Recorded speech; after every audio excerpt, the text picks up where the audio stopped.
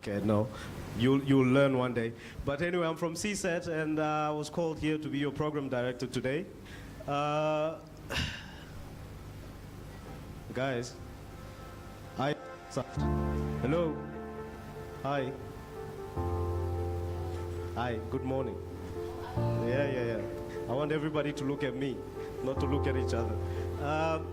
First, I'm going to call upon Dr. Sissoko to introduce our Executive Dean from the College of Education, and we will move from there.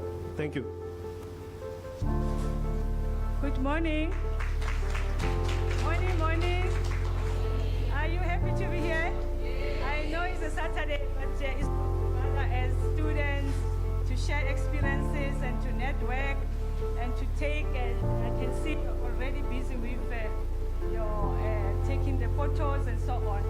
Yeah, so we are happy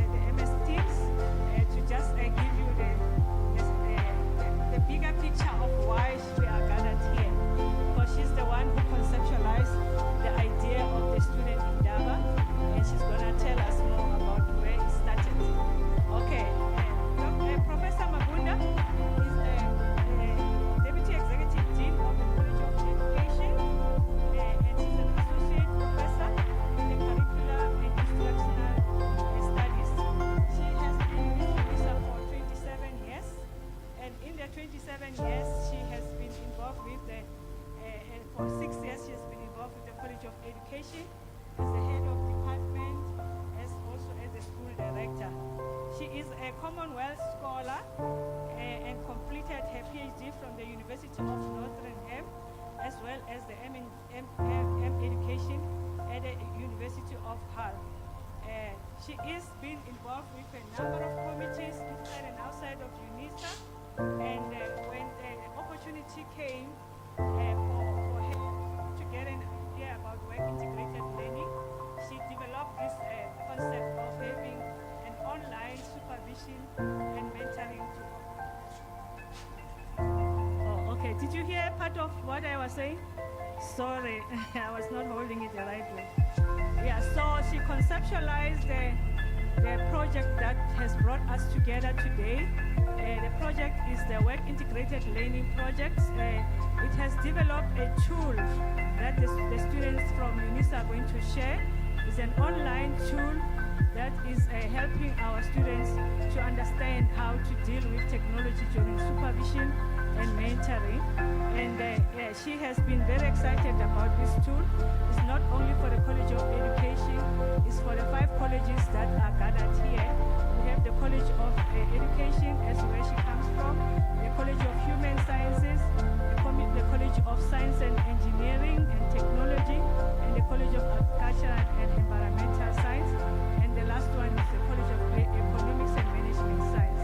So we put together our hands for her, for having a vision of making a contribution, an innovative contribution in work integrated learning. She's going to be talking to us via YouTube and Teams. Thank you.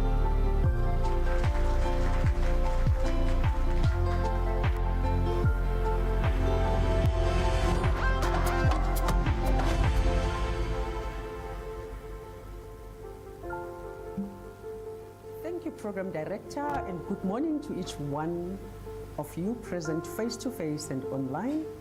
Months ago, in March specifically, I had the privilege of opening a WIL student INDABA and had the opportunity to introduce the WIL project, a project very close to my heart, a project I conceptualized and led for a short while before I was offered a position which required my full attention on the management position I hold. I continue to advise, comment, engage, offer feedback, and work closely with the project leader, the highly enthusiastic, creative, and committed Dr. Sisoko.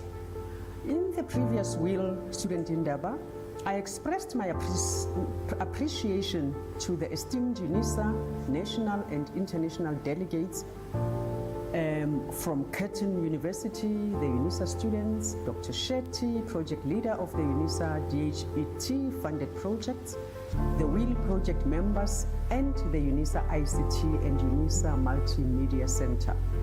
Today, I appreciate another opportunity to welcome you all. Project leader Dr. Sisoko, the program directors, the INDABA registration team, Ms. El Mulaba, Ms. Kekana, and Ms. Mudicha, Dr. Mashia Pata, the director, Unisa Directorate for Counseling and Career Development, program from sister universities TUT, DUT, Univen, and our own students from the Unisa, CASE, and CSET colleges.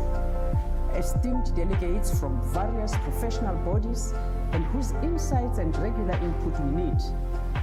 Ms. Williams, Mrs. Valencia Chilwane, Ms. Miniza Mildred Mjali, Dr. Muswa Gato, the Health Professions Council of South Africa, and the South African Nursing Council representative. I have no doubt you'll enjoy the site visit to the Freedom Park for WIL exposure and learning from the group discussions and activities at that special venue, and under the guidance of Dr. Mufamadi, the CEO, Freedom Park, and Mr. Nodoboli, CE, Directorate, Univen. Thank you for your interest, presence, and support. We all look forward to your presentations and robust discussions and recommendations, particularly from WIL students. Program Director, allow me to start off by providing some background to the Unisa 2030 strategy, which provides a bedrock for the academic work we do, and this includes the projects we plan, design, and implement. I believe the brief strategy background would be considered useful by our external partners and delegates present in this INDABA today, and prepare your minds for a better grasp of the Unisa WIL project around which the student INDABA revolves. In 2019, Unisa started the process of revising its strategy. This was done for various reasons, including to enable the institution to remain relevant in the ever-changing and competitive higher education landscape. Furthermore, the revised strategy is considered as a tool for accelerating transformation and a plan to leapfrog Unisa to fully fledged open distance learning institution supported by a strong ICT system. Some of the implications for this transformation are well known. For example, some of the traditional teaching and learning styles will no longer be effective, given that some of you student delegates prefer a learning environment that allows for collaboration with other students through blended as well as fully online approaches. Unisa has been moving steadily in the design of learning materials, teaching and learning strategies, and supporting students through internet-mediated methods, and all this in recognition of technological advancements of the fourth and fifth industrial revolution capabilities. Unisa is also doing this because of you students, you being what is referred to as a growing youthful population in South Africa and on the continent.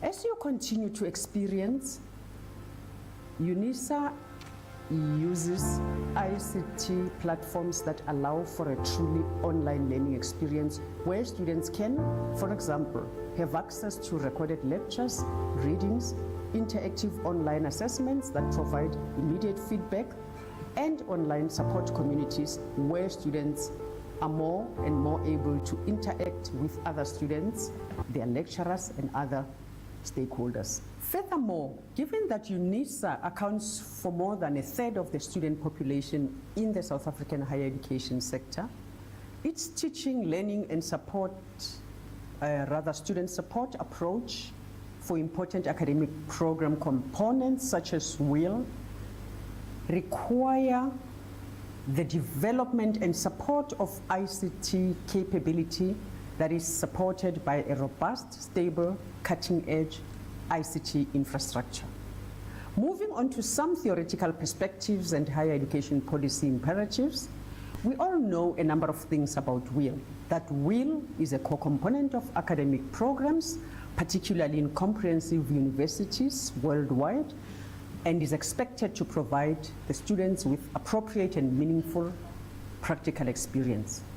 WIL builds linkages between workplace knowledge and the academic curriculum and helps students to transfer academic knowledge to workplaces.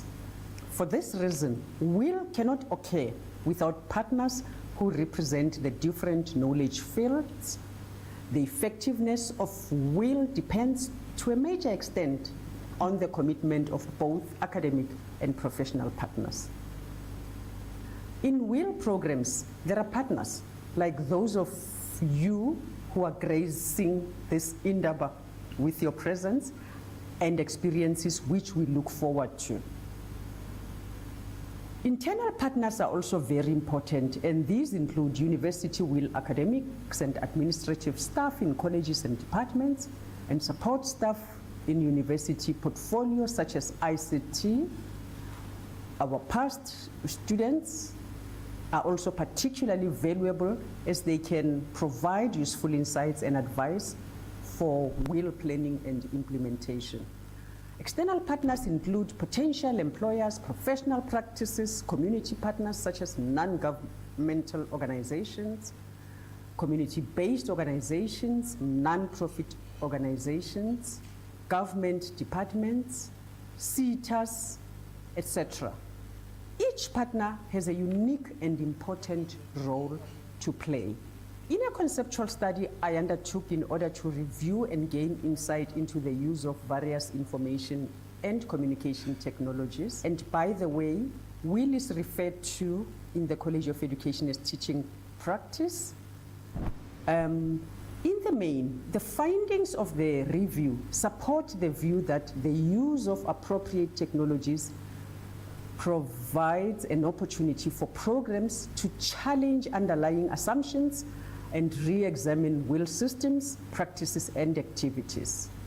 However, these and related views call for investment in infrastructure and ongoing training on digitization and digitalization to revise and enhance supervision and mentorship.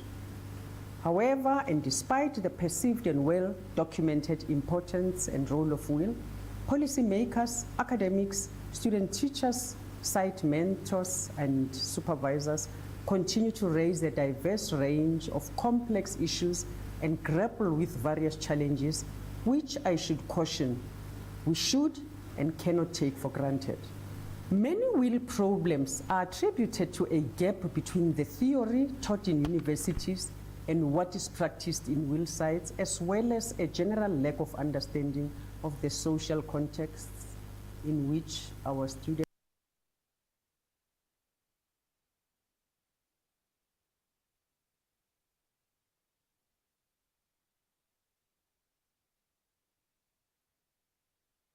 and the large number of WIL students at Unisa particularly also mean that the university supervisor is not always available to work with site mentors and undertake WIL supervision and related activities.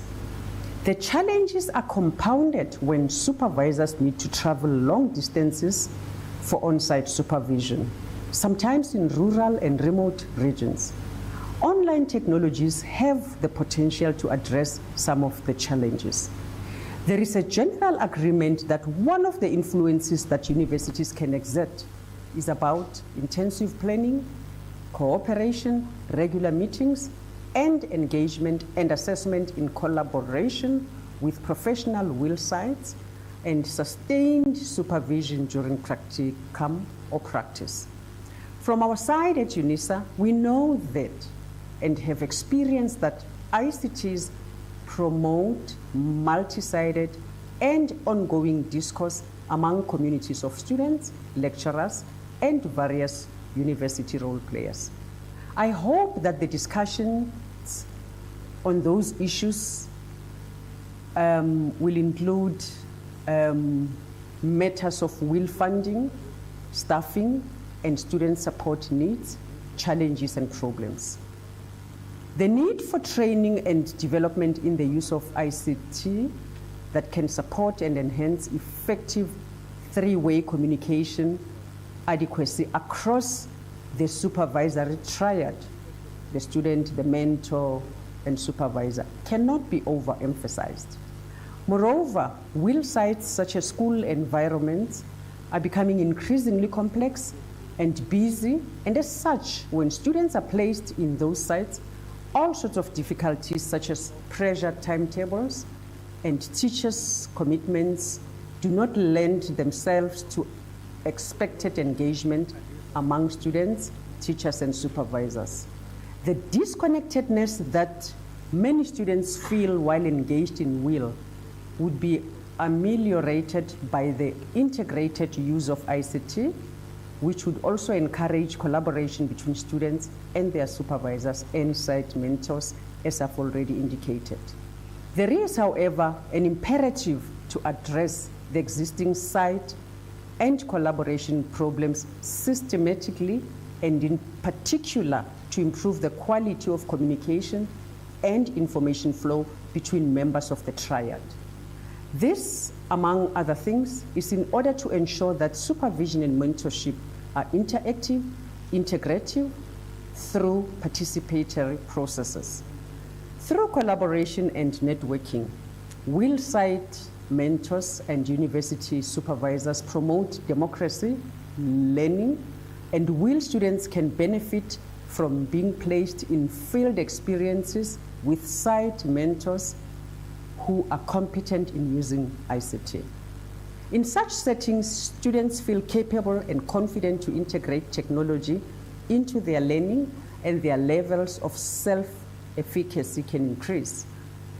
The Unisa project makes a case that WIL students, supervisors, and mentors can benefit from being placed in WIL sites with role players who are competent in using ICT. In such settings, members of the WIL triad, it is expected, would be capable and confident to integrate technologies into their practices, and their levels of self-efficacy can increase. To address some of the problems and concerns I expect you'd be raising and engaging on in this INDABA are mitigation strategies and solutions towards exploring the role that various ICTs can play in supplementing traditional WIL supervision strategies and models. In one study, 97.4% WIL students and all supervisors believed in the potential benefits of ICT to WIL programs.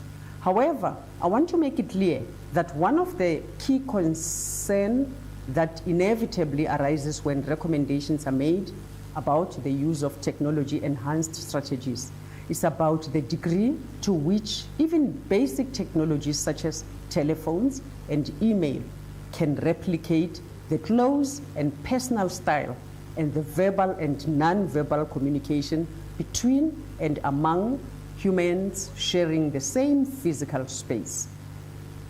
That is why supervision via ICT can be augmented or blended with the more traditional face-to-face supervision, which can take place occasionally as needed. The following points are worth reiterating. While ICT brings many benefits, they also add to stress and frustration when timely support is not available and the technology is not working well or simply not working at all, etc. There is a need to see supervision and mentorship as a process of human interaction, the effectiveness of which can be augmented but not replaced by technology. Students and supervisors and mentors' competence in utilizing ICT is another impediment. Participating sites for WIL should be selected on the basis of those which have ICT as an active ingredient of teaching and learning practices, which can motivate our WIL students and encourage them to develop ICT-related skills. Students can be introduced to the practice of online activities during orientation weeks. However, ongoing and intensive training, support, and workshops must be offered throughout WIL programs. You would agree that there are many problematic aspects related to online WIL programs. On the contrary, and quite pleasing, some of the positive outcomes of online activities distinguished by WIL supervisors and students are as follows: exchanging emotional support and stimulating reflection, an opportunity to follow the learning process of their students and observe problems, promoting a sense of belonging to a group of students and creating a safe atmosphere where even shy WIL students participate. Site mentors found they had more interaction with the university supervisor through online tools compared to the in-person school visits. Colleagues, students, and all other esteemed delegates, the scope of problems and opportunities is wide. As I conclude, I'm ready to present a quick summary of the Unisa WIL project. Supervising and part of mentoring students by means of ICT is certainly an option to be considered, not only as a means of offering WIL students meaningful practical experiences, but in the strengthening of communities of practice and reaping the benefits of knowledge, understanding from multiple stakeholders. But also, colleges have a responsibility to ensure that your problems are addressed before they become big and impact your progress and success. In return, and one of your responsibilities is that you must work hard and ensure that a closer professional relationship with WIL partners is forged and strengthened. This will be additional to you keeping reflective journals of experiences as required by universities. As a former teacher and as an academic and as a manager of a Unisa college, as a former teaching practice or WIL lecturer, and most importantly, as someone who conceptualized the WIL project that brought us all together in this INDABA, I would like to assure you that WIL lecturers are aware of the importance of this compulsory component of your program, and they are fully aware of the responsibility to ensuring that students that graduate from their programs are prepared for the world in which they will live and work. Therefore, it is important for us to keep up with developments in the professions and workplaces, and this is a challenge for university teachers as well as you students. Students need to be well informed about trends and issues outside the university as well as inside universities. Your practice in WIL sites should help you locate both the theoretical and practice issues in a wider context. Remember that a university education is not about job training, and a WIL curriculum should not be dictated by economic or narrow workplace interests. Rather, a university must be, as it always has been, responsive to society and to the needs of students to become creative and productive members of society. Beyond that, part of universities sending you out for experiential and WIL is to prepare you to change and improve existing practices and not merely to adapt to the world of practice as you find it. I hope you engage the many critical issues you and I are aware of, and the ones I and other delegates will continue to raise and talk to. I'm confident that with the final tool designed by the Unisa ICT team we work with, specifically for this, the Unisa WIL project, and which will be discussed, I believe that you, our students, will not be helpless, but will enjoy being creative WIL partners and problem solvers. I thank you all and wish you fruitful engagements, and I wish our WIL project the absolutely very best for its continued success. Thank you.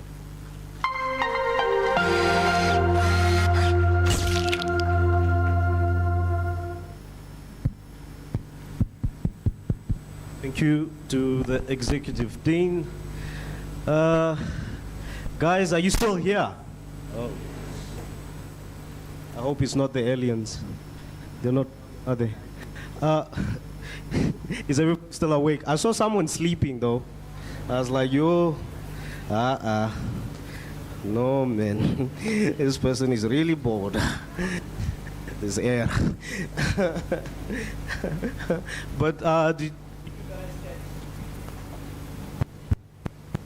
did you guys catch any of what was said? Are you guys here? Yes. Oh, okay. No, I thought I'm alone here. Because I saw people staring to the abyss. I'm like, Springboks, stress.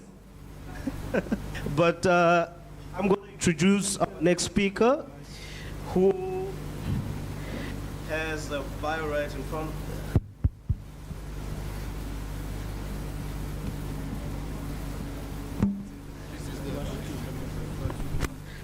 I was avoiding the podium mic because I'm almost the same height as the podium. Good Lord. Now I have to use it. Should we be forced to use such? But you know what? I feel like she has an idea. Should I use the step? Do you think I should? There we go.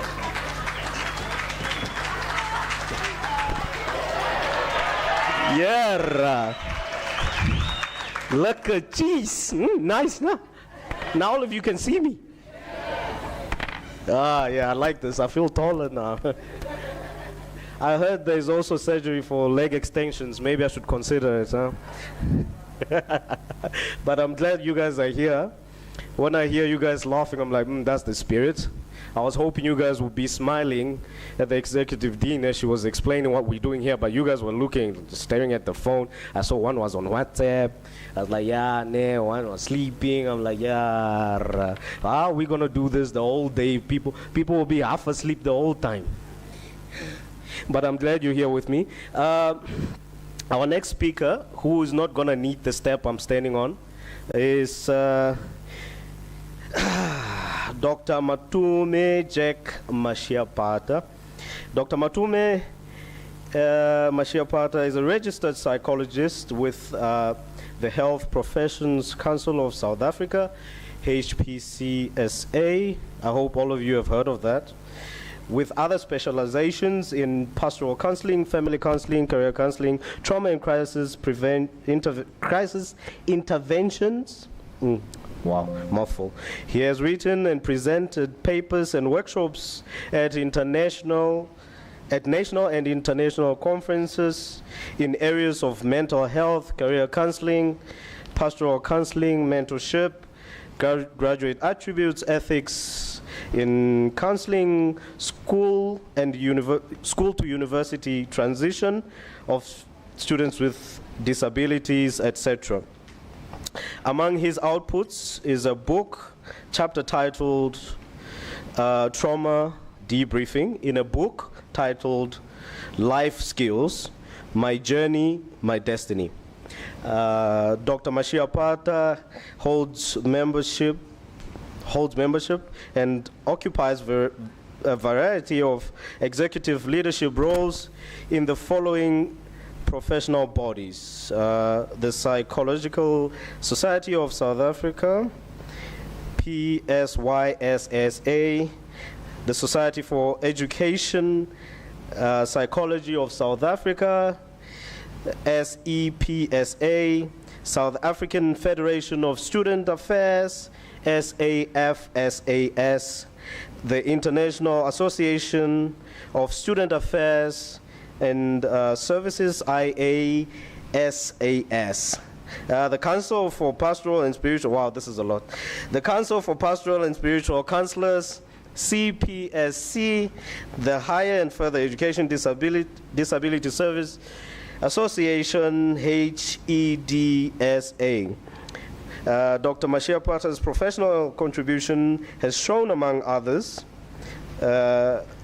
as an expert and member of the DHAT Technical Working Group on the development of assessment tools for career guidance in schools. This is between 2018 and 2021. He's been on the expert panel of Professional Conduct Committee of the HPCSA. This is between 2019 and 2021. And accreditation for training of mental health practitioners, in brackets psychologists, in ethics, CPDs. This is 2018 to 2023. Dr. Mashia Pata is currently the Director for the Counseling and Career Development at Unisa, and having worked at different levels in the field of education, as a lecturer, as a high school teacher, as an advisor in school psychological services in the DBE, the Department of Basic Education, as well as a student counseling and higher education at both residential and distance institutions. I'm done. Okay, now I can breathe. Doc, please come.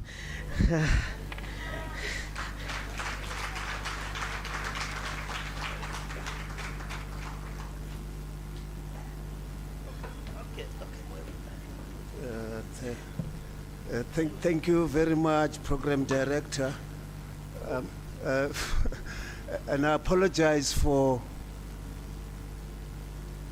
that introduction. I was speaking somewhere last week at a forum just like this one, and they asked for my profile, and I decided to just give them 3 things: Matume, Jack, Mashiapata. And I told them, because I've been to other places where like they give me like 30 minutes to speak, and then 25 minutes is spent on my profile.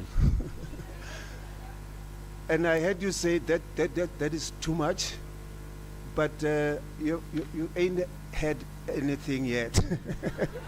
But thank you for that. Professor Mabunda in absentia, Dr. Sisoko, I salute you, and it's my absolute pleasure and privilege to have been invited to be part of this, and I must congratulate the college for such efforts. I was asking myself questions about, how did these guys maybe come to know I could be interested in this area of work. I think if you heard when reading some of the lines on my introduction, I've worked in primary schools, in the school psychological services, high school, teacher training college, and at universities, and with students about different things. And I'm stuck with the issue of student employability. One of the things that is not written in my profile there is that currently I'm part of the DHEAD project on what they call E4E, Education for Employability, project funded by the European Union. And maybe we will still hear more about that and so on, because of my passion about young people and students' employability. I think that's what I live for. So I'm also tempted to ask this question. Who do we have academics and in the room? Because I don't want to really you see, when you come to a place with a preparation, you just go off the tangent. You talk. Do you have academics? And we have. So we are together, because I see people of my age, and the youthfulness in me is just rising, and then academics will judge me and say, but he didn't follow the speech or the presentation did not have this and that. So if I get excited, just bear with me. I'm from the Directorate for Counseling and Career Development at Unisa currently. I've spent you mustn't calculate my age, so let me use not real numbers and say I've spent about 3.5 decades in education across the board. As I said, I was involved in the district office, inspectorate for the psychological services, dealing with school readiness from preschool to primary school, and then etc. and so on. And where I am now, I think I'm at the end of, because we're dealing with graduate employability. So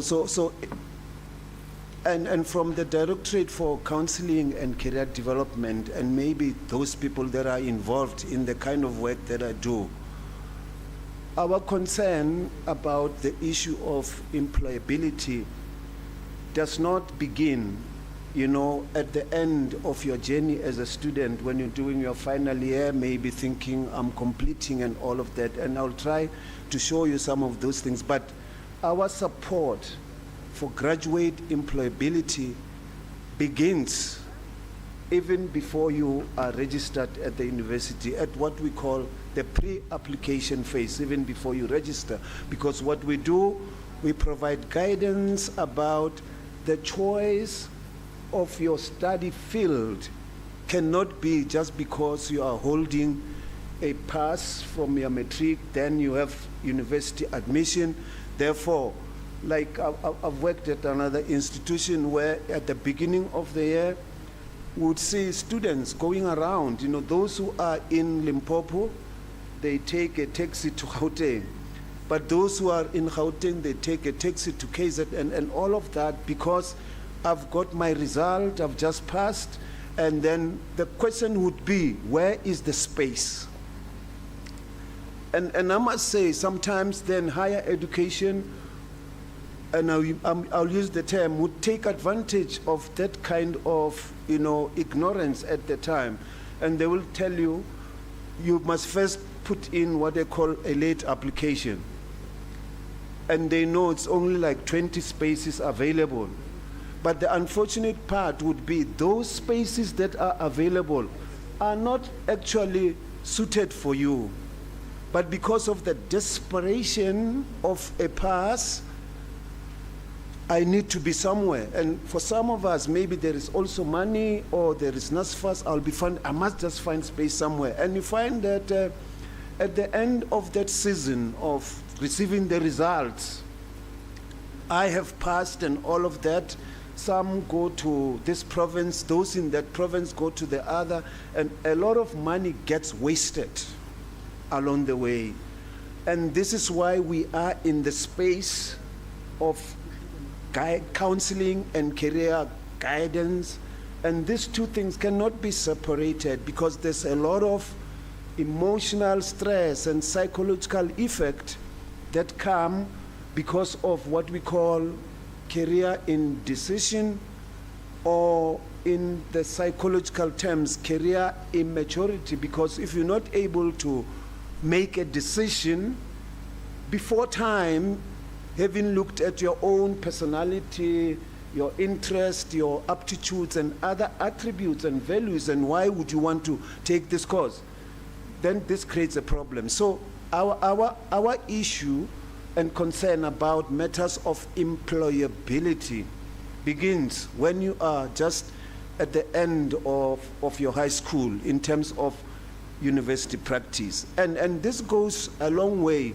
When you are registered, then we still would accompany you, in what we call at this institution, the student walk, which will be the learning phase, where then we also have programs which I will show you. I haven't started talking, I'm still introducing myself.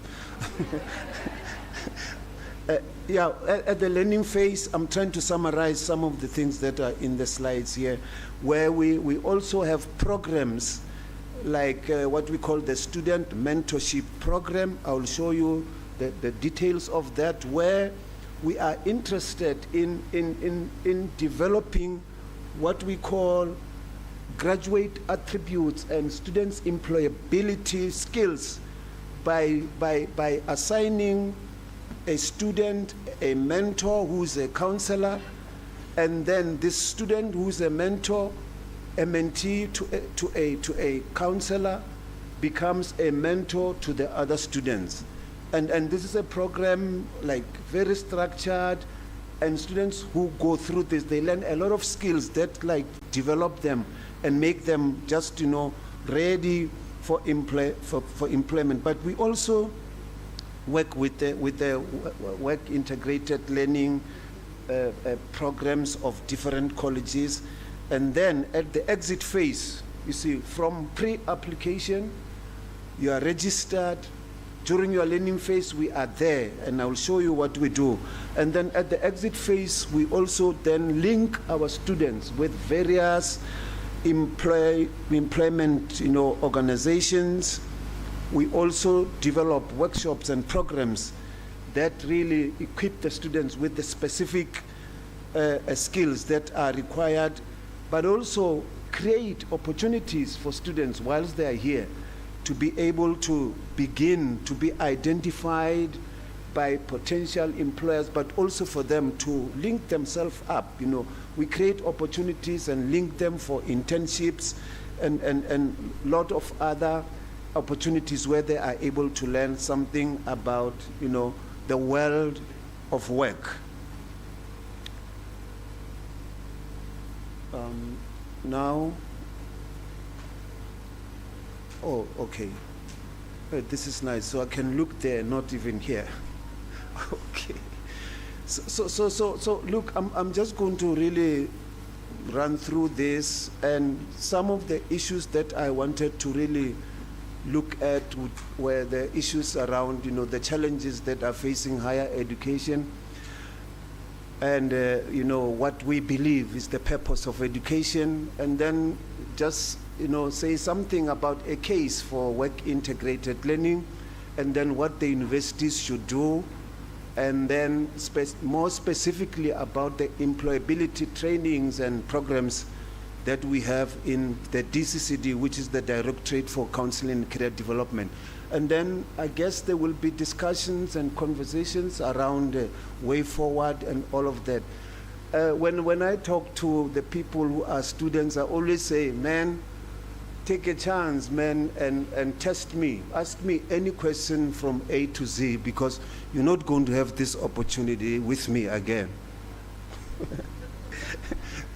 So yeah, more than what we have prepared, I think it is best to really have conversations about things that are happening on the ground. And I'm going to run just very fast because of time. It has been argued that the South African higher education system, of course, is producing too few graduates in absolute numbers relative to the intake. And I don't want to take time about that, but this is sometimes a problem of I'm registered for something that I don't know why. So therefore, tell me, how does this thing motivate you, And then and because sometimes there is lack of funding or availability of funding, I must just find myself doing something. Therefore, a lot of students get taken into programs, but I know for sure, and I think 2022 was one of the worst years and so on, where the intake is so high, but the production of graduates is too few. From the psychological and career development point of view, I won't say it's something that happens in the lecture room, there's not studying or whatever. I will argue from my position and say, because I am doing this program, because it was there, and then I'm just flowing, with the masses and all of that and so on. And also because there are mismatches between the current graduate attributes and the broader needs of society, and which is something that is very, very important. And that is why I always would say there must be a lot of time spent in preparing students, in preparing ourselves for study, in preparing ourselves by understanding.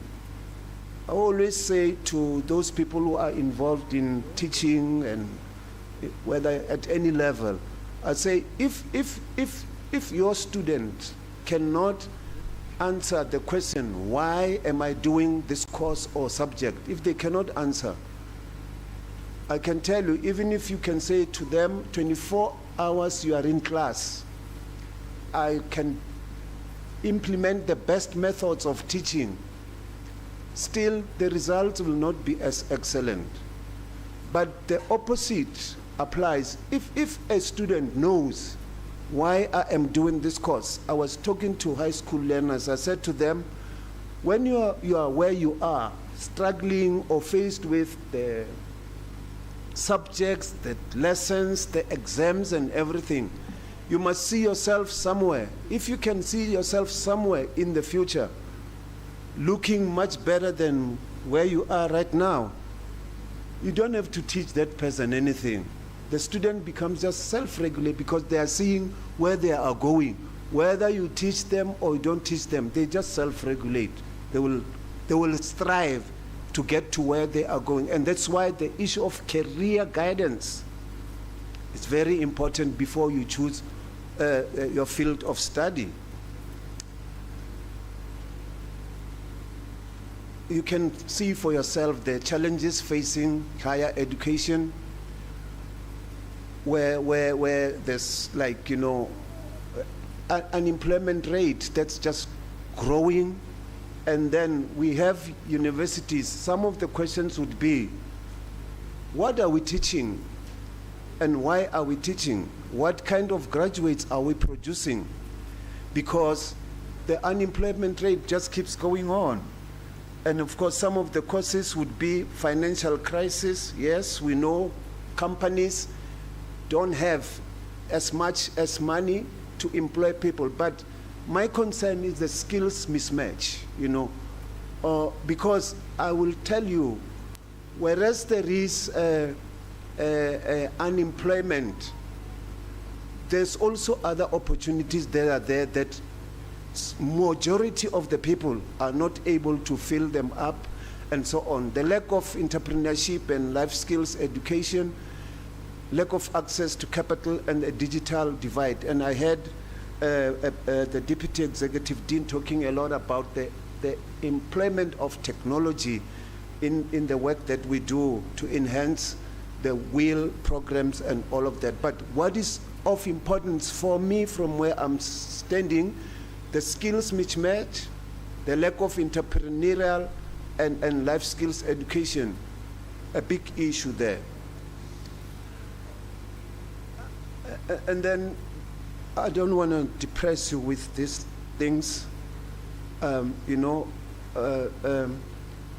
and it's across the whole world because people may have the qualifications, and this is where we come in actually, and also our involvement with the WIL programs. I will say the colleges, the faculties, the departments, the academics will do the best in terms of the technical skills, the subject matter, content, and all of that. But when you do research, you find that some of the best qualified, you know, people with distinctions would find themselves not being able to be employable because of lack of the employability skills. And that's why the WIL program, we put in not only just the technical know-how of the mastery of the content, but you must be able to have the skills that make yourself, you know, employable. And that's why it says there, and I did not write it, I just picked it there. It says the state of engineering graduates. Graduates are people who are qualified, am I right? And there's a need for those kind of people, but it says, you know, a great percentage of them, they just get rejected. Why? Because they just don't have the skills to take up a job, even if they have the best skills to do that.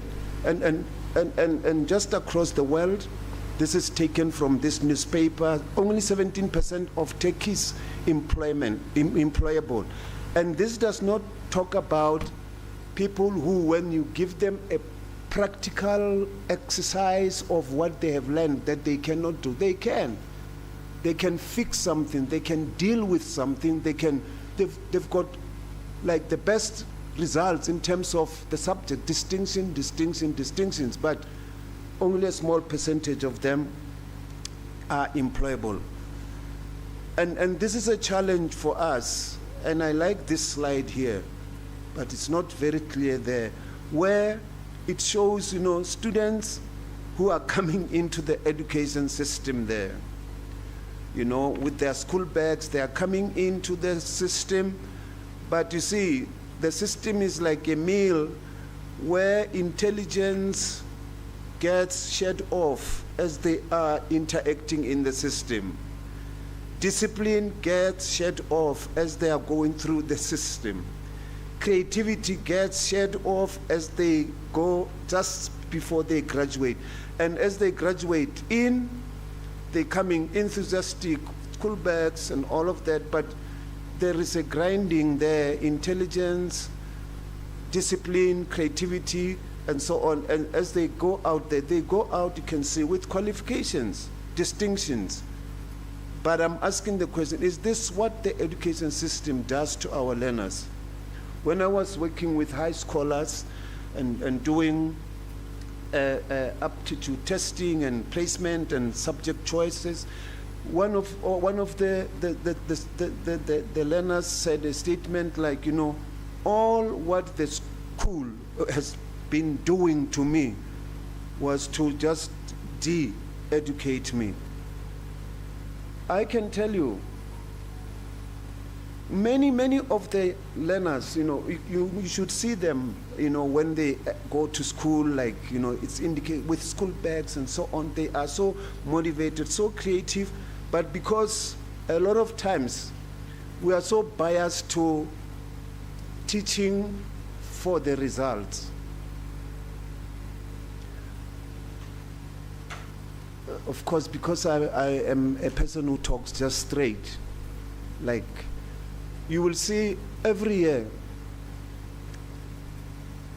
there's a big invitation, and we hold a bated breath for the celebration of the matric results. In my 3.5 decades of working in education, that's the saddest day in my life. Because whether you have passed or not passed in terms of this low grades of 30,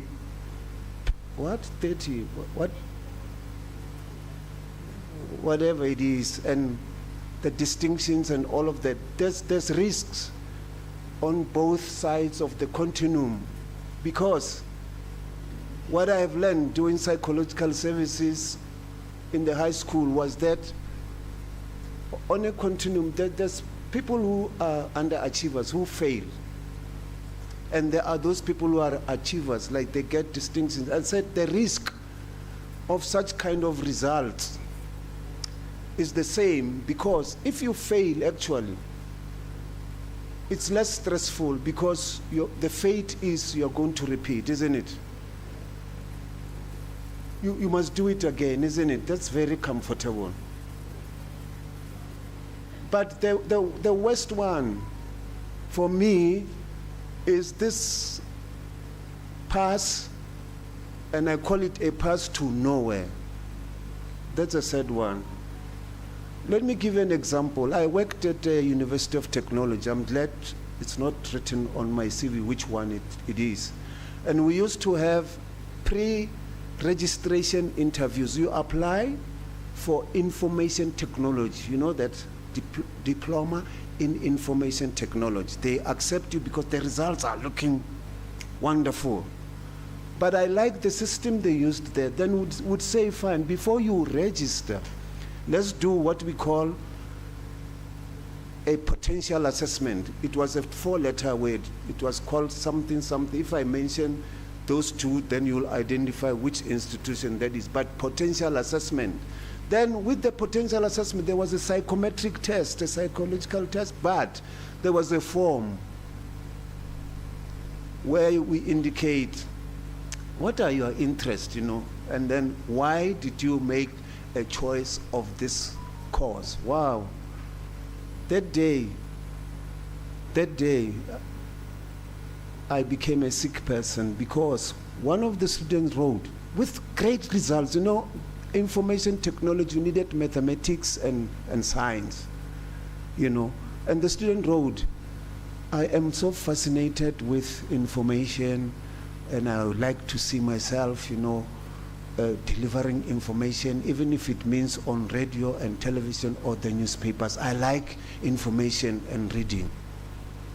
And you think it's a joke. If the ethic of my work did permit that we could make a photo of that, and so, but I was still a very young, inexperienced, a psychologist at the time. But I remember this vividly. Then this, look, I would give up every other thing of the work that I was doing at that institution, but focus on this. That's why we started programs, going to the schools and all of that. What am I saying?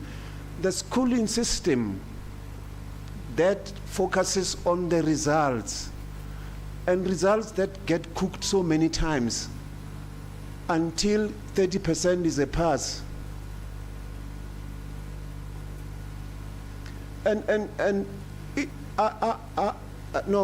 Maybe I'm wrong with the percentages, but I know there's something about you must get 4 subjects in something and 3 subjects in whatever. And thanks for that. But still, the matric I did, I think was far much better than I won't go back to school today. I won't go back to school today. And it's a subject of another day that I'm not fearless about it.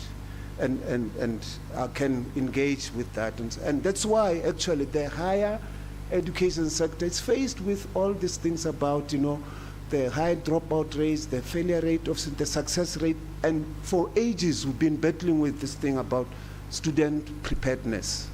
And we're doing a lot of things about preparing students. And you ask me, what are the areas of preparation? One is, of course, career guidance, but also, why is there such a great disjuncture between high school and universities? Why do we have to do so much? So I don't celebrate until there is a nice articulation, between high school and university. And this will help us in our efforts towards, graduate employability and so on. And I'm asking, is this what the schooling system is doing to us? And yeah, so I'm looking at the time. I'm not going to be talking about a case for work integrated learning. I think you are well versed with that, because education is not about it's about the future and not just the present. It's not about what the students are doing in the classroom, in the lecture room, but they must be prepared to manage situations in the future. I don't want to go into that, very well, and that's why we have these programs.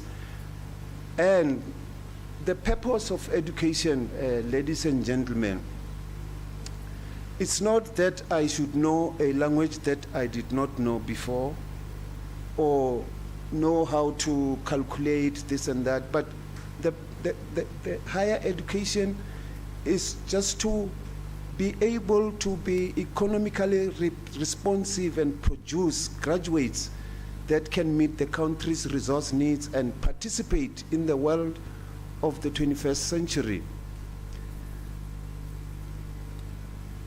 And I'm asking this question, so what must we do as universities?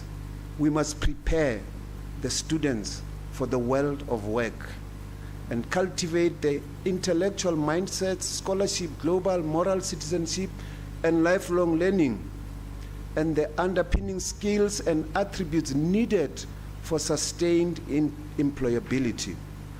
Let me tell you, in terms of, I will say, subject content and all of that, we're doing very well, maybe. But can we just put in the motivation? Can we put the interest? Can we inculcate those other skills that are required, that the student, apart from grappling with the contents, they just know, I'm ready for employment and all of that. And I just remember now when we were talking, I think, about the issues of the digital divide. Some of the students who would have, from high school then, in those days, great results and so on, and they start to get problems when they arrive at university because there's this digital divide, and it doesn't begin now, but even 15 years ago and all of that, you find this guy has got distinctions across the board in all the subjects, but they start to be subject of, counseling because I'm not coping with my studies, just because there is this kind of technological underpreparedness and all of that. And I've indicated there that these graduate skills and attributes are a prerequisite for the graduate employability. And I would love to really engage with those who are academics around the issue of the role of the professional bodies. Because these professional bodies, they play a very, very critical and an important role in terms of graduate skills and attributes. And look, they have influence. I don't understand if an institution will say, we are open for registration. And I will exaggerate and say, unlimited opportunities for entry into this institution. And my question would be, after graduation, who am I? Who am I and what am I? What is it that I can do? I like the spirit of graduations, and we ululate, and I really love the spirit of graduation. But here's a question that I have. With those qualifications and everything and all of that, and we can claim as institutions we have produced the required pass rate and the student success rate and graduate statistics is looking good. We are looking so good. But I'm asking myself, how much of these graduates, are holding, I will say, professional and relevant qualifications, and the role of professional bodies is very, very, very important. Now, as I go to close, I will go towards graduate employability in our institutions. What do we do, And the directorate where I work, and it's based on the things that I've said. I've got anxieties, I've got concerns, I've got issues, I've got questions about everything that we do, actually from primary to university. But what are our attempts towards, promoting graduate employability? In our strategy here, we say, the directorate prepares students for the world of work through a comprehensive range of career development resources and development opportunities. And the broad focus is to assist students to make a smooth exit from the university into the world of work by providing students the opportunity to do a structured career exploration, providing students with the opportunity to meet prospective employers online or in person, training students in the skills needed to present themselves favorably to employers. And some of the specific initiatives would include career expo events where we draw, employers, on an annual basis to expose, opportunities that they have. And through these careers fairs that we have had, there would be also opportunity for our students to have interviews with prospective employers, and some of them would find opportunities for internships through this kind of exposures. We have the student mentor program, and then on an ongoing basis would invite specialists and representatives from different organizations to come and do workshops around the issue of graduate employability, which I want to show you a few examples there. Technical team at the back. On some of the recordings of activities that we do with our students. Of course, we are from the psychological services. We provide career guidance. Are we on there, on the first link there?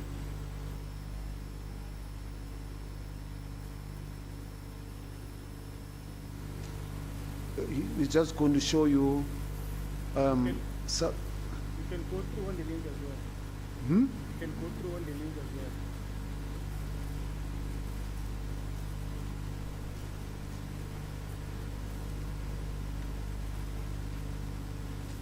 Some of the things that we do there, like as an example, exploring entrepreneurship. I think we are battling a bit there. Yeah, okay. Thank you to everybody. Thank you for having me. As mentioned, my name is Thembi Nziane, and it's always a pleasure to be invited. Thank you for the opportunity. Thank you for everybody who's joining in. I hope today is going to be wisdom-filled presentation for everybody, because I think that's what that was my approach to this particular one. So today, the title of my presentation is The Power of Exchange. Yeah. Okay. Now, what is happening there? This is a former student at Unisa, graduated, but just followed the way of entrepreneurship. And then we invite these people back here. And then, because, look, education is not about finding employment all the time, but you must have those skills. Either you find employment. If you don't find employment, maybe the door that is shut for employment is a door that's open for you to be an employer, and so on. You can go to the next one at the bottom.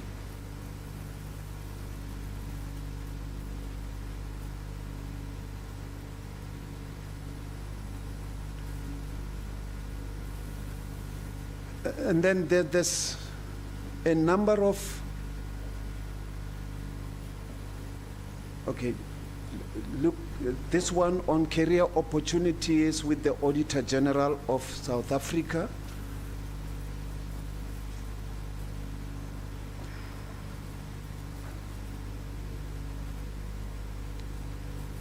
You must tell me when it is time up.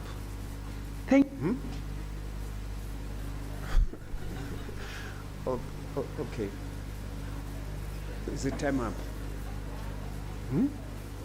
Oh, it says time up is long time coming. But these are some of the examples. So let me just round off then and do this. This is the Student Mentor Program. If you go onto our website, I'll encourage you to go there. The Student Mentor Program. This is the virtual graduate expo, where employers engage with our students.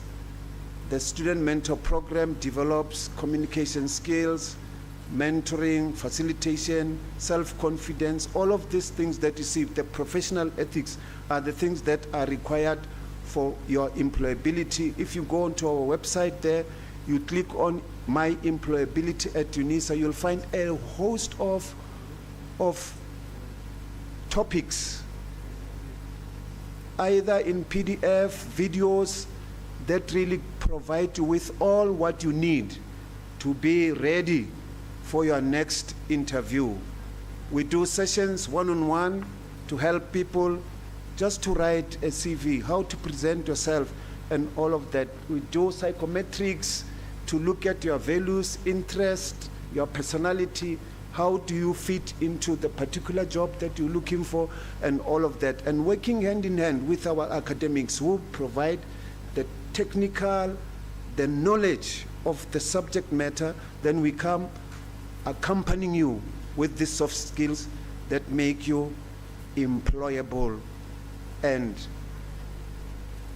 to have these graduate attributes in you. Thank you very much, ladies and gentlemen.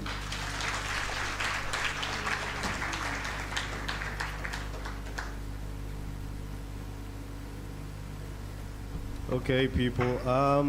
Actually, sheesh, that was long. It was supposed to be done at 10:30 already, but well, I let it slide because all along I was busy making a long introduction in the beginning. I let it slide.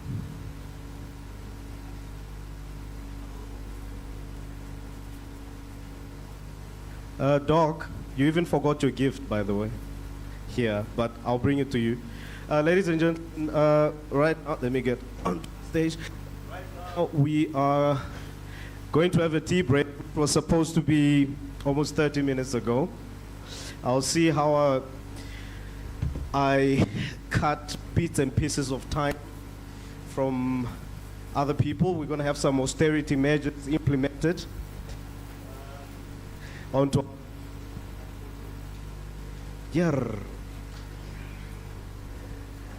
Okay, let me just use this one. We're going to have austerity measures implemented on other speakers because our previous speaker had a lot to say. Okay, now we are going to have a tea break right now.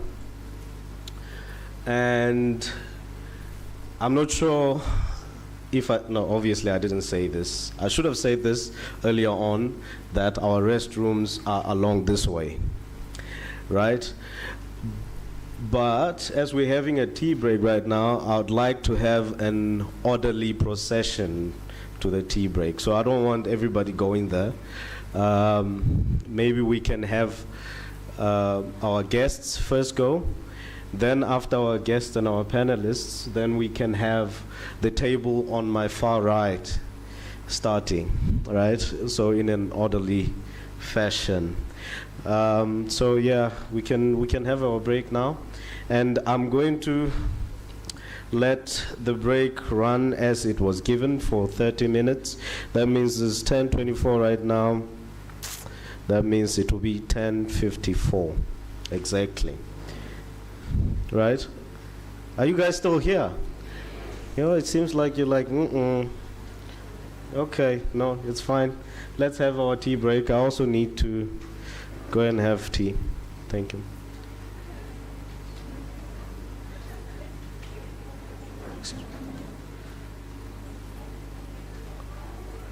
Thank you. Thank you.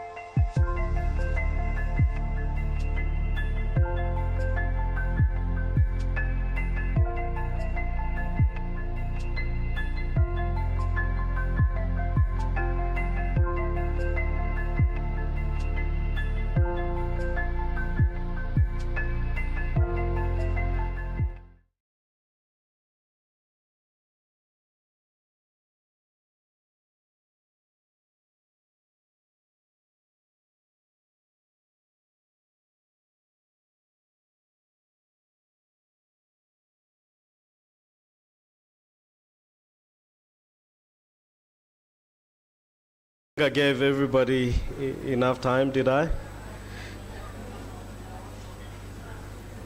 I didn't. I'm sorry. I'm sorry. I thought I did. But unfortunately, in order to keep time,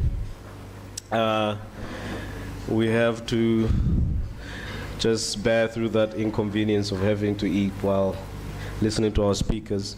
Okay, we've had our tea break. Now we're moving on to the next part of our agenda, which will be a panel discussion, where we'll be starting with what was supposed to be topic 2 of the panel discussion, which will be the panel discussion, a student panel discussion on how the use of technology in work-integrated learning can strengthen students' preparedness for the world of work, right? So I would like to have our panelists come forward so that we can move on.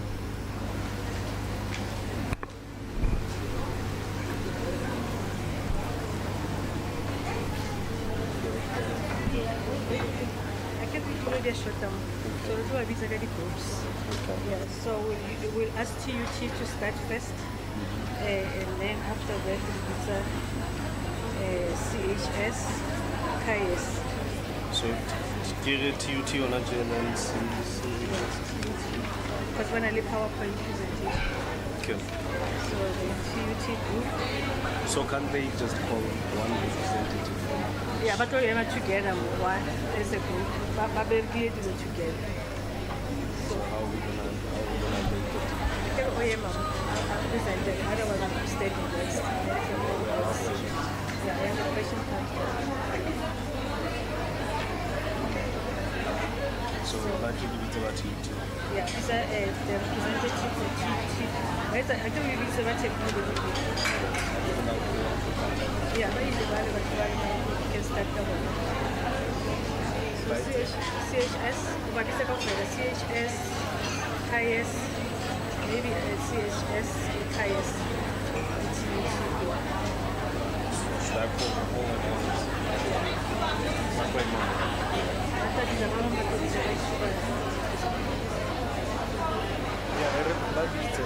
Okay. I'll call them for you. And then, hello. Do our panelists know themselves? Please, the TUT people, CHS, CA, ES, and that's it. Let's see.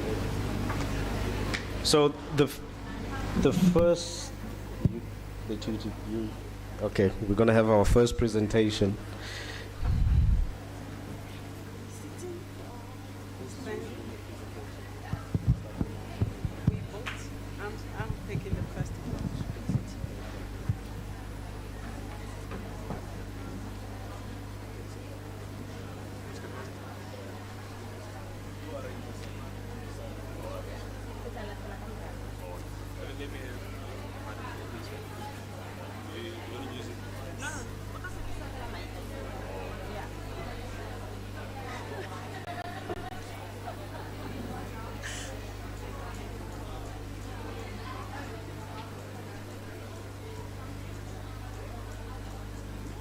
Hi, everyone. I hope you enjoyed your tea break. Yeah, I did too. My name is Folu from Department of Social Work, Unisa. We'll be talking about will and technology. What we will be talking about is the will and the technology. We know the full meaning of will. It's work integrated learning. So Unisa, as long distance learning, we don't have much opportunity to gather together like on one-on-one at the university, but we can use the technology. Because this is the work of technology anyway, you and I could agree on that.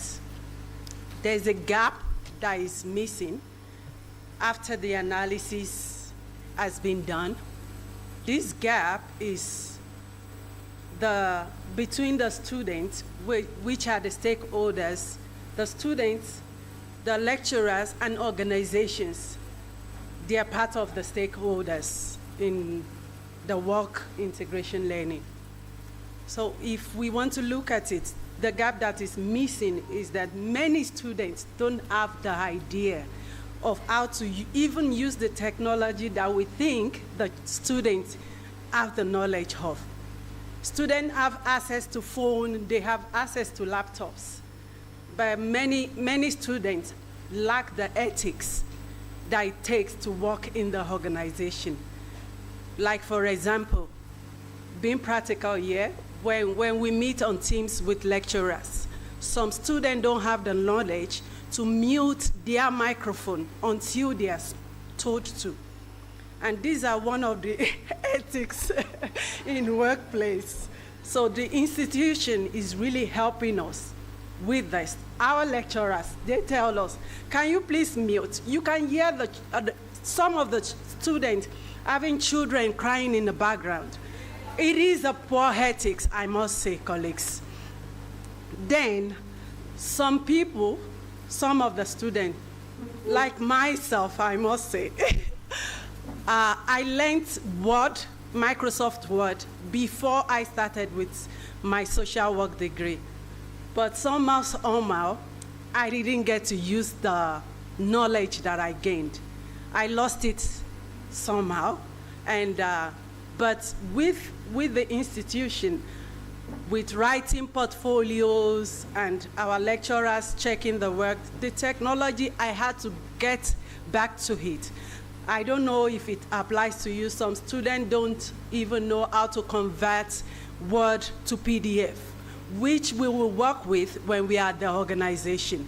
Imagine us getting to the organization and maybe you are just asked to send an email. You know how to chat, but some students don't even know the ethics of approaching people like, dear Miss something. They just call them by name. Even the lecturers, they call them by their first names. Those ethics we need to integrate to our lives so we can know the organization culture and the climate hierarchy. There's hierarchy in organizations. So all this we can integrate through the WIL learning, and it will help us with technology as well. Yeah, thank you.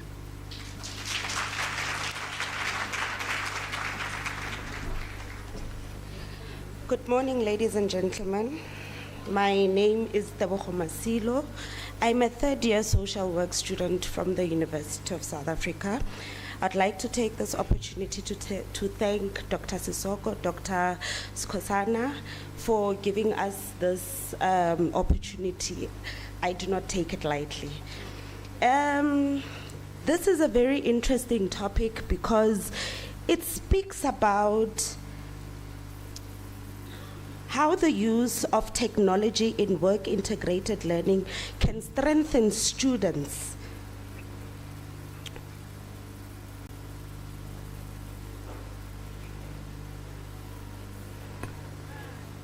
Sorry for that.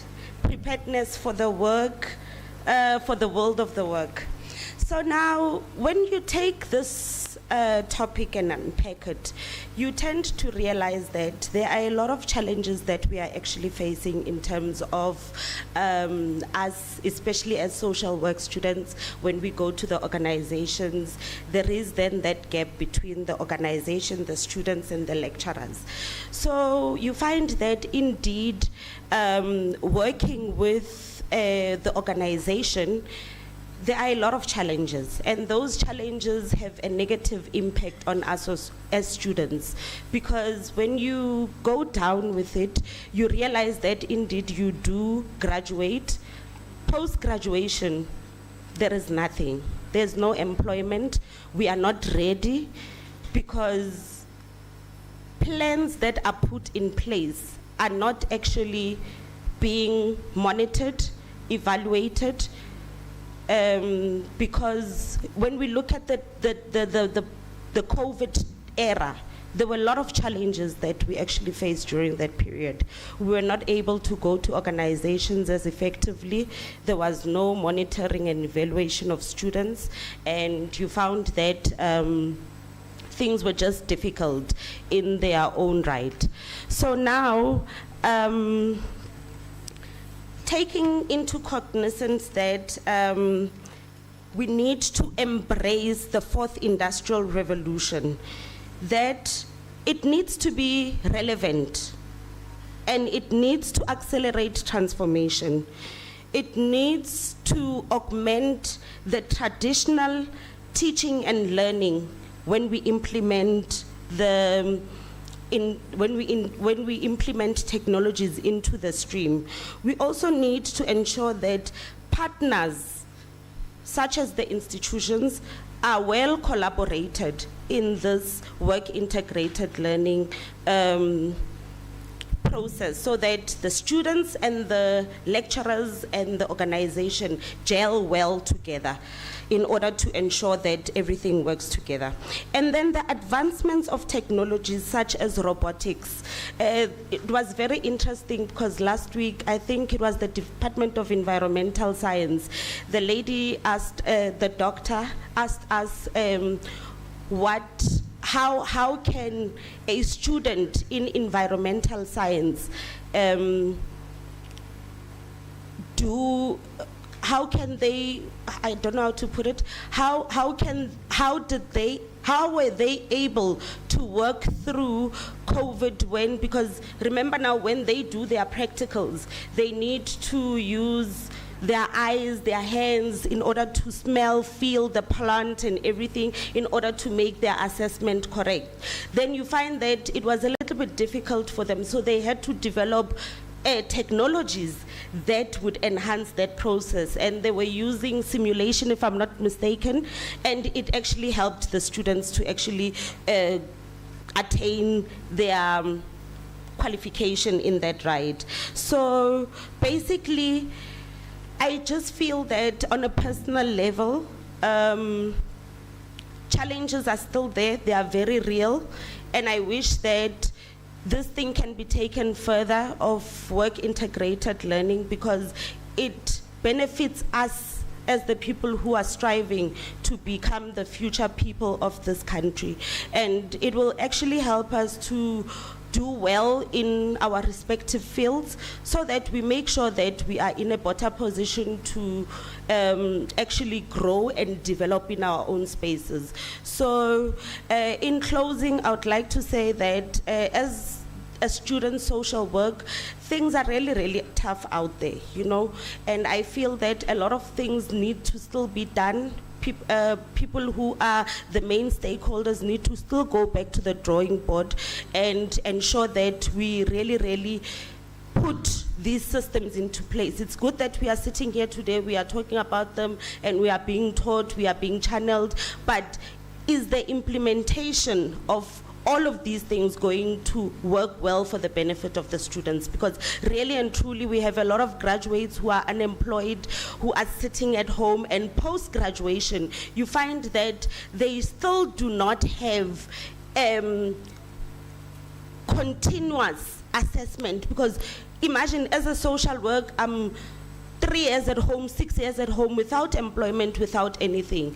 And post that, I still need to get into the mainstream of work, of the workspace. And you still find that when I still go back into that work, after that 3 to 4 or 5 years or 6 years, I'm clueless of the new things that have actually happened. So the use of technology in this instance, I think, will actually curb and bridge that gap of things that are left behind from the time when that person graduated and to the time when that person now needs to go into the workplace after so many years. So with all that said and done, thank you very much.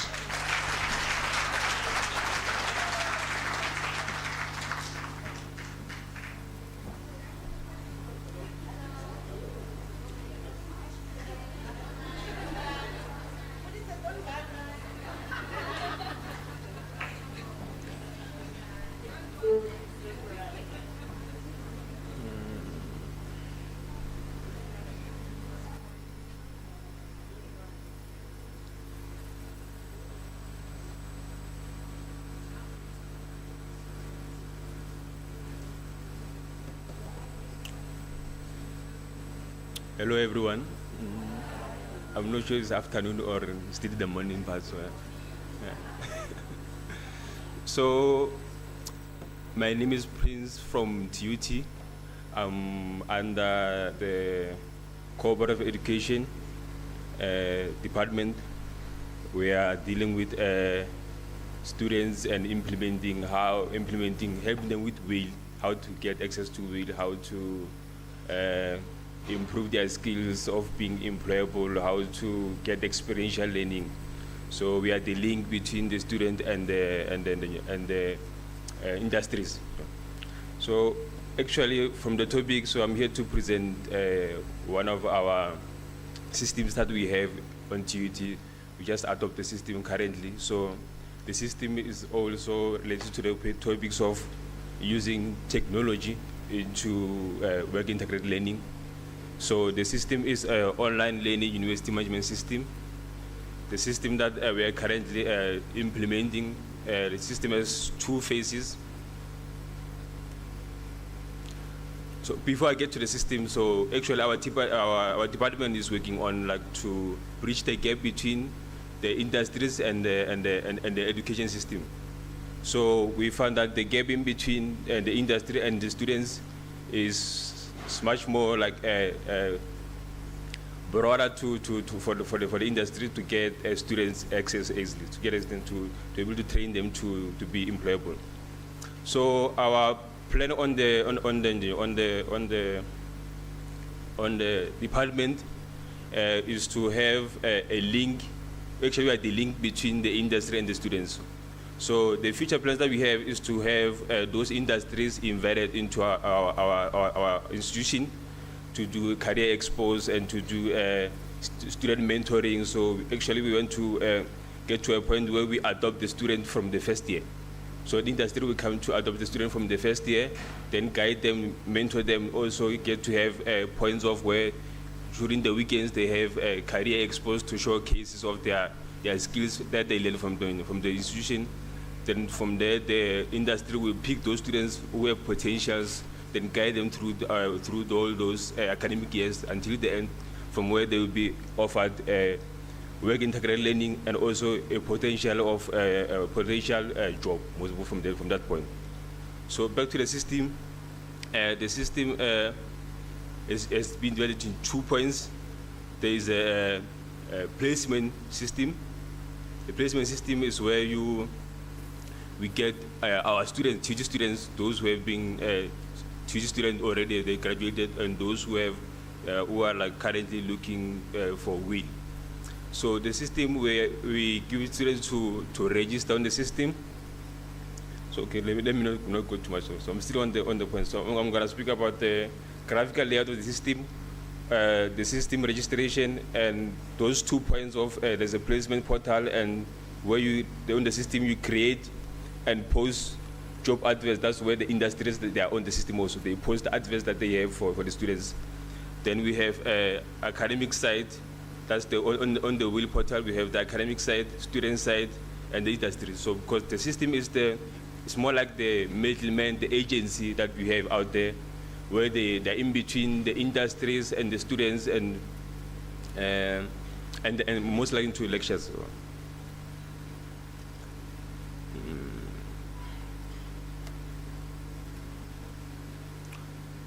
Okay, the system, okay, introduction for the system. The system is it's more like the middleman, the agent between the industry and the students, the academics. So the system is a learning management system that plays a role of a middleman between the academics and the industry. The system bridges the gap between the student finding a work integrated learning and the experiential learning and the job opportunities. The job opportunities is the placement side, then we have the WIL side. That's the system. So the system is the center ground where the companies and the students and the lecturers can communicate based on the learner career and the entry of the learner into this industry. The system has industry can share adverts, admin to place students into companies.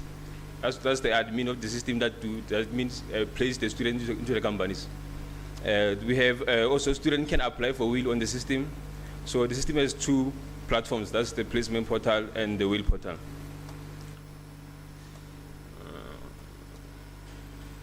So now I'm going to speak about the graphic layout of the system. The graphic layout of the system, we have that's the Olum admins, we have the academics and the lectures and the departments. Then we have also the student and the graduates. We have the industries and the mentors industries.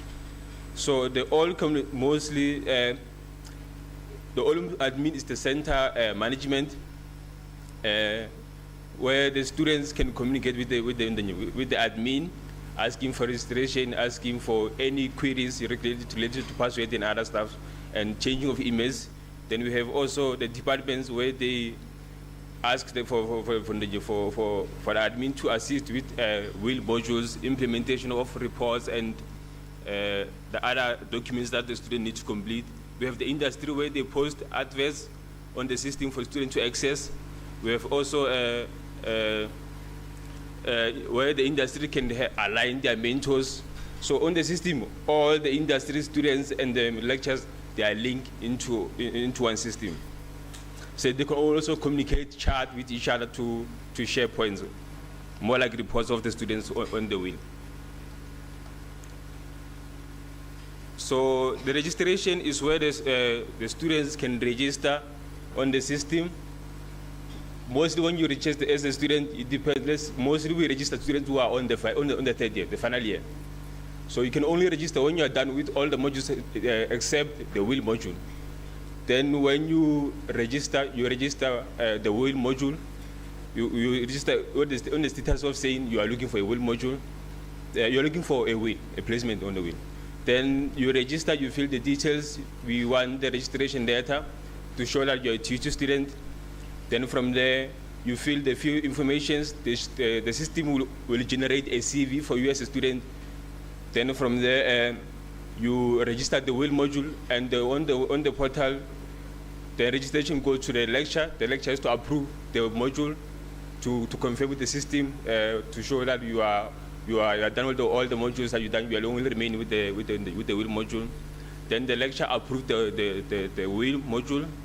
Then also get to verify the industry or the companies that you applied the WIL module. Then on the system also the companies that are there, they upload their certification to verify that they are already the companies that exist, in order to avoid those who are being dealing with the ghost companies that they just there. So we verify the companies on the system, make sure. Then we also look at their mentors that they are offered for the students to make sure that the mentors are aligned with the student needs, and the qualification have the experience on the certain qualification that the student is venturing on from the career.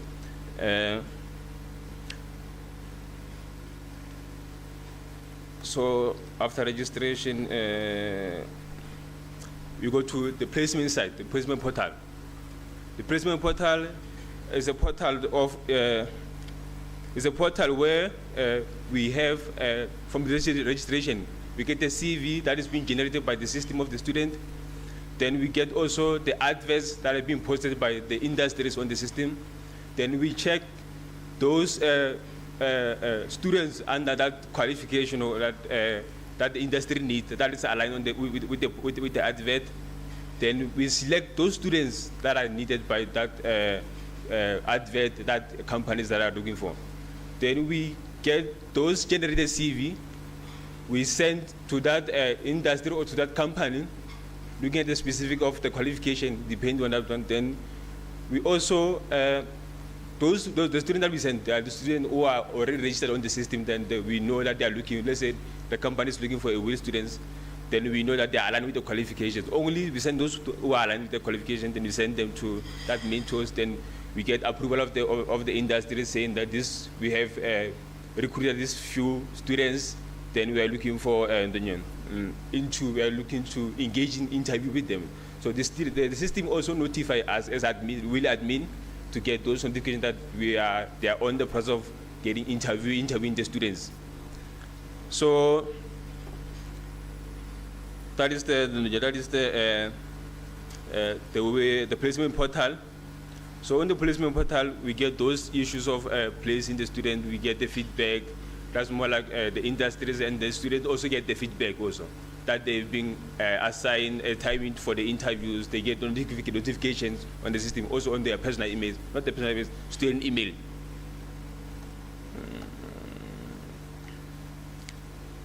So these are the pictures for showing the registration of the student on the student placement portal where they register. There are a few steps. You said you click within the details and you fill all the details of your qualifications. What are you looking for? Then from there, the end you register and you finish. So this is the system. This is the CVs that's been generated by the system. The student will only interact with the form where it says enter ID, enter those few points, those needs aspects on the CV. Then later on, the system will generate the CV. These are the kind of CVs that we send to the industries that they get, having those important aspects of a CV, where education experience and those aligned with the qualifications. Then we have on the system, on the placement side, we have the posters. We also create our own posters for the student who let's say we have internal post, whatever. Then the also industry can create posters. Then they post those adverts on the system. Then we approve the adverts depending on, we check in the background of the company before we approve the adverts. So we also have the other side of the system is the WIL portal. The WIL portal, we check the students already done with all the modules except the WIL module. Then the student register on the portal. Then the lecturer will admit or approve the registration of the WIL module. Then also look at the background of that companies that the student has applied WIL for. Then we also look at some other few points, because we know from other departments WIL is being implemented in different ways. There are other ways who have they have simulations. So those on the system, we have different reports depending on the departments that they use. Some of them have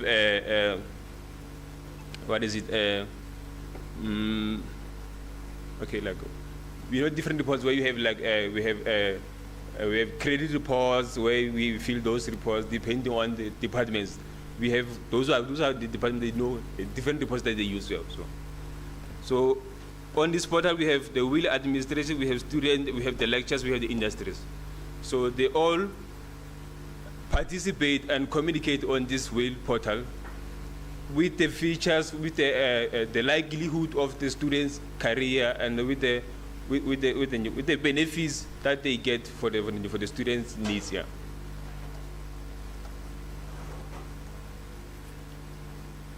So on the WIL side, we have those three roles. We have the student role, we have the lectures role, which is the lectures or the academics, we have the industries role. So now I'm going to speak about the lectures and the academics role side. So the academics on the system, they can create a WIL module depending on the department. Then they also choose the specific report that they want to use, and they also approve a WIL of the student, looking at the background of the company that they have applied. Also contribute on the assessing the student reports, progress report, and they get immediate feedback to the students. Then also schedule visitation for the students on the industry or the companies that they implement the WIL, to make sure that the students are being assigned with all the tools that they need to implement the WIL, to get experiential learning, to make sure that the student is being assigned the mentors that is aligned with the qualification. So it's important for the student, for the academics to have visitation to make sure of those aspects that have been made for the student needs. So on this side also, the academics can also chat with the student, verify and also arrange visitation for the student to admit those visitations, and also the lectures or the WIL academics, or mostly they call it WIL academics, they can also assign a primary or a secondary. Okay. They can also assign a primary lecturer that can assist with the WIL. So yeah, I'm just gonna skip the points because of timing. So we have the student side. The student will register and get admitted and get verified. Also able to download a portfolio of evidence from the integrated learning. Then I'm on the industry side. Industry can post and can also do some other things of mostly like scheduling visitation, admitting visitation, communicating with the lecturer with the WIL admin. So yeah, I'm actually on time, so this is the end of this.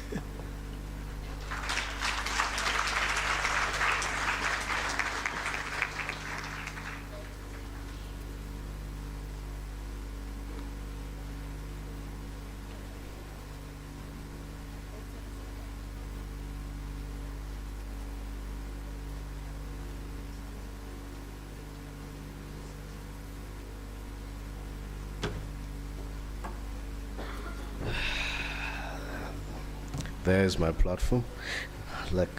Now I'm gonna call our panelists from.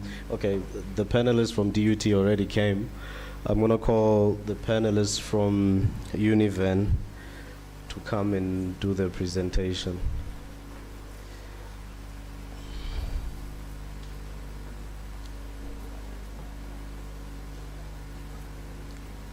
Thank you.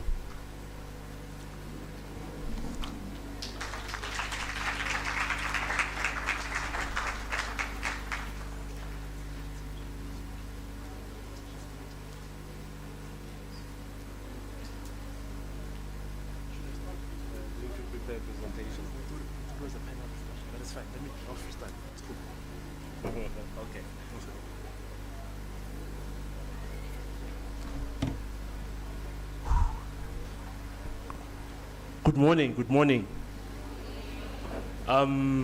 Before I start, just let me take a moment to take everyone in.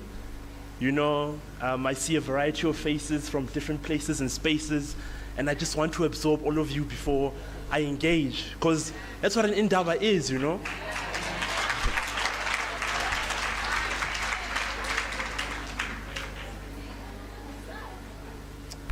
All right. Ladies and gentlemen, my name is Sach Mpatla, hailing from the University of Venda, far, far up north, for those of you who've never been there. And I'm very excited to be here, you know, because an INDABA is a place where students who are supposed to change the world and bring change to the future gather to talk and discuss alongside the people who are in positions of power to see how they can prepare the future for us, you know, and for those that are coming after us. So the topic at hand, which is how the use of technology in work-integrated learning strengthens the students' preparedness for the world of work.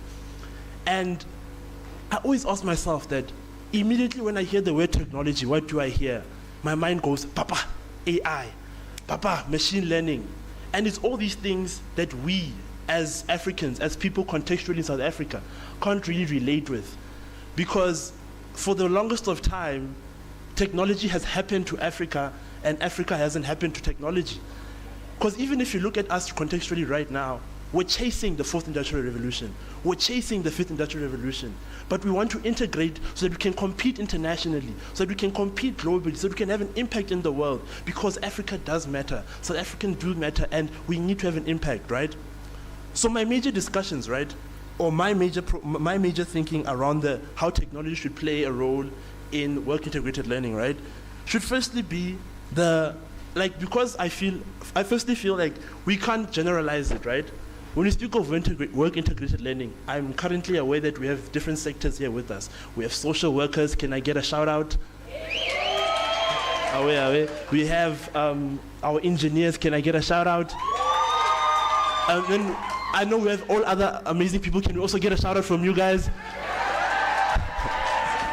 And what we need to realize is technology being multifaceted and being so exponentially vast, right?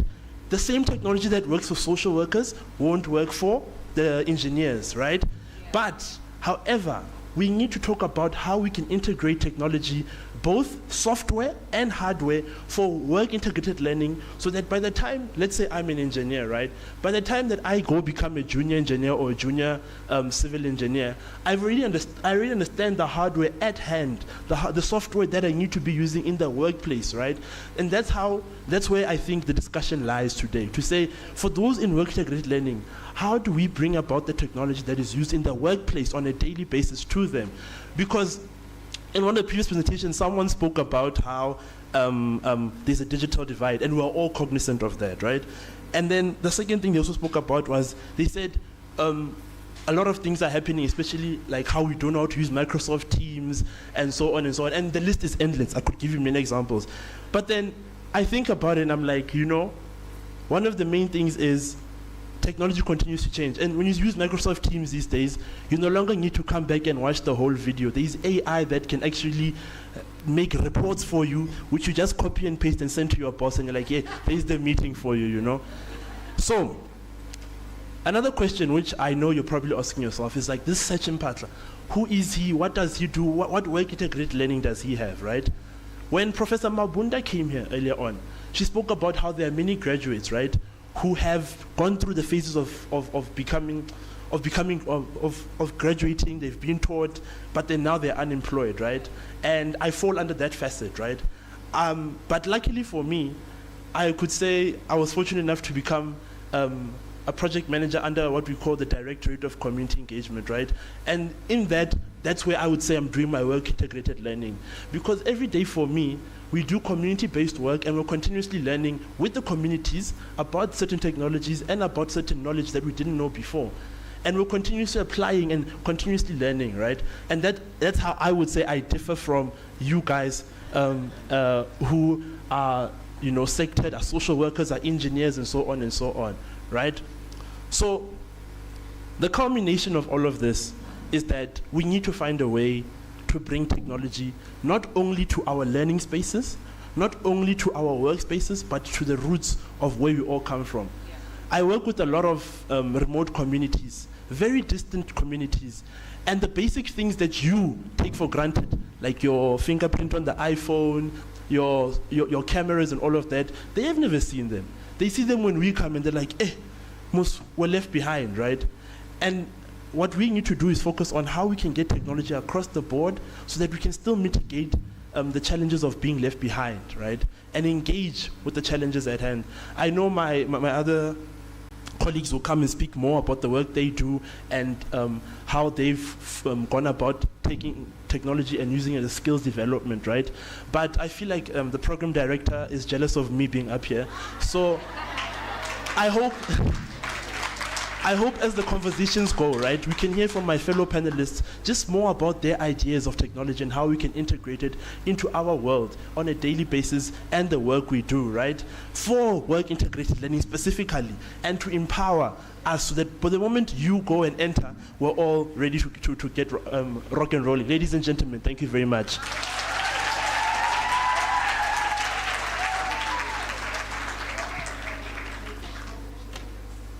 Thank you so much, everyone. My name is Chiramere Shinako, and I'm also from the University of Venda, and under the same direction. I don't have as much energy as he does, but I will try to catch on the same trail. But just emanating from his conversation, I feel like the INDABA as well is a place where we also get to engage and we also get to talk about our experiences as we are doing the work integrated learning in our different fields. This will also assist our different institutions in also advancing their work integrated learnings. As you were speaking, we're from a rural-based university, but we use that as our advantage when it comes to these things. So we were actually excited to talk about the technology topic, and we were very anxious. We're excited, the program director, for letting us start. Thank you so much. When it comes to technology, where we come from, we actually had to invent our own, which is suitable for a rural-based university. And since we work under the Directorate of Community Engagement, which I feel like the University of Venda is a place where work integrated learning can also be showcased as to the graduates that people are, because most of us under the Directorate of Community Engagements are graduates that are continuously doing work integrated learning that we got from our 4th year, and we're continuing with it in the sense that we are now passing on the skills. We believe in a recycle of skills, and when it comes to technology and work integrated learning, and we see how in our institutions and in our country it's being ignored in that sense, and we feel like as the University of Venda, how can we get across? And we're like, our INDABA, this is actually a platform for you to know that indeed the work that you've started. As I was listening to the professor, she's saying she conceptualized it, I was like, oh my goodness.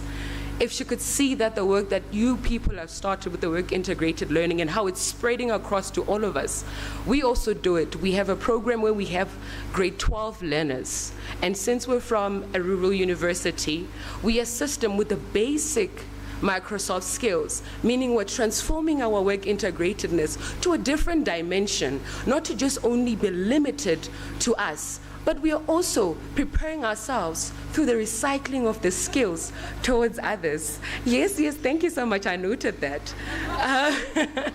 Yes. I was still saying that we shouldn't think of it as narrow-minded. Technology shouldn't just be conceptualized. Preparedness shouldn't just be me focused on Microsoft Word. I can teach someone else. It makes me understand it better. It makes me become more proficient. And when I go for an interview, they say, how many words can you type? I can say 5,000 if you wish. Yeah, you know, as we are open-minded to learning, we learn a lot of things from the younger ones from us, because they actually understand technology better. And we also understand it better than our seniors. And if we can use a platform like work integrated learning through technology in that sense, we can become more proficient and employable graduates in the future. And I feel like as students, all of us that are here, as we're continuing with our studies, it also assists us in our research, because we're from a research point of view under the directorate. It's actually easier to become a researcher than I realized when I was doing my final year, because I was like, oh my goodness, okay, which website do I go to? Okay, I think I saw someone's research, maybe I can copy and paste it. Now I understand that there's something called Google Scholars. Okay, without that, what else can I do? Oh, I can communicate with my community members as I do data generation. I'm like, oh my goodness, there's so much into this. And this is what I will take when I become a professor. I'll be a distinctive professor when it comes to technology, just through the work integrated learning. So my colleague will continue and finalize. Thank you so much.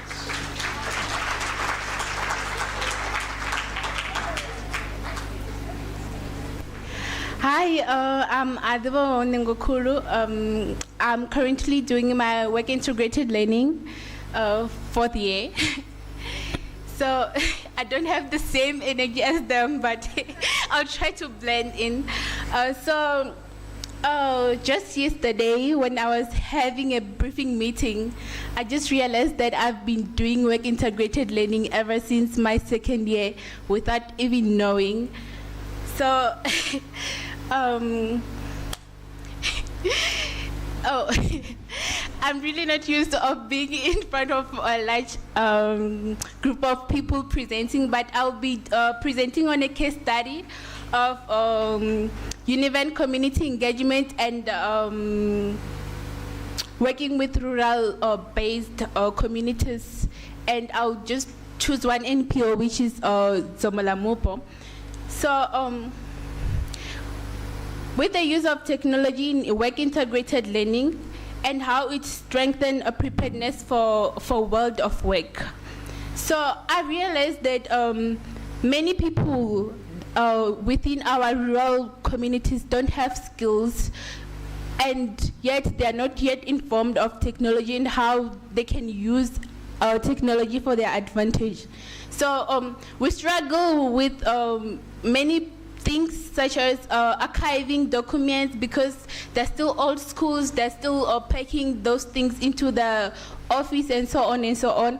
Attending meetings virtually, which you have to really go and teach them how to go to Teams and register and so on and so on, because they're oldies, they don't know those things.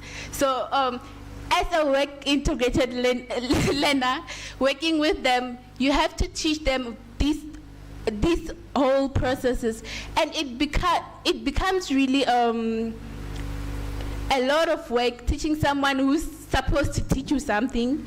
So because of us having this technology that we have been taught in schools and so on, we have to go there and apply this knowledge, teaching our elders how to get through Teams, how to attend the meetings, how to unmute their mics, and so on and so on, and also how to have folders to put on their documents, to archive them, and also to digitize, because apparently these NPOs have problems with going on a website, uploading documents, information that are relevant.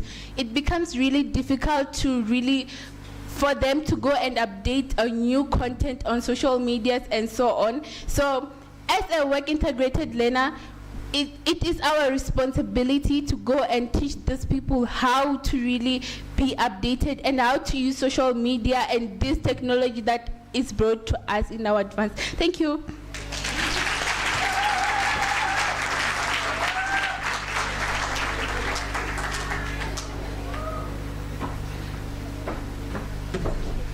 Yo, people are gonna take my job. Yo. Hey, you sir. When I'm on. It's again. But it's fine. Because you know what? I felt that they brought back the energy. What do you think?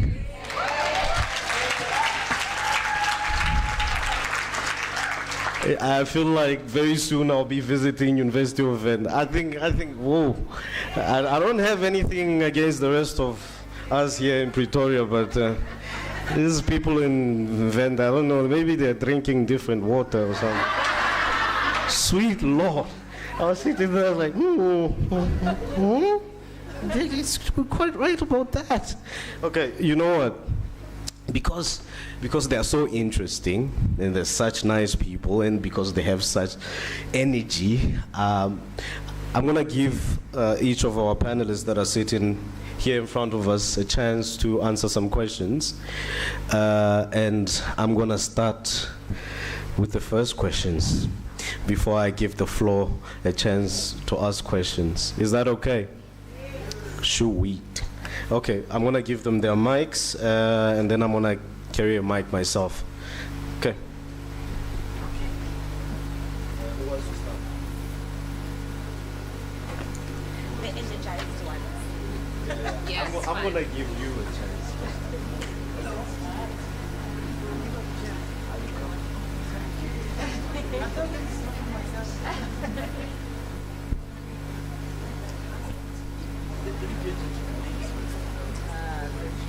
1, 2. Okay, can you hear me here? Yeah. Right? Okay. No, it's coming. It's coming. Don't worry, I'm fair. They're gonna come. Whoever hasn't presented is gonna get a chance, okay? Okay. No, you can sit. Oh, okay. Or maybe, okay, maybe stay on this side. It's fine. Okay, just.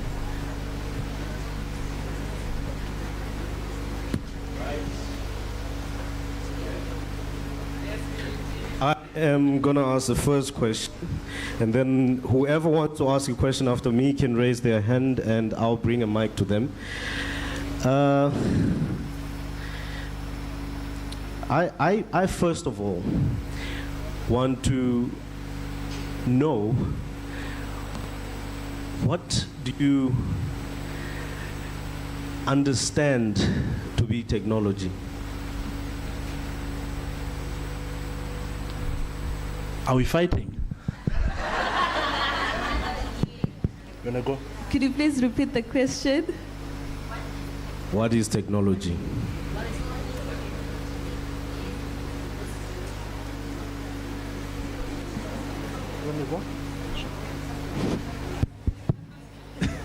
Testing, so. Okay. From TUT, I was currently a student on, can you hear me? Yeah. I was a student doing information technology, so that's my topic. So.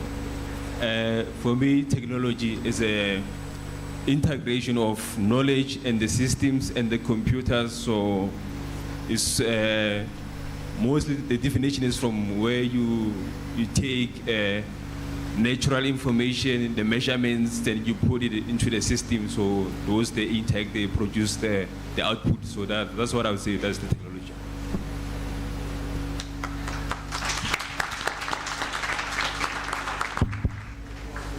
Follow up.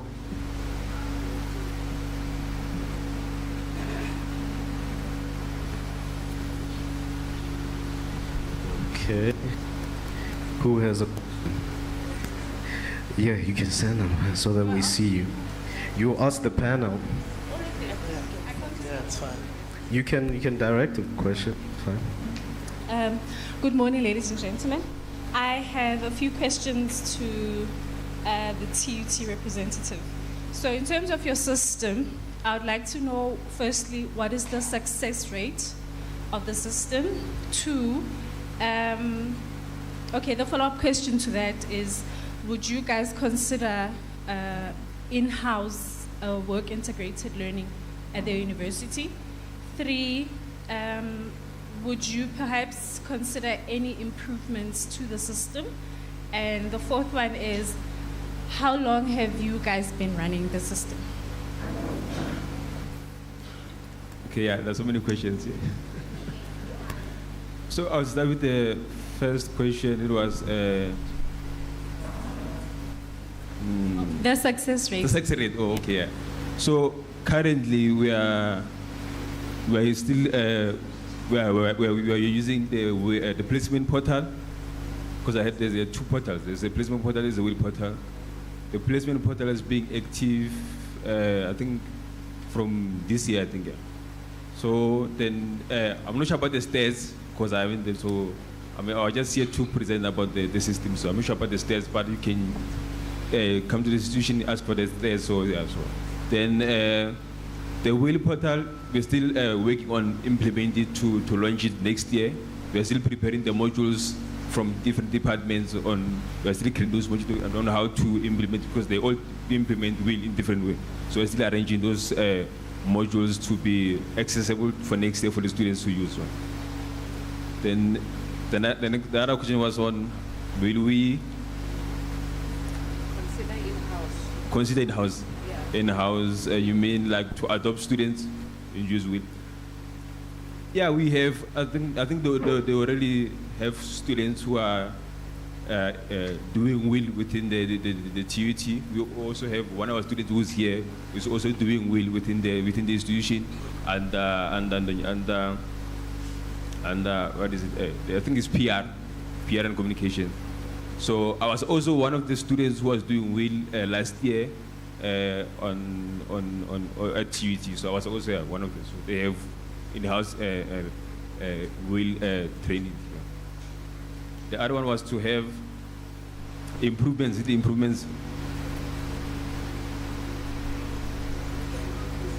Or consider improvements. I'm not sure improvements on which points of the system. Maybe we can, the whole system. If you have suggestions, you can share the suggestions, then we will do the improvements. Yeah.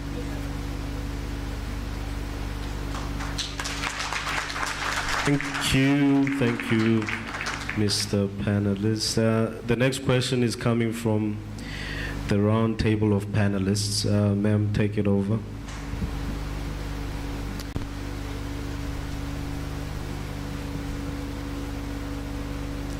Testing, okay. Thank you, Program Director, and lovely ladies and gentlemen. My first question is to TUT. With your system, sir, can you please explain how do you guys protect personal information with the POPI Act? Okay. I think that the Act is mostly important, especially with the system where implementing technology. So the first thing is to protect the information. So what we do is that we have limitations to different sites. The student sites can only see and the reports and the mentors that are being assigned, and also apply for the WIL module. The industry side, they can only see the student who being doing WIL. They can also communicate with that lecturer who's been specified or also under authority of the students, and they can also chat with the students. So they have different limitations depending on the size that you're using. So we can't just give you all the information that we don't. It's not going to benefit the students. So we can only communicate, especially for the industry. We can only communicate with the students, sign reports, talk to the lecturers, approve visitation only. So yeah, you can't have access to other data of the system. So.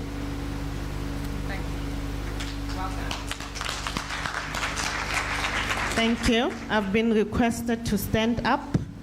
My next question is to, unfortunately, I did not get your name, lovely social worker lady. I have a feeling that you're going to make a wonderful one. You spoke about COVID year challenges and recovery. Can you please explain to me, and I'm sure a few people who are wondering, what are the recovery strategies from Unisa, right? Recovery strategies, and how has those been successful?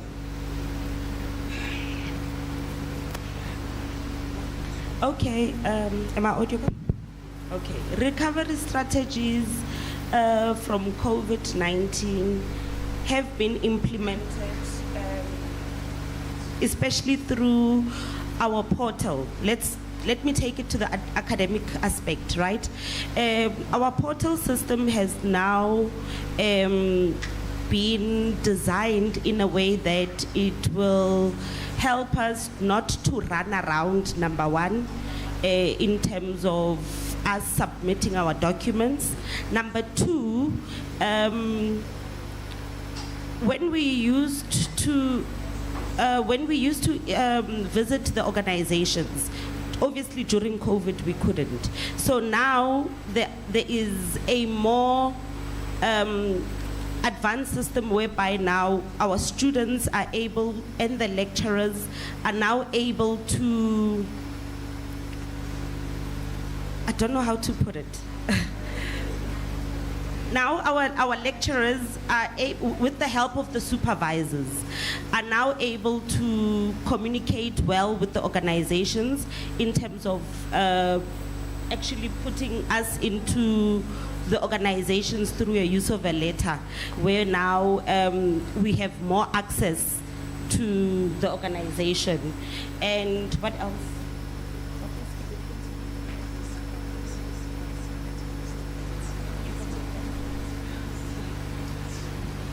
Okay.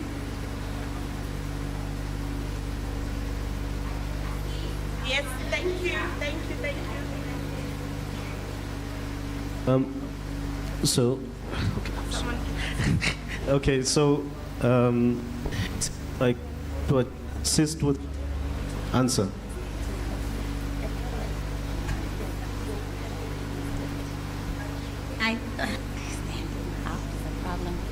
Okay, my third and fourth, Unisa, and it was okay, and it was very difficult. COVID, it was upgraded. We could use the system like it's user-friendly now. You know where to go. You know how to access your exams. You know how to submit. We know, like, it's very easy now. Like, it's even now, the fact that we have to communicate with our supervisors from work and from Unisa. So the meetings, everything is easy. We are getting there. TUT, watch the space. We are coming.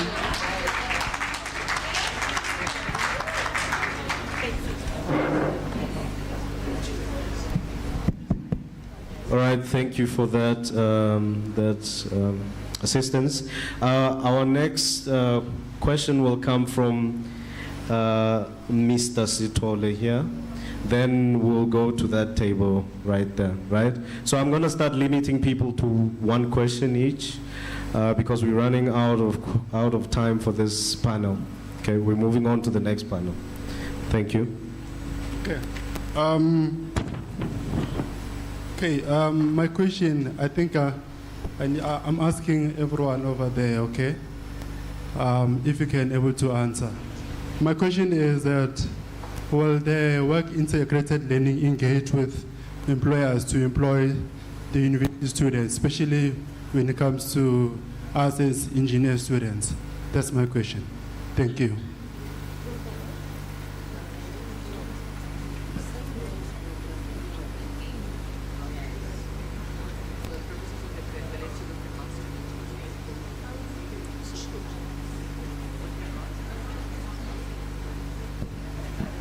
Yeah. Hello.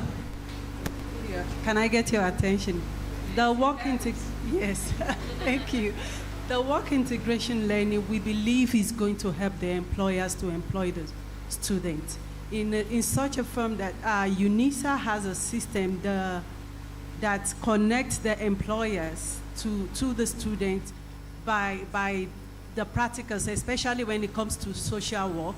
We go to those organizations, we do our practicums there, and after doing the practicums, because we have been trained how to use the system, and we are being integrated into the organization already.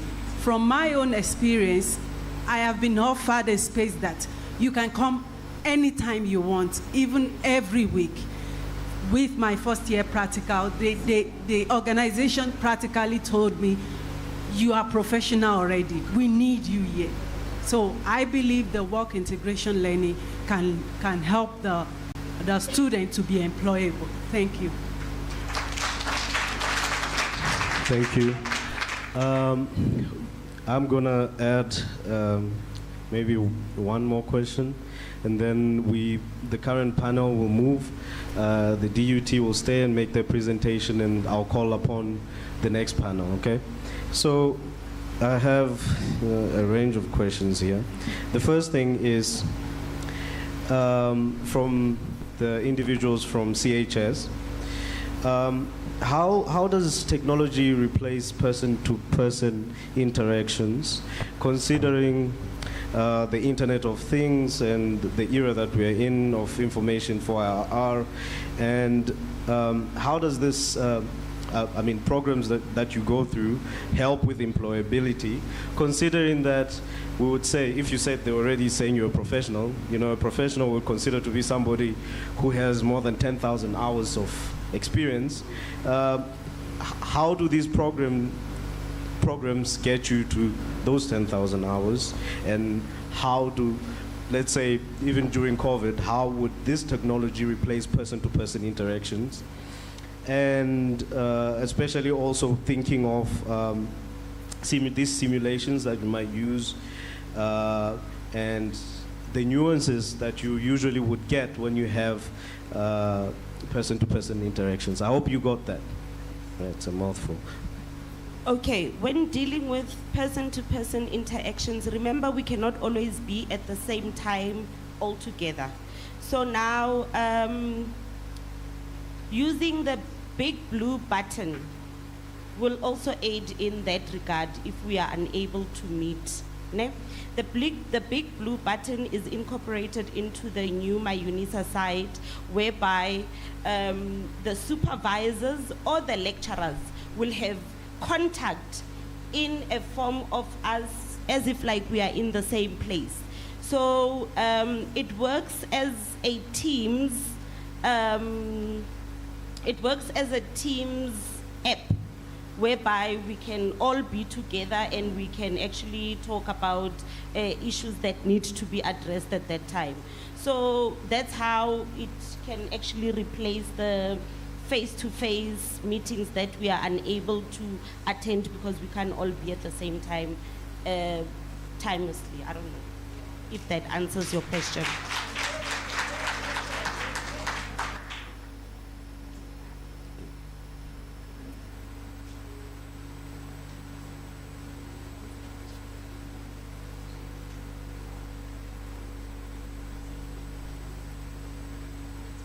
Okay, I'm going to give our panelists from Univen one more chance to answer a question. I want to ask, one thing that I have seen in this discussion is that, especially one of the panelists, the lady from Univen, did mention the fact that technology has become very important for the rural setting where they're applying their skills. Our panelists from Univen, I want to really understand, is that your belief that places that are more remote are in more need of application of innovative strategies in technology than places where perhaps there's a density of skill, like in cities and so on? Is that your belief?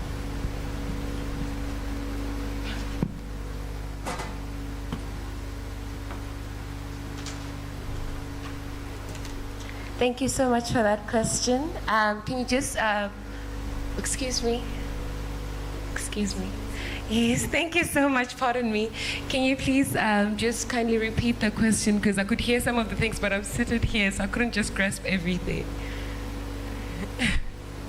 Yes, thank you so much, I'd really appreciate it. You know what? I don't know if anybody in the group here heard me. Maybe I give them a chance to rephrase my question. Yeah, probably that, yeah. Anybody heard me properly, what I was asking? No, no one. You got it. You got it.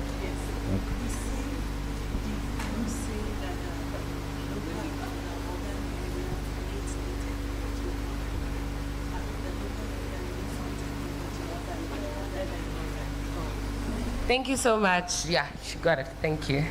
But however, I'll answer it is from how she said it. I don't know if she's correct. But essentially, if we are facing real facts, as you saw that I'll do an example with the University of Johannesburg in how proficient they are when it comes to technology. It is a need, kind sir, for us in the rural-based universities to also be proficient, because there are some of the platforms that we can access. You see with the blue button that they're talking about, as we are currently, we're doing a lot of research on how we can advance our own technology, which will be suitable for the rural area, but also be applicable and be competitive to the global spaces within the 4IR, because I believe that the 4IR is to be diverse and it doesn't have to be unicentric for every place. I love the answers. Thank you. One last question, then we move on. Thank you very much. I just want to pose a question to the vibrant team of the University of Venda. Coming from a very rural community and demographic layout, I want to ask, what measures have you put in place to deal with the challenge in terms of access to data, internet connection? So I think I'll answer a bit and then she'll support me. So in terms of access to network and data, it's just mainly in the projects that we run, we have a budget for these things, right?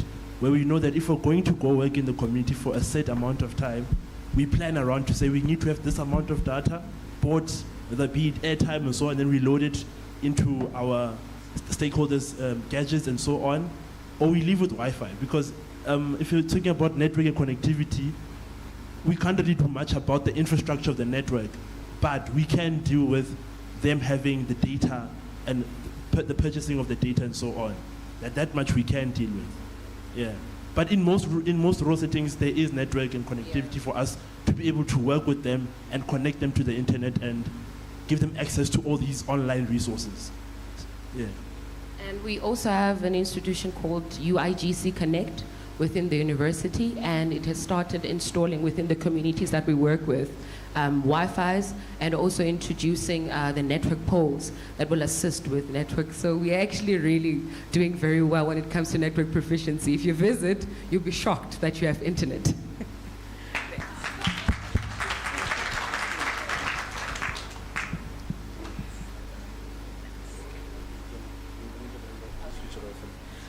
Okay, I think that's it for our current panelists. Can we give them a round of applause, please?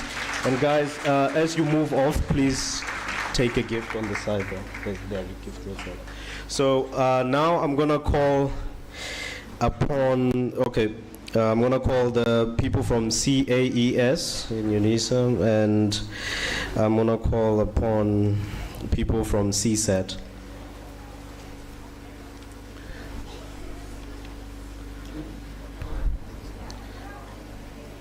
So the first people that are going to do the presentation on the same topic are the individuals from DUT.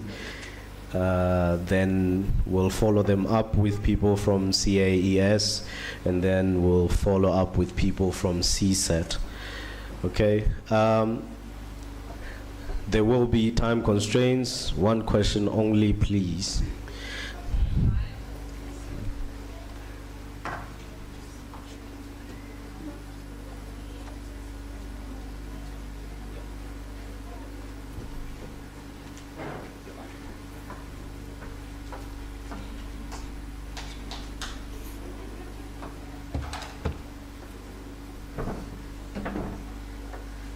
So I just removed his steps because I'm a tall lady. So checking the time. So good day, everyone. My name is Ketiwe from DUT. So I just want to make something clear. It's just one thing. So I've had people reading the WOW on my back, and they're like, wow. It's not wow. It's world of work. So you read it as, wow. So we're still on the same topic. So I'm actually from the DUT Cooperative Education. I did my work integrated learning in 2020. So basically I'm the COVID-19 baby. There was ups and downs. So technology, we had to implement it there, right there. So the topic is how the use of technology in work integrated learning can strengthen students' preparedness for world of work. So as a former WIL student myself, and now I'm with the DUT Cooperative Education Department, technology has helped me with real work experience, and it's allowed me to engage in authentic work experiences through virtual internships, remote work, and online simulations. So during COVID, obviously, maybe we had to go to work 1 day a week, so Teams every day. So that's technology right there. And it's also helped me with skill development. So technology facilitates the acquisition of essential skills that are highly relevant in the modern workplace. These skills include digital literacy, data analysis, and project management. So as a public relations specialist myself, so we use cameras, social media. So being a WIL student, it helped me a lot because during my WIL, I had to use cameras, social media, which is also technology. And also technology helped me with professional networking. Online platforms like social media, Facebook, Instagram, and mostly LinkedIn. It's gave me an ability to network with my peers and also with my future employers. And it's also helped me to build the connections relevant to PR. And also just to add more, it gave me exposure to specific industry tools. Just like I said, that we normally use cameras, social media. So work integrated learning helped me with using our own special tools. And also now I am able to incorporate those tools into what I'm actually doing now. Thank you very much.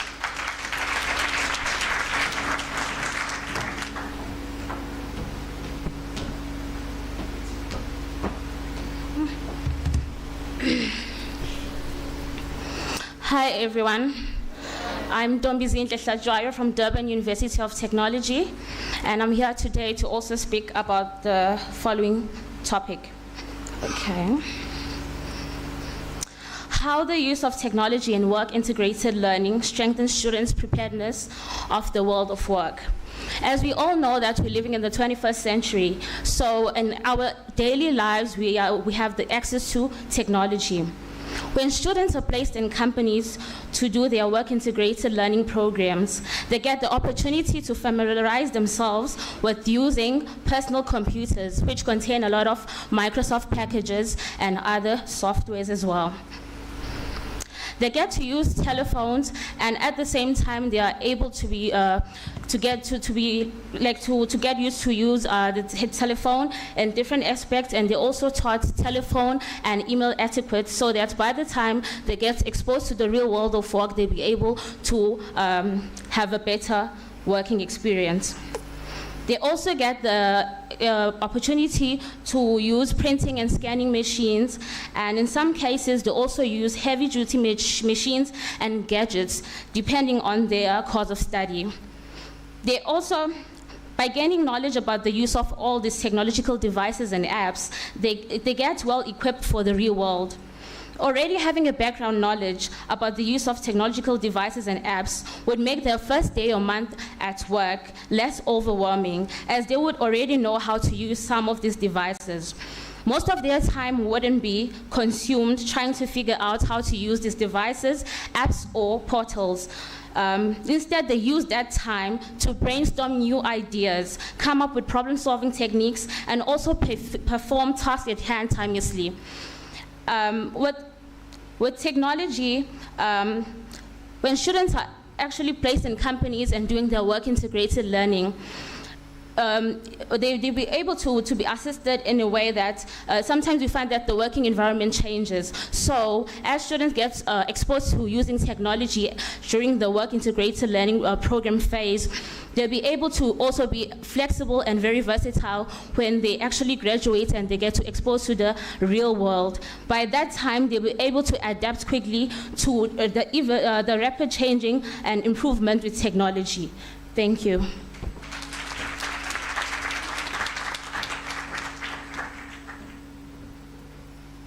Good day, everyone. My name is Lwazimbata, and I'm here today to share the big idea that what can the use of technology in work-integrated learning, how can the use of technology in work-integrated learning strengthen the student's ability, strengthen the student's preparedness for the world of work. So every year, companies are continuously improving, creating new softwares and technologies such that universities cannot keep up.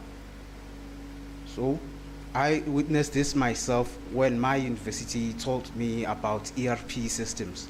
So an ERP system is basically a system where all the business processes are combined, like your logistics, your production planning, and accounting. One would say it's an all-in-one app. Then when I got exposed to the software, I got exposed to it when I was going to industry. And I saw that the software takes some time to learn. So when I saw that the work-integrated learning helps students to gain experience in the software or technologies that are not available in the institutions, because they are simply just expensive for the institutions, or they are not available option for the institutions to teach. So institutions can also play their part by integrating data analytics and machine learning to place the students in the right organizations. All right, thank you.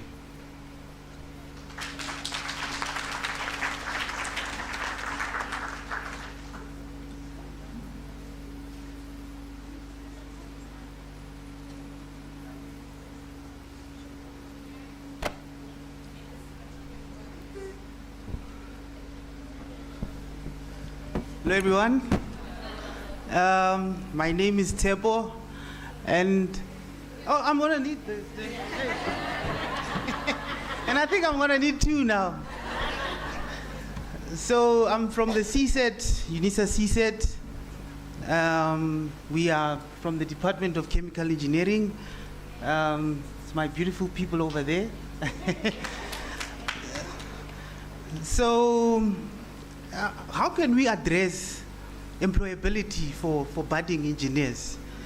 It's quite simple. Teach relevant skills, and this is both for mentors and students. Address 21st century problems and have the mentality of problem solving in the 21st century. We have the fourth industrial revolution now, it's 5G, so we need to be in that kind of mental state. So how again do we address the employability of engineers?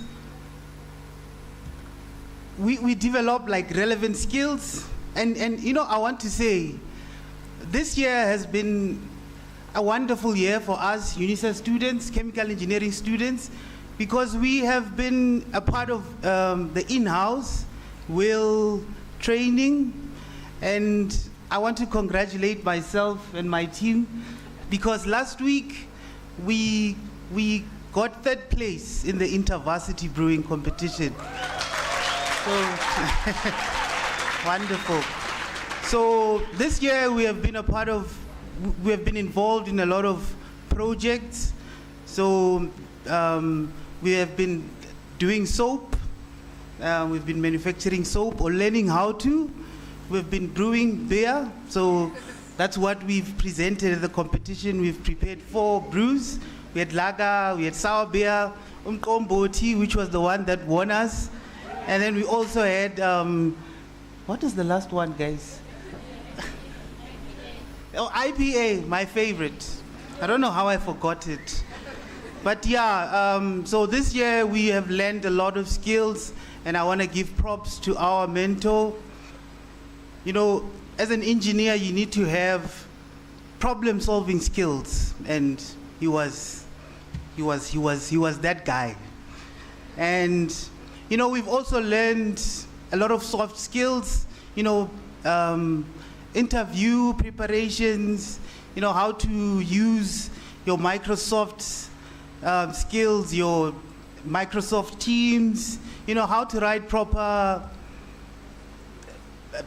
reports, reporting in the workplace.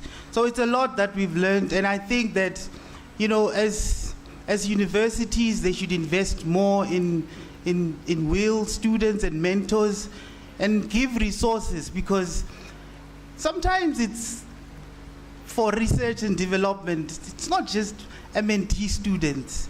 WIL students can provide that kind of solutions for universities. So I think universities also should invest in WIL programs for both mentors and students. Yeah, and you know, we've learned so much. You know, working in a big team, you learn a lot of, you know, lessons about teamwork, about leadership, about, you know, there's a lot that you can learn. So for me, that's what I've learned this year, and it has been a wonderful year for me. And one other thing that I've learned, it's entrepreneurship. Tongue twisting, that one. So in our brewing competition, you know, we've noted that, you know, this is a skill that you can take home. You can be a small scale brewer. This is something that it's a business that you can start on your own. The soap making, it's also a skill that you can use to create work for yourself. And also, we also did the biogas. We also had another project, the biogas. This is where we were raw material, organic waste. This was turned into fuel that could be used by special automobiles and combustion engines. So yeah, it has been a wonderful year for us and my team, and we are thankful to be here, and thank you for organizing such a wonderful event. I've learned so much from the previous guys, and yeah, thank you.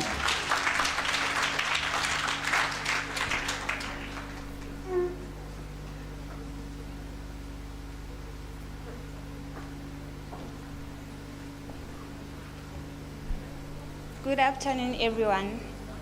My name is Caroline. I'm a final year student, and I'm also doing my WIL with the University of South Africa.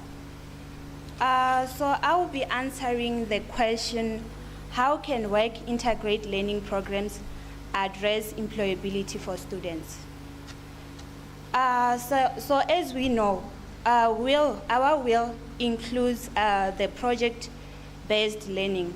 So we had like couple of projects that we did.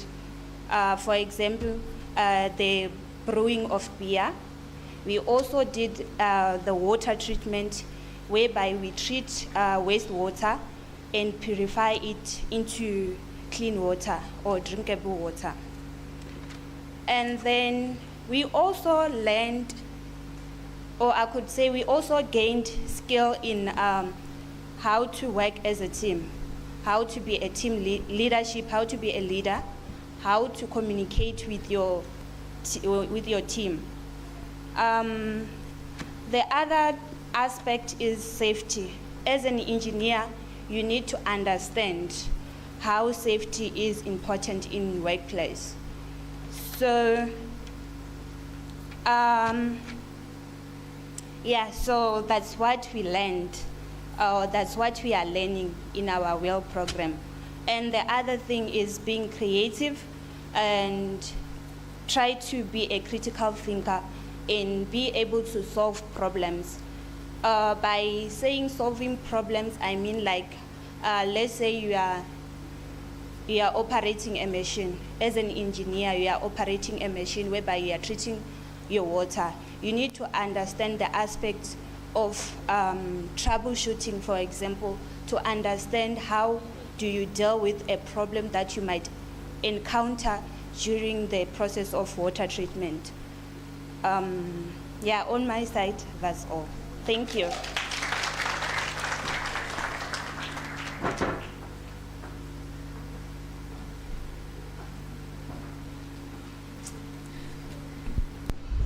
Good afternoon. Are we still here? Are we alive? Can I see your hands? Hello. Thank you. I'll start introducing myself. I go by the name of Desiree Dlamini. I'm a third year student. I'm doing my animal health. So I want to take this opportunity and thank you for giving me this opportunity. It's really an honor to stand in front of you and share a bit of information. It feels like I was hijacking Anna, so because I didn't even prepare. I didn't even get a chance to prepare, but I will share what I know. So the topic is how do we use technology in our work, integrating learning, strengthen the students, right? So as we all know that technology is an application of science and knowledge for practical purposes, especially in industries. So when I grow up, I used to think of technology as something that, I don't know, that I'll be out of it. So I used to tell my brother that, no, you know what, you know technology, I don't know technology. So a guy needs to know technology. That was my knowledge. So I didn't even get a chance to even if he can try to fix a cell phone in front of me, I would be like, no, this is a guy's work. Until I get to understand, until I was accepted, and I got to understand, and I got to be so thrilled about the technology, because most of the time you have to go through online session, you have to have data, you have to connect, you have to network with other students, and it's hard to, thank you, it was hard to engage with students that you don't know, and you have to talk to them through into social networking. So when I started knowing about the technology, it really helped me, and I grew much knowledge about it. And now I get to understand that technology is not about a guy thing, but only I as a student needs to understand it. So thank you so much for your time.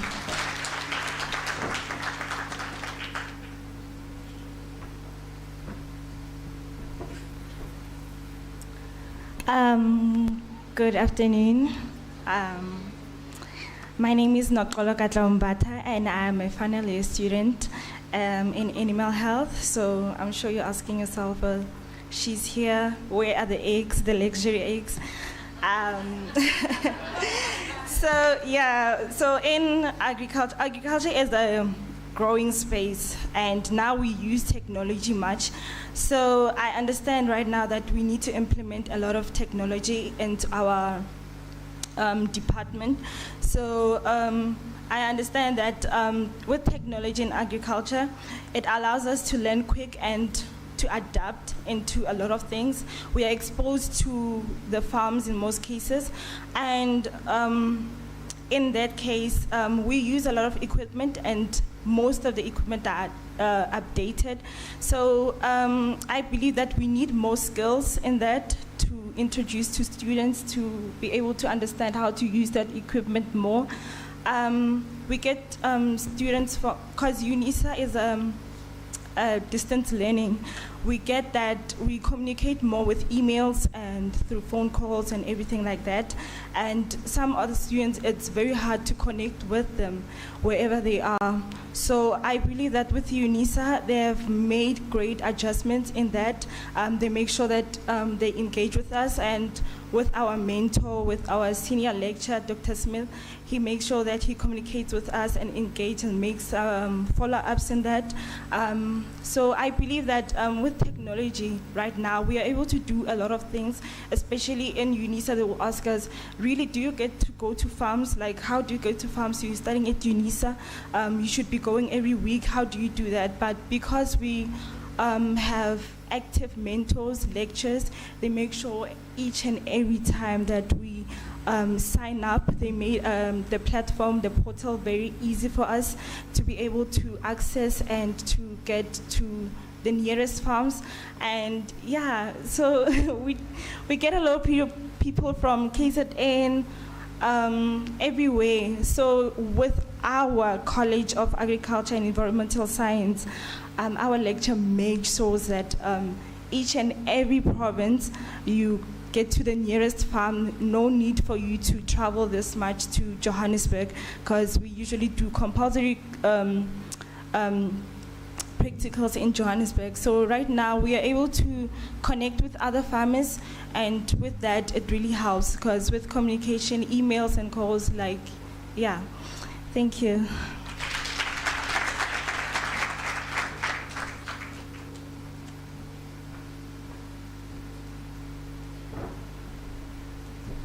Good afternoon, guys. My name is Hope from Unisa College of Education.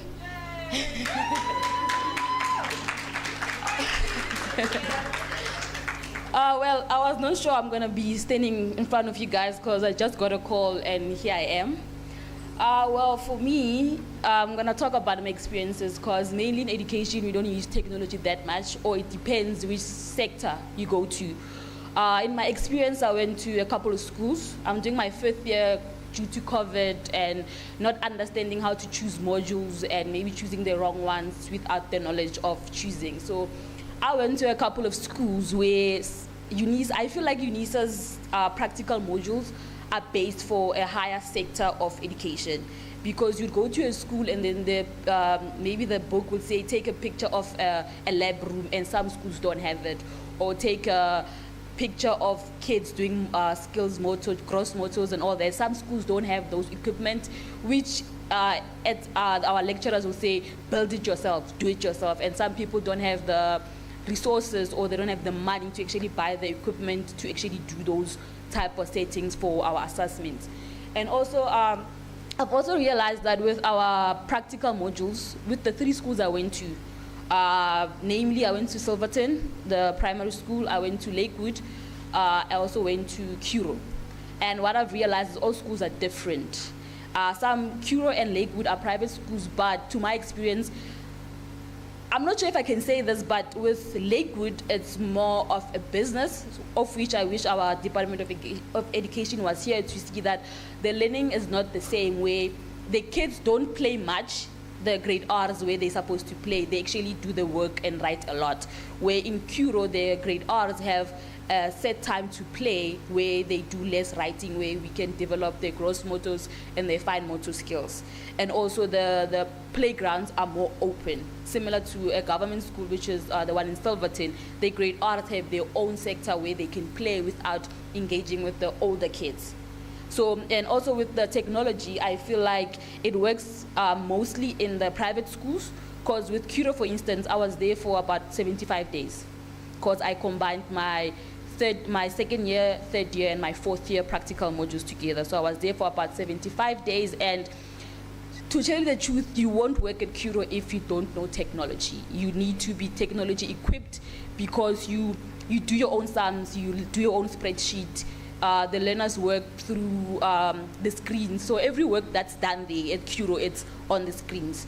Paperwork, screen. So every teacher, if you're planning to work at Curo, make sure that you are equipped with technology, knowing how to operate Teams, as I've heard colleagues mentioning Teams, spreadsheets, and all that. So you need to know how to do all that. And with technology as well, in the rural areas, I don't think it's going to work much, because some kids struggle. Because I remember we were attending a meeting with one of our lecturers, I think it was Dr. Manyaka and some of the other lecturers, where it said with COVID and everything, students tend to buy assignments, where some students actually bought an assignment, they stay in KZN, but in the assignment they had all the higher graded technology, so which our assignments don't actually correlate with some of the schools that we go to. So I don't know if I don't think it will change, but I think somehow we have to find a way to work with schools in the different areas, because we're not all from the areas where we can get technology at hand. Thank you.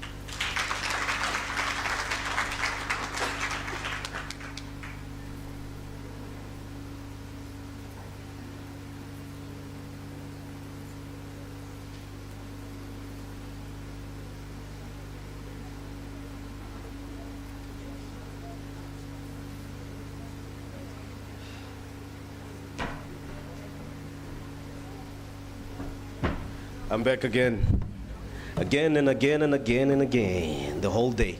Okay, now we're gonna have questions.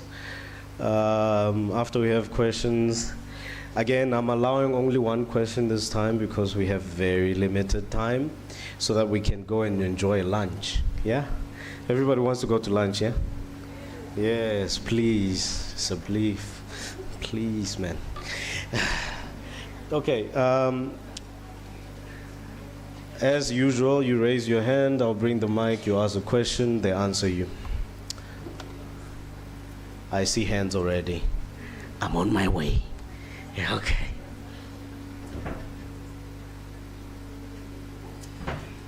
And I want to say something, eh?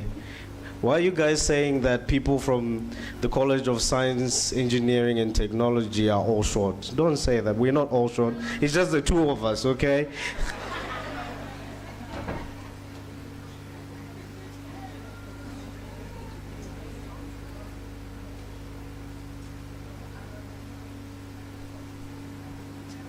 Good afternoon, panelists. My name is Mrs. Sophia Alamdin, and I'm also from the Faculty of Education, and I've been studying with Unisa for the past 8 years. My question is to you, Hope. We were long waiting your talk, but what I want to know from you is, and I've already formulated my answer in my head, but I want to see if we are going to match one another here. I am going to go back 8 years from today, when I first started my studies with Unisa. And I want to know from you, how is it that you, or what suggestions do you have for the tertiary institution? How can you equip first-year students with the skills that they need for information technology to bridge the gap that we are currently experiencing as students?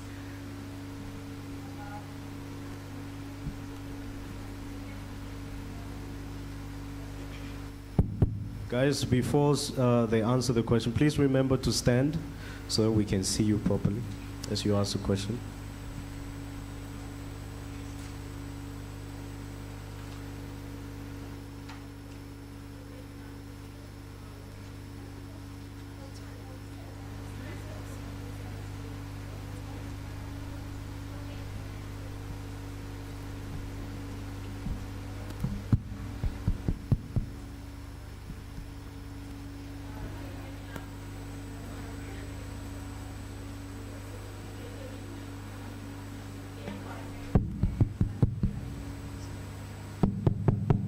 Can you hear me? Your question, I forgot to touch on it because I've also had experience when I came to the campus, maybe I think once this year, where I took student numbers and every time they would text me, how do I use this? How do I access the Invigilator app? How do I choose modules and stuff? So I think maybe if they can have, I think they do, but maybe students don't know about it or actually get communicated about it, where first year students should be taken, invited to school where they teach them how the Unisa system works and how to access it. Because for me, I did it 5 years ago.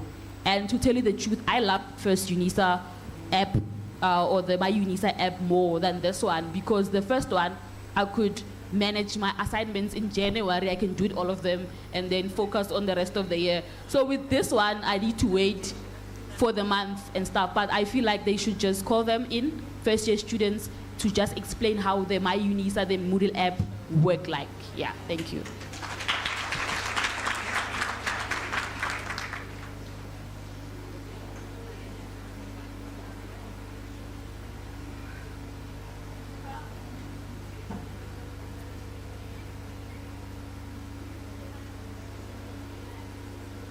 Our next question is coming from this lady here, Noma Tamsanga. Yay! Good afternoon, everyone. My question is directed to DUT panelists. There's one person that mentioned that there is a gap between universities and companies. So I want to know, what can universities do to keep up with the companies? Because after we graduate, we're going to apply to those companies. So how can the universities keep up? Thank you.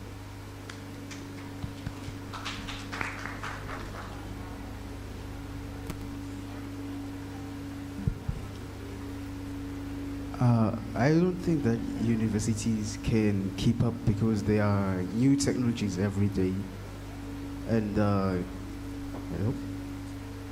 there are new technologies every day, and there are new products, and the university will run at a loss. So I think that the universities can try to find the companies that have these technologies and place the students there. Sorry, just to add more on behalf of him. So at DUT, we actually have advisory boards meetings where we actually meet with our industry partners and with lectures to actually try and close the gap between industry and institutions. So during advisory boards, we normally talk about what is relevant in the industry now. And also we have a World of Work Career exhibition where we invite companies to DUT to actually talk to the students and to actually tell them what is exactly happening in the companies now. So that is how we're trying to close the gap between industry and also the institution.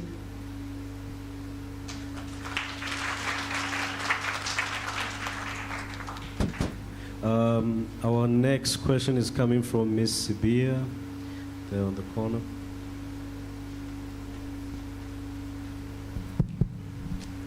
Greetings, everyone. As the program director has said, I'm Sineku Gusibia from TUT, studying towards a diploma in tourism management. So my question goes to DUT. In your presentation, you mentioned almost everything about 4IR, and that technology is indeed the way. So my question is, how can we make sure that technology does not affect or tamper with the experience and self-discovery process of a student? Because from what I understand, WIL gives you an opportunity to decide if you are really ready for the particular industry that you'll be working in.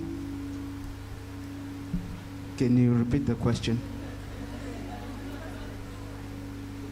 My question is, how can we then make sure that technology does not affect or tamper with the experience and the self-discovery process of a student?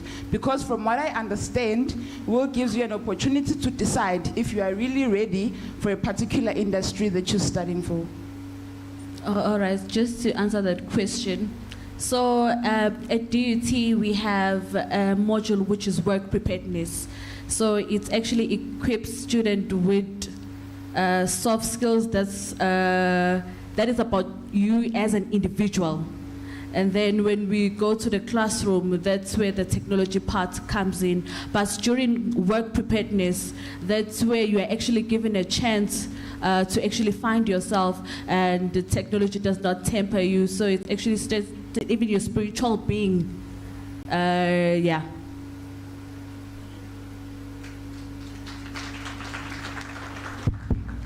Our next question will be coming from Miss Mubango.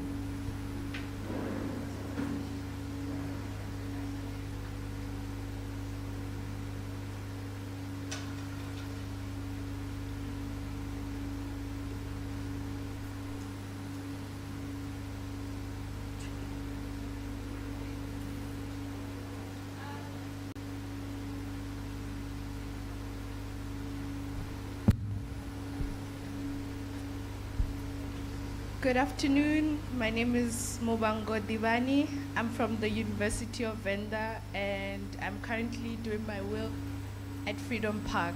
So to the ladies who are currently doing their will on the panel, just any of you, can you just say some of the challenges that you face during your program? Because now you're no longer just part of your university, but now you are also part of the company. So what are the challenges that you faced, and how did you overcome them? Thank you.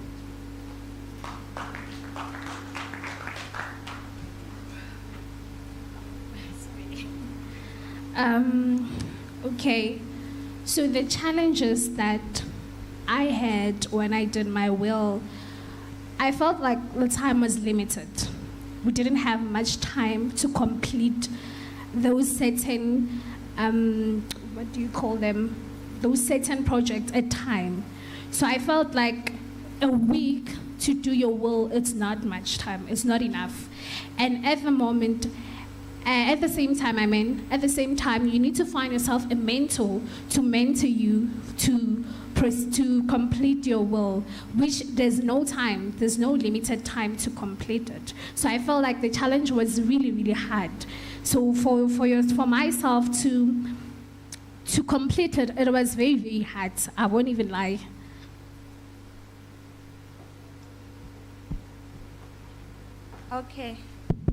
Okay, so for me, it's time management. So with WIL, we have a lot of things that we do. We have projects that we do. And then after finishing those projects, you need to do the reports and submit them. So my challenge was basically the time management, whereby I think I still have more time to do the report. And by the time when I start doing the report, the time won't be enough for me. And then the other thing is understanding the theory part of all the modules that you are doing. In engineering, you need to understand all the modules that you are doing, because while you're doing the will, now you are doing the practical work of the theory part that you were doing. So yeah, that's all from my side.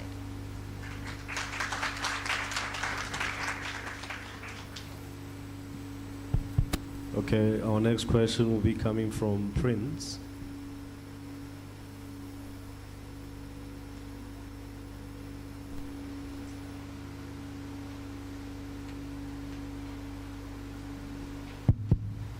Okay, as I said, I'm Prince from TUT, so my question goes to all the panelists, and maybe the academics, so especially the guy from engineering. So the question is, do you guys recognize entrepreneurship as a will for, let's say, someone from who's doing engineering, then it's hard to find a will organization or to implement will on the other companies?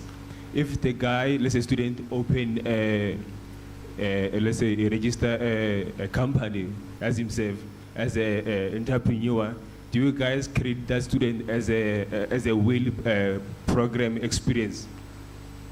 So the question is actually like, do you credit entrepreneurship as a will? Okay, entrepreneurship is not necessarily embedded in the curriculum, like as an outcome to say, well, you are a good entrepreneur. It's just something that you learn when you are in the WIL program. It's some of the lessons that you can take there. But as far as it being part of the curriculum, I'm not sure. And maybe that is a point that the departments need to work on, I guess. Yes.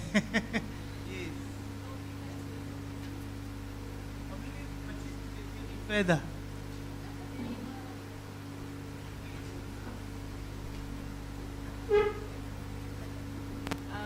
Yeah, in School of Engineering, we had entrepreneurship module for BTech. It was an optional one. A lot of students took it, but now we phase out the BTech, but we don't have currently into this new program. But I'll take it. Thank you.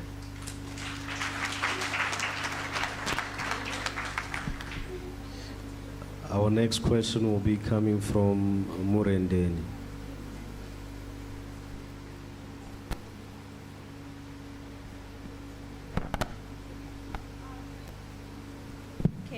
Hi, good day everyone. My name is Murendeni Jessica. My question is for the lady from DUT, but anyone can answer. I just got it from your presentation. I would like to ask, you mentioned how technology has helped us in spheres such as social media, Teams, and what I would like to know is, do you think we're using technology to its fullest? How else can we incorporate it into the WIL program, the challenges that we face? How can it help? Because we already know what it does and we have teams, but how further can we take it?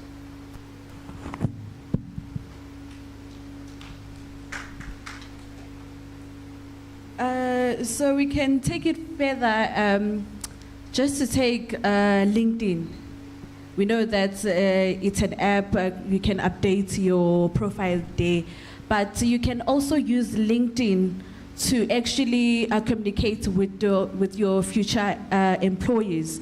You can actually have connections. There are also connections there on LinkedIn. So further, LinkedIn can help you get a job in your relevant field. So, yeah.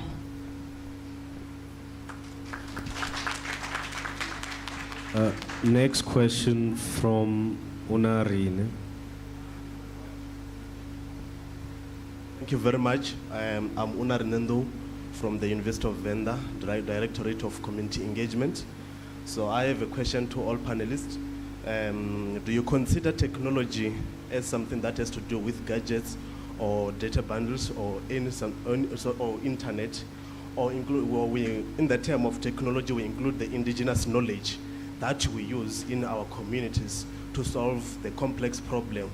Because now I work at community. I've been doing my work integrated learning since 2020 or since 2021 until now. So do you consider indigenous knowledge as part of technology, and how one can use work integrated learning to develop or improve in terms of critical cross skills or outcomes? Thank you.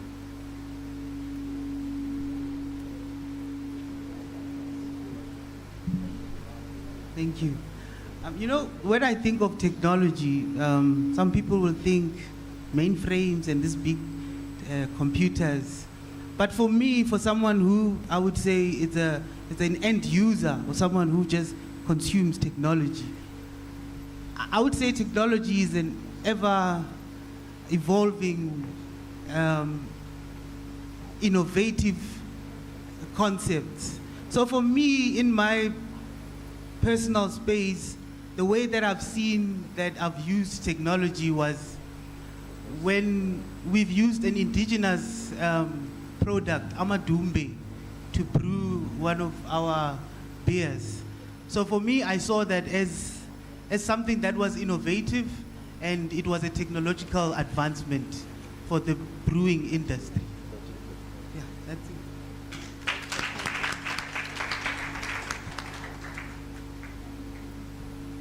Okay, last question from Spamandla.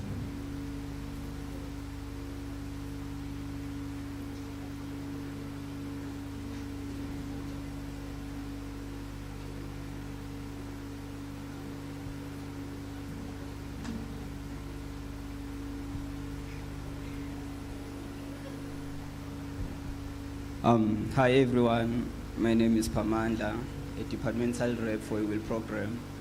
I'm from TUT in the Faculty of Management Science. My question will be directed to the ladies from TUT, if I'm not mistaken. I heard you talking about the use of technology in our WIL program, right? So my question is, technology, yes, it has benefited certain departments. For an example, the Faculty of Law, they were doing court proceeding during COVID-19 on a virtual background or on the video. You get my point. What about the student from the Faculty of Health and Science? For an example, nursing.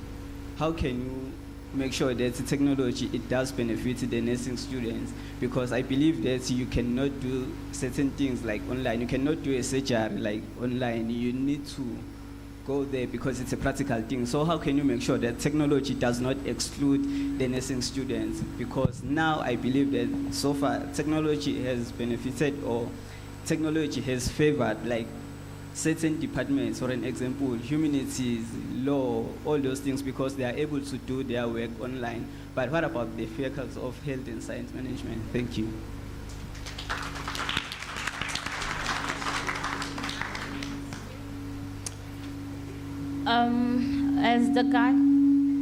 As the guy over there has mentioned, that technology doesn't really have to be only the use of devices and apps, but even improved ideas. And okay, as you're referring to nursing, you'll find that now it's much more developed. Maybe there was a way that nurses did things in a different way. Maybe if you take like 10 years ago, maybe there are improvements. So that's how technology also gets into their field, that they don't necessarily have to use maybe personal PCs, they don't have to use like devices, but then them being there physically, they will like maybe doing helping the patients, but in an improved manner compared to like 5 or 10 years ago. Just to share my personal experience. So my mother was actually diagnosed with cancer, but when they actually did her surgery, there were doctors around. But the thing that actually did the surgery, it was just the machines. They put something inside and then it's just removed that piece that had cancer. So it does not necessarily mean that it has to be me physically being equipped with technology, but the equipment that nursing has, that's technology.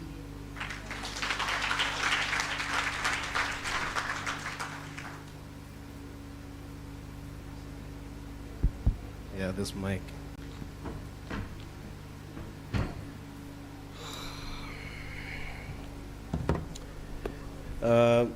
I think before, actually no, let's start with our panelists. Let's give them a round of applause.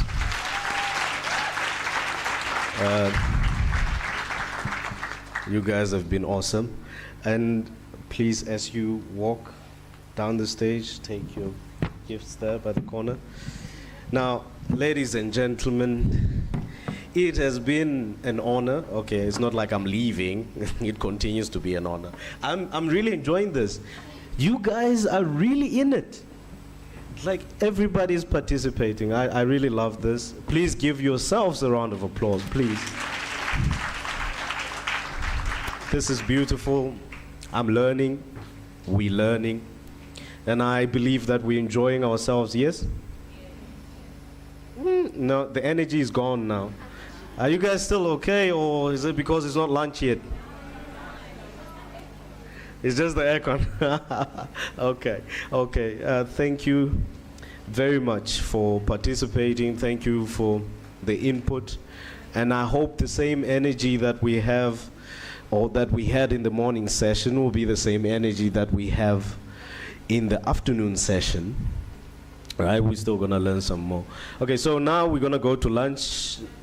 I'm just gonna give everyone 45 minutes for lunch because we are time constrained, and we can use the 15 minutes for something good. Yeah? Yes? Comprende? Okay. No, thank you everybody. It's lunchtime.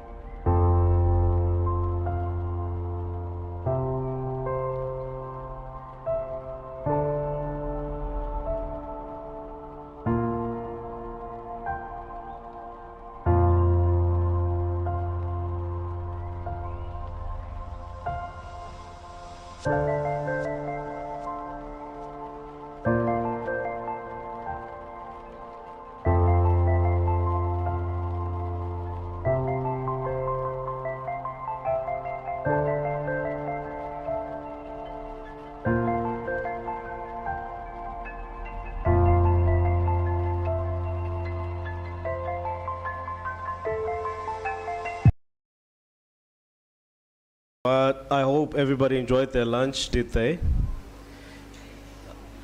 Was the food delicious? Okay, we're moving on to the next part of our gathering, which is a talk by individuals from professional bodies. This time I'm not doing the introductions. Other parties will be doing introductions. So lo and behold, I'm gonna go and sit and we shall continue, yes? Yeah, everybody seems tired after eating. Nobody's here. Okay, let's continue.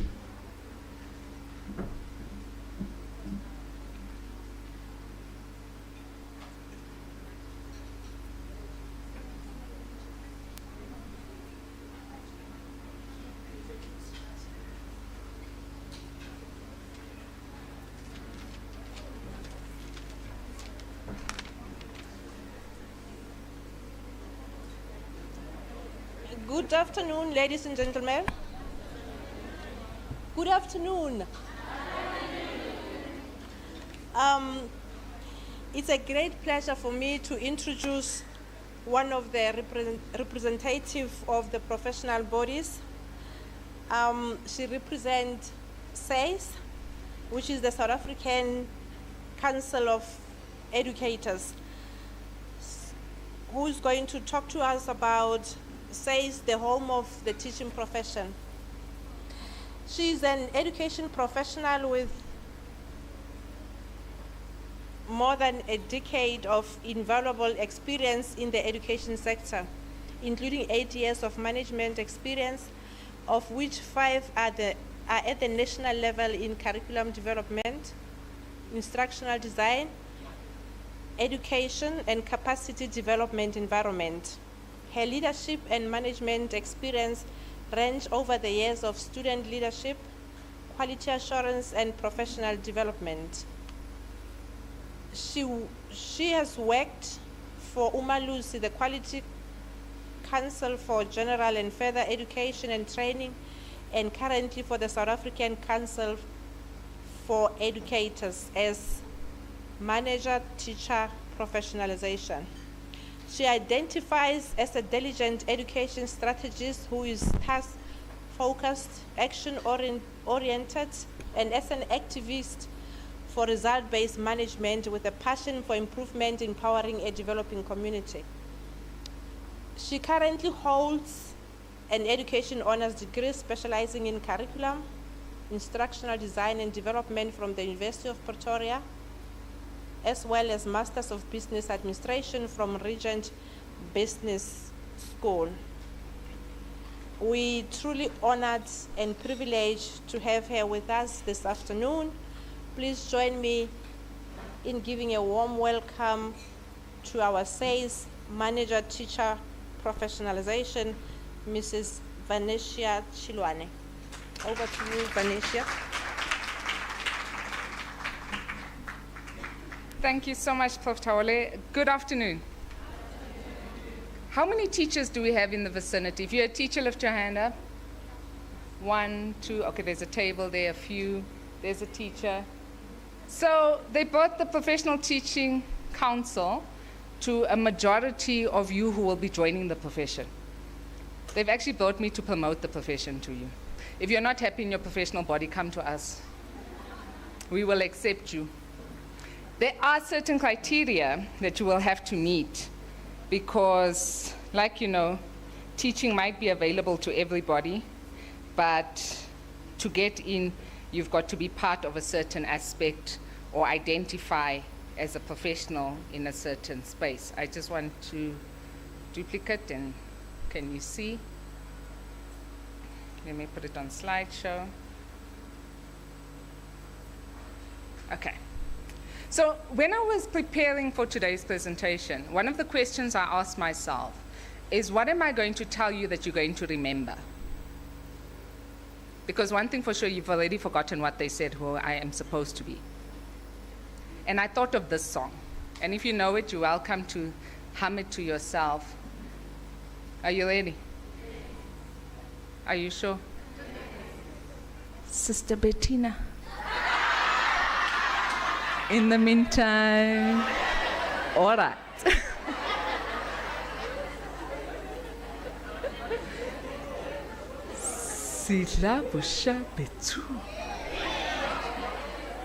Now, welcome. Now at least I know that I'm speaking to people who identify as professionals in the making. Am I correct? Perfect. The South African Council for Educators is the professional body for teachers in South Africa. We regulate both nationally, continentally, internationally. You cannot go anywhere in the world and call yourself a teacher from South Africa without your SACE registration from the, listen to me, the university, from the South African Council for Educators. Effectively, we have the following values. They are 9: dignity, integrity, respect, accountability, responsibility, tolerance, transparency, service-oriented, and quality. We are established to register fit-to-practice educators and lecturers, promote their continued professional development, and maintain the profession's professional teaching and ethical standards. Our vision is to inspire a credible teaching profession. We have 10 professional teaching standards. We regulate on the basis of standards. We do not ask you to come to us and say, this is what I think we're supposed to do. We say to you, this is what you're doing. Let us help you explain how you do it. In preparation for today, one of the questions that I posed to myself was, is teaching practice work-integrated learning, or is work-integrated learning teaching practice? Research says that there are 5 pillars of what work-integrated learning is. And as the students were presenting today, I asked myself whether you had gone to the pillars. University of Venda came and they swept us off our feet. And I asked myself whether they had gone through what the pillars were, because they were presenting it. DUT was able to articulate it. I was the one shouting, DUT, DUT. And I must be honest, they haven't paid me anything. But they came in here and they made it known that they are DUT. One of the things that we do as students is we are able to identify ourselves. But how many times do we make our voice heard? How many times when we make our voice heard do we identify as students? Or do you identify as, I'm work in progress? Because I tell you, I'm a student at heart. You ask me anything about student leadership, student lifestyle, I'll start. Sister Bettina, all right. Earlier we were having a conversation and I said, I'd like to see the Yizo come out in you. That's my time. When I went to school, that's what we were watching. When I was in varsity, that's what we were dealing with. You are what the future needs. And if you can't articulate what the future needs in what we want from work-integrated learning, then the INDABA can close shop. We want to hear what is it that you need from us as professional bodies to support you, so that when you go into work-integrated learning, you don't need to come back to us and say, we have failed you. Instead, you can come back to us and say, was that what it was about? And when you get into the world of work, say, world of work, you've got something coming. The student cohort that is coming out of higher education institutions has the capacity to raise questions and is not afraid that they're going to question what is understood as the norm. Where you go, they must call for you. You're not supposed to leave your CV. You're supposed to walk in and be the CV. They must ask you, where are you from?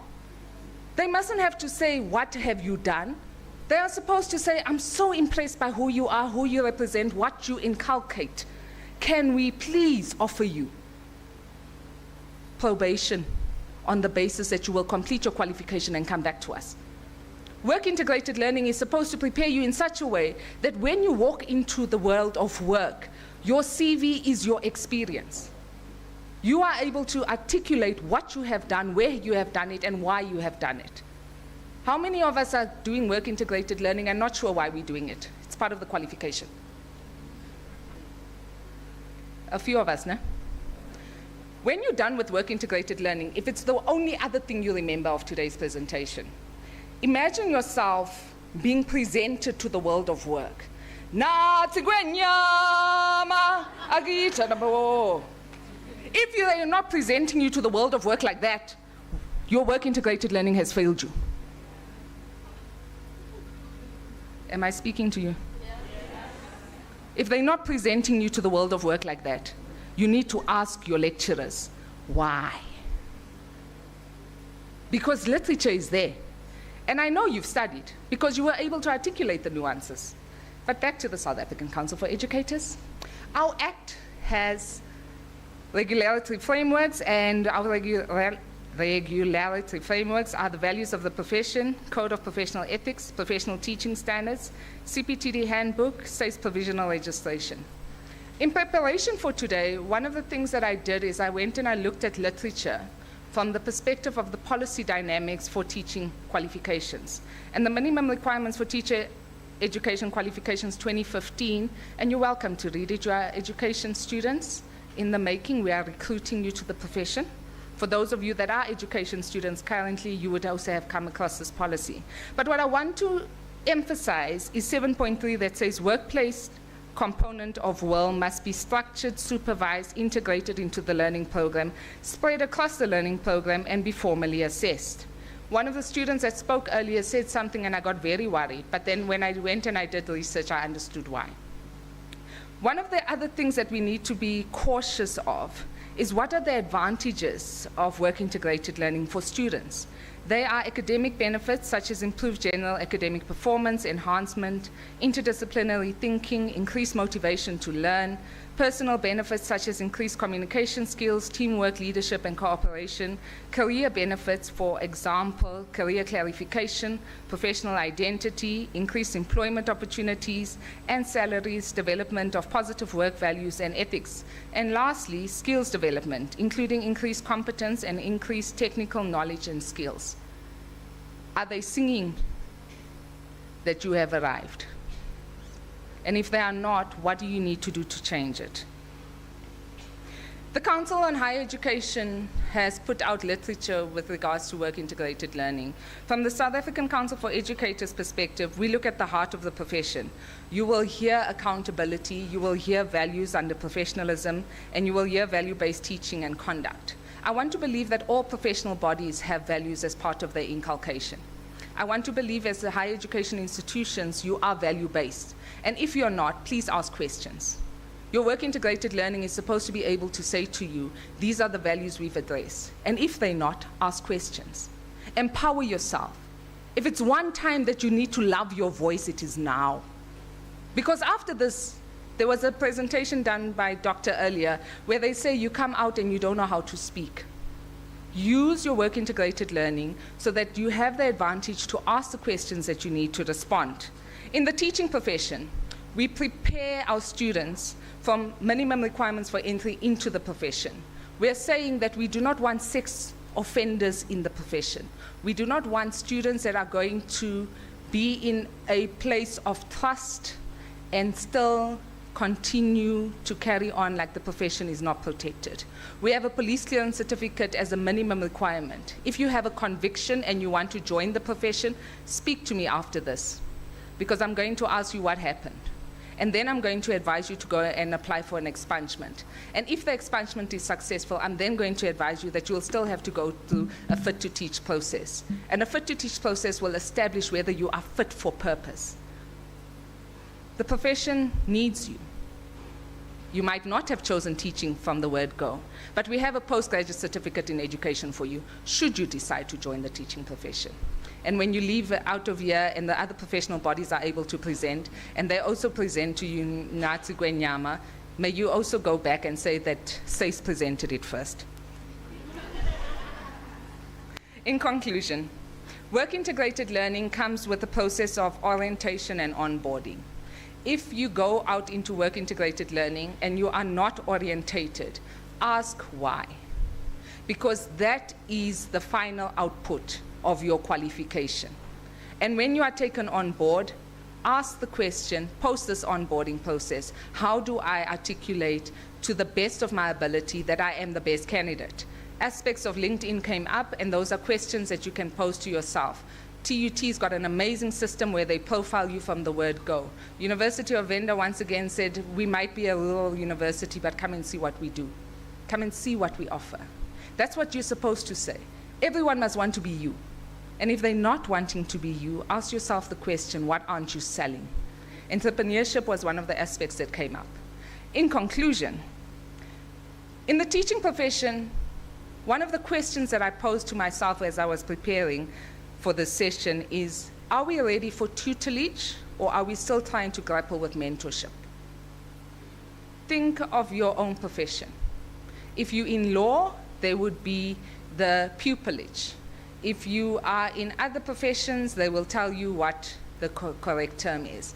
For us, we're still dealing with mentorship. Ideal, 5, 10, 15, 20, 30 years from now, we should be speaking about tutelage. That is the highest level of the profession. And may you grow through your work integrated learning, teaching practice. May you come out, may they present you as the king of the jungle, and may you continue to be amazing. Thank you so much.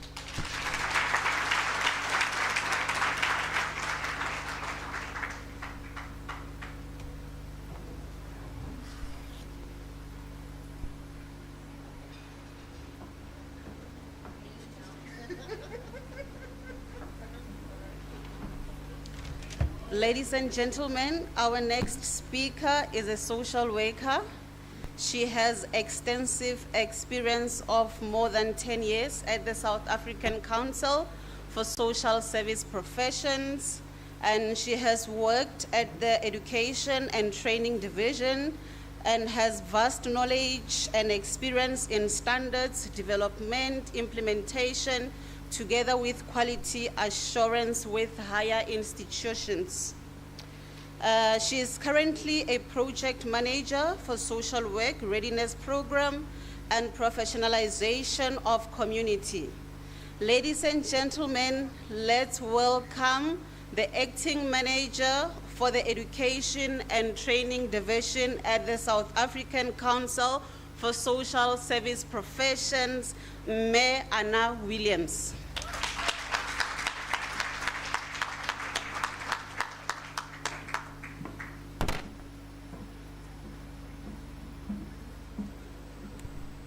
Good afternoon, colleagues. I actually decided to leave my, my crutch down there and to walk to the podium. Thank you for the warm welcome and introduction, sister.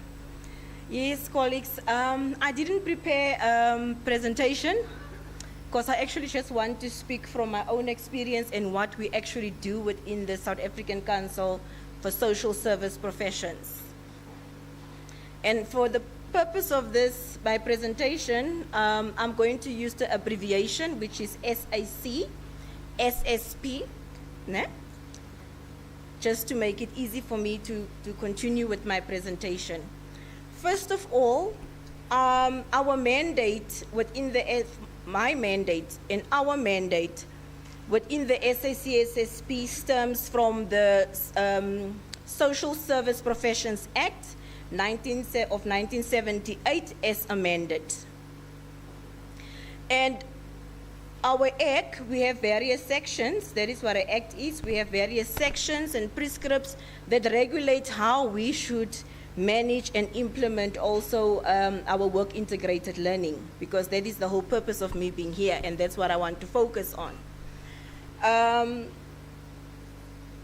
Yeah, I need to focus on work integrated, and I don't know where to start, because as the SAC-SSP, we have been implementing work integrated learning ever since, even prior the research document that was publicized by the Council for Higher Education. Within our statutory body, we are offering two qualifications within that, sitting within two councils, within two quality councils. The first quality council is the CHE. The second quality council is the QCTO. And in both these qualifications, we have and are currently still making provision for work-integrated learning. And I'm going to start with our social auxiliary work learning program. We are currently offering the NQF Level 5 Quality Assurance, NQF Level 5 Social Auxiliary Work Learning Program. And our qualification consists out of the following categories.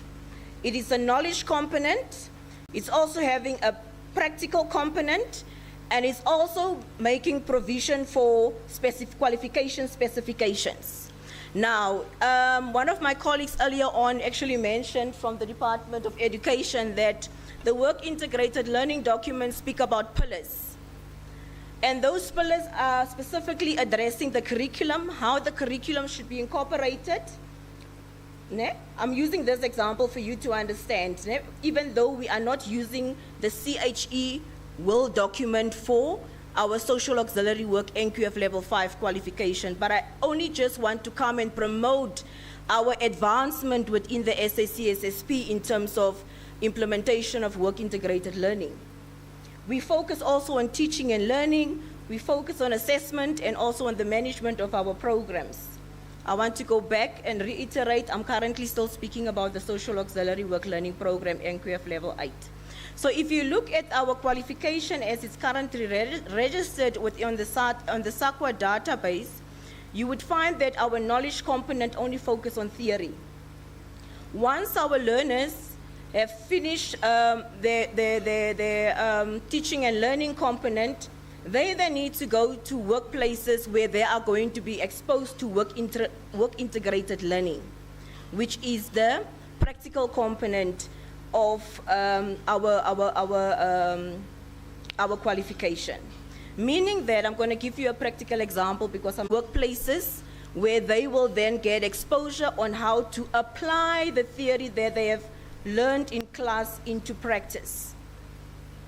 And at the end of the 1 year, because it's a 1-year learning program, we then expose them to an ASA.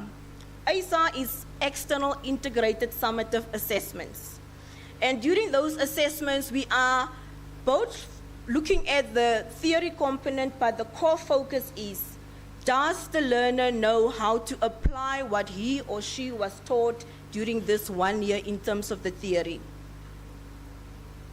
And that is how we actually make provision within our NQF Level 5 qualification for constant and continuous application of work-integrated learning so that our theoretical component and our practical components are integrated and mainstreamed as to ensure that we are meeting the outcomes that's contained in the qualification as it's registered on the SAQA database.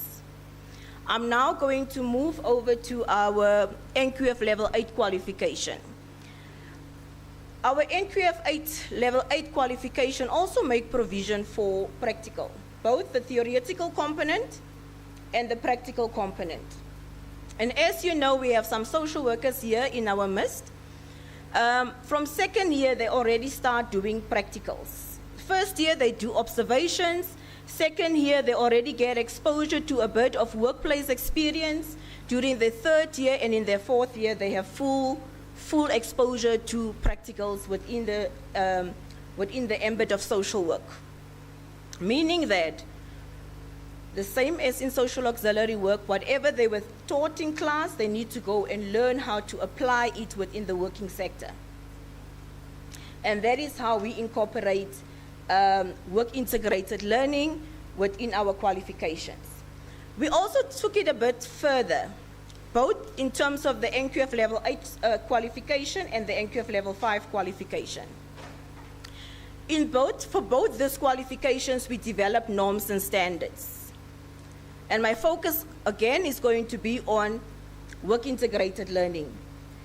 In terms of the work-integrated component for the NQF Level 8 qualification, we develop norms and standards that actually enforce workplaces to abide to the expected outcomes of the NQF Level 8 qualification. Meaning, I'm going to give you again a practical example. Workplaces need to ensure that they have the required resources to assist our universities to offer, to provide practical exposure. They need to have resources available to assist universities to expose our learners to work integrated learning. So one of the requirements is there should be adequate resources. And there is different requirements within our norms and standards. I have a few minutes, so I'm going to go very fast before I get the 5-minute sign. So, and also within the social auxiliary work component, we've developed norms and standards, and those norms and standards, we incorporated it within our qualifications, in our qualification. Meaning that whether QCTO accredited skills development provider or CHE accredited skills provider wants to offer either one of our qualifications, they need to adhere to our norms and standards when it comes to work integrated learning. Yeah? And we also have another component that is known as the Social Work Readiness Program. That is also one of my responsibilities within the SACSSP, where we have actually, based on a research that was conducted by the Health and Welfare CETA, we acted proactively, and we then developed the Social Work Readiness Program. What this program entails is the following. We invited newly graduate applicants and unemployed applicants to apply to participate in the Social Work Readiness Program. And we started off with 130 qualified social workers. And at this specific point in time, we have about 110 unemployed and newly graduate social workers within the program, because the rest obtain employment within the social work sector. So what this program does, it actually gives our social workers extended exposure to work integrated learning. We took them through a 1-month refresher course last year, November and December. After it was a workshop for about 20 days. We then placed them in different workplaces of their choice. Because as professionals, we are having different requirements in terms of the fields that we want to go and work in. Some went to the NGO, others went to the schools, and so forth. Others went to the department. So they are currently placed there, and they are now under the supervision of these workplaces getting a 1-year full exposure in terms of extended work integrated learning.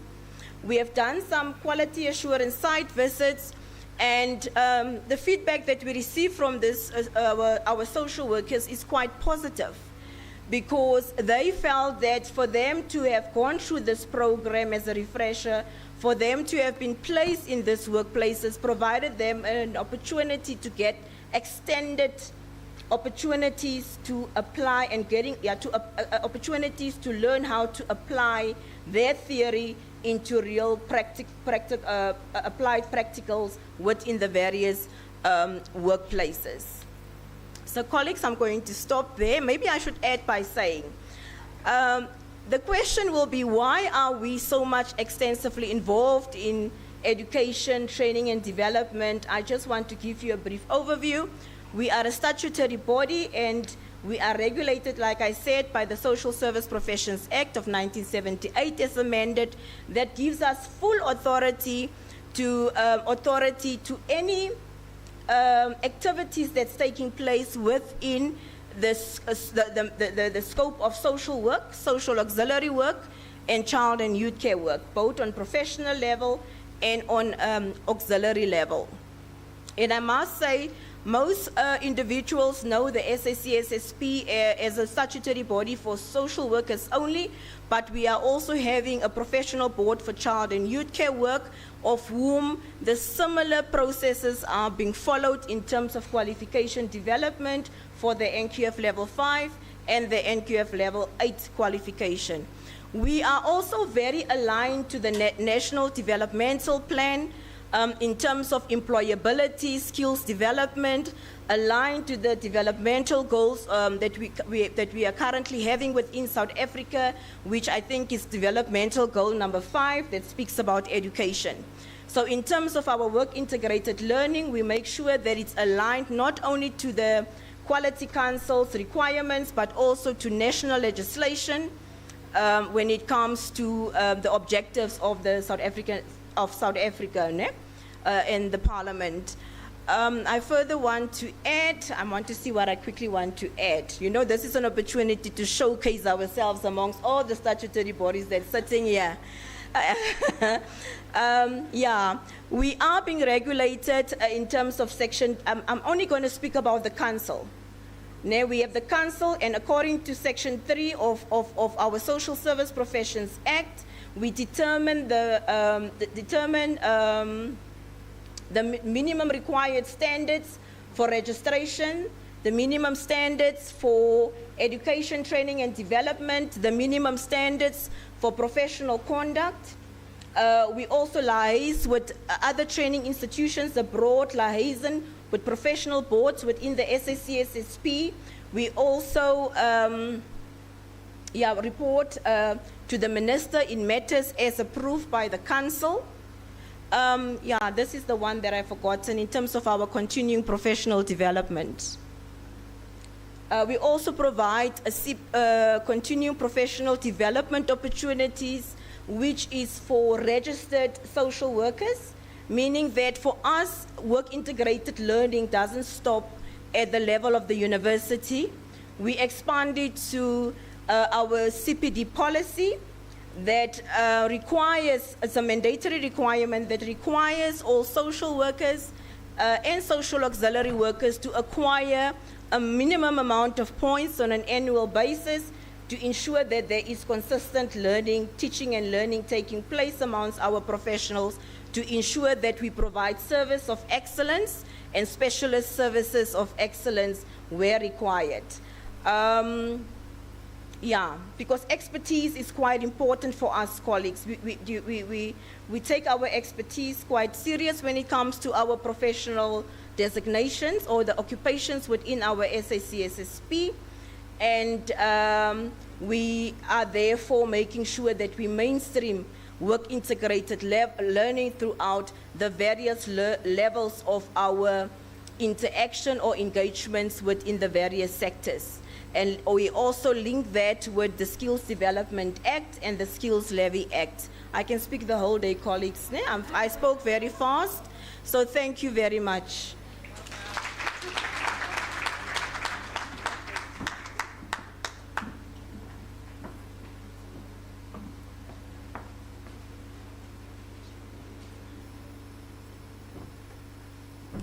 Good afternoon. I know you are tired, but what we are talking here, you know, our council, professional bodies are very, very important for you and your career in the future. So please, can I have your attention, please? I'm very happy to introduce, you know, the representative of Engineering Council of South Africa, Mrs. Parelo Kutame, and which she has a career spanning over a decade dedicated to policy development, research in both public and private sectors. Currently, she serves as an assistant manager in the Research Policy and Standard Division at the Engineering Council of South Africa. Ms. Kutame's education background includes a bachelor's degree in economics from the University of Venda, an honors degree in economics from the University of South Africa, and she is currently pursuing an LLB at Stadio. Her passion lies in ensuring the effectiveness of the Engineering Council as a regulatory in the fast-evolving engineering landscape by examining regulatory instruments. Thank you.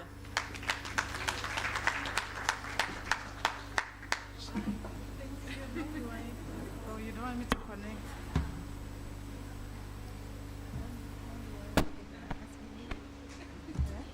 I can talk to it, it's fine.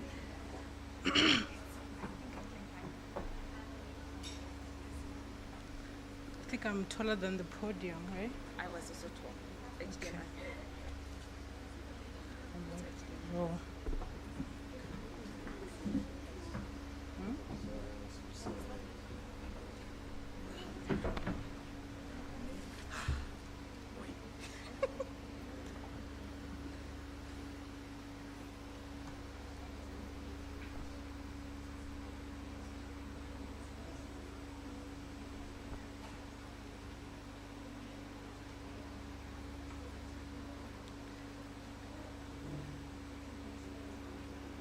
Afternoon, everyone. Let's just dive straight to it. I'm not gonna sing any songs. I am not good at singing. I would not save my life if I had to sing. So I'm not even gonna try. So who are we? What is the Engineering Council of South Africa? Yes, we are a professional body, but what does that mean to you as a student? So we are one of the council under the built environment landscape. So there are different ones there. We report to the CBE. So there's SICP, as you can see there on the presentation, but I'm going to focus on, oh, it's not showing. Oh, okay, there we go, technology. So I am going to focus only on the Engineering Council. That's how selfish we are. So what do? We regulate professionals in terms of the Engineering Profession Act 46 of 2000. So what we are saying is, if you are aspiring to be a professional, thank you. Oh, now you are showing not the right one.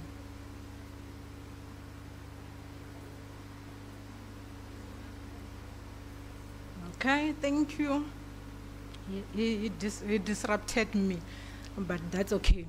So as I was saying, what we are saying is, if you are aspiring to be an engineer, you want to practice as an engineer, you should have a relationship with the Engineering Council of South Africa.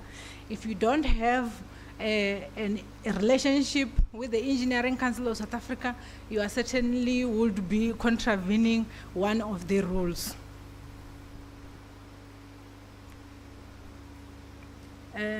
So as I've indicated, oh, it's not moving. Okay, it will find me on the way. So as I've indicated, we are a statutory body that regulate professionals that are registered with the Engineering Professional Council. But how do we do that? How do we regulate? First of all, before you even enroll on the program, on the engineering program that is offered by the different institutions, we go and accredit those programs. We ensure that they meet the, sorry? While we are doing that.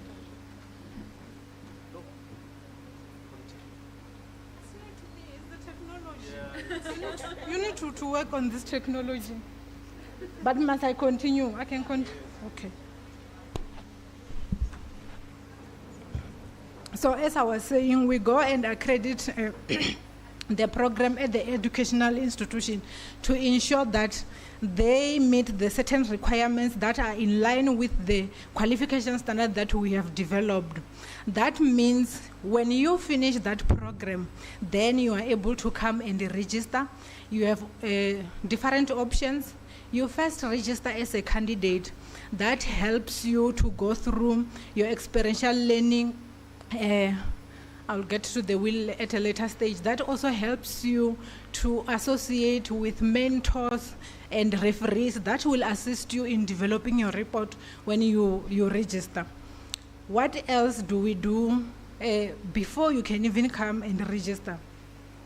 We ensure that those programs that are accredited, we go back and also evaluate them to ensure that after a certain cohort have passed, they are still in line with the qualification standards. So what can you register as? Yes, you hear I am saying the program would be accredited in the different institutions. Now you have went through that program. As an engineering student, as an engineering graduate, what can you register as? You can register as a professional engineer, as a professional engineering technologist, or a professional engineering technician. That depends on what have you studied. If you have studied your BEng, then you register as an engineer, your BTech as a professional engineering technologist, and then if you have your diploma, you register under the professional engineering technician. We also have an aspect where if you have experience or a specified experience, for example, we have people that do lifting inspectors. Those are not under the professional categories, but they are accommodated under specified categories. For example, if you have done fire, we know there isn't any institution in South Africa that offers that qualification. But if you have went elsewhere in other countries and you have studied that, or through the higher certificate that are done, you are also able to come and register under the specified category. So those are different.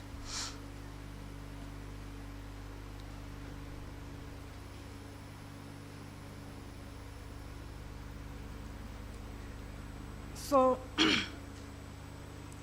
you know what you can register as, and you know what we do.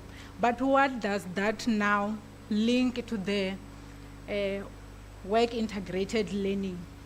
What does that mean to you if you are an engineer who have been brewing umtomboti for us? What does that mean? So what we are saying as the Engineering Council is that the qualification that you are currently going through, when you are saying, now I am a WIL student, now I have been doing this, now I have been purifying water, that qualification should have been accredited by the Engineering Council of South Africa and ensured that it meets the minimum requirements that are required in terms of the qualification standard for diploma in engineering. That means in that qualification you would have done 30 credits to ensure that you have incorporated the WIL in your studies. What does that mean to you? This is done by the university. They're ensuring the qualification meets the requirement, minimum requirements. What does that mean to you? It means that now when you go and do your WIL, you must ensure that you are studying that, or you are doing that experiential learning, also checking in terms of the outcome that you will at a future date come and prove to the Engineering Council to say, I am now competent. Now I am ready to register. You will be interviewed, you write a report and send them through. That is how now you show that you are competent to register as a professional engineer. I hope that assisted. It was specifically for you.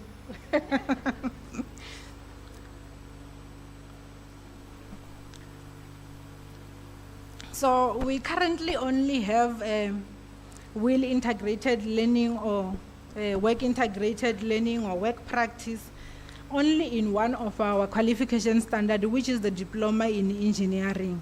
That is a 360 credit qualification that requires one to do at least 900 hours of WIL.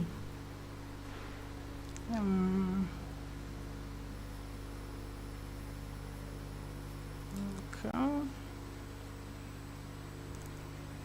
So the next slide that you are not seeing there is to say, now that you know what you can register as, now that you have done your WIL, now you have acquired your diploma, you have acquired your qualification, now you want to register as a professional so that you can register. What is it that you can do? So there I'm just projecting a page where you can find all the relevant information and the application forms, but it's fine, and the application forms. So you can go on www.exa,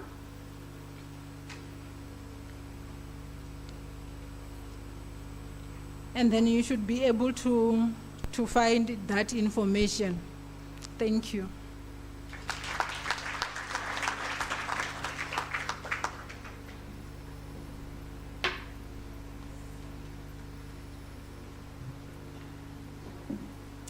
Okay, it's me again.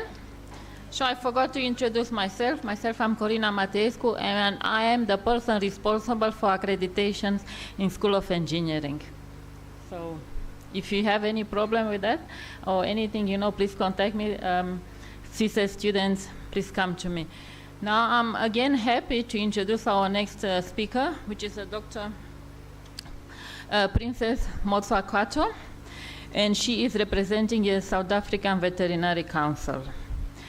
And then she said, she obtained, the Bachelor of Veterinary Science at the University of Pretoria in 2011, and holds a BTech in Veterinary Technology from Technikon Pretoria in 2003, and now known as Tshwane University of Technology in Pretoria.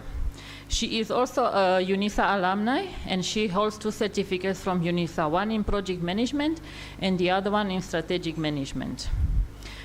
She has experience in veterinary laboratory, work in pathology section of University of Pretoria for 2 years, and at the University of Pretoria in a virology lab at OVR for over 3 years. She also has regulatory experience in diseases and control, worked at the Department of Agriculture, Forestry and Fishery. Now she is working in MSD Animal Health at the Sales and Key Account Manager, Ruminants Division for the KZN region since 2019 to today.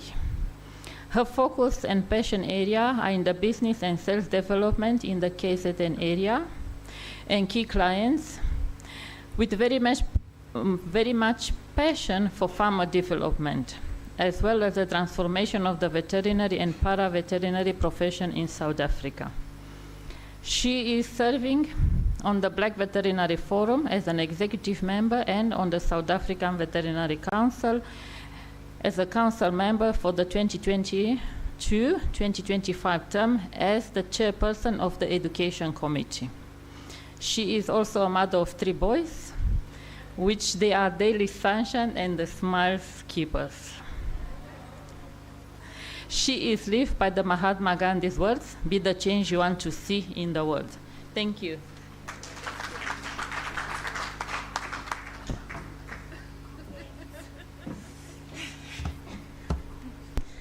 Good afternoon. Dumelang. Sanbonani. I will not do the Mufasa walk, but I will do the Amandla walk.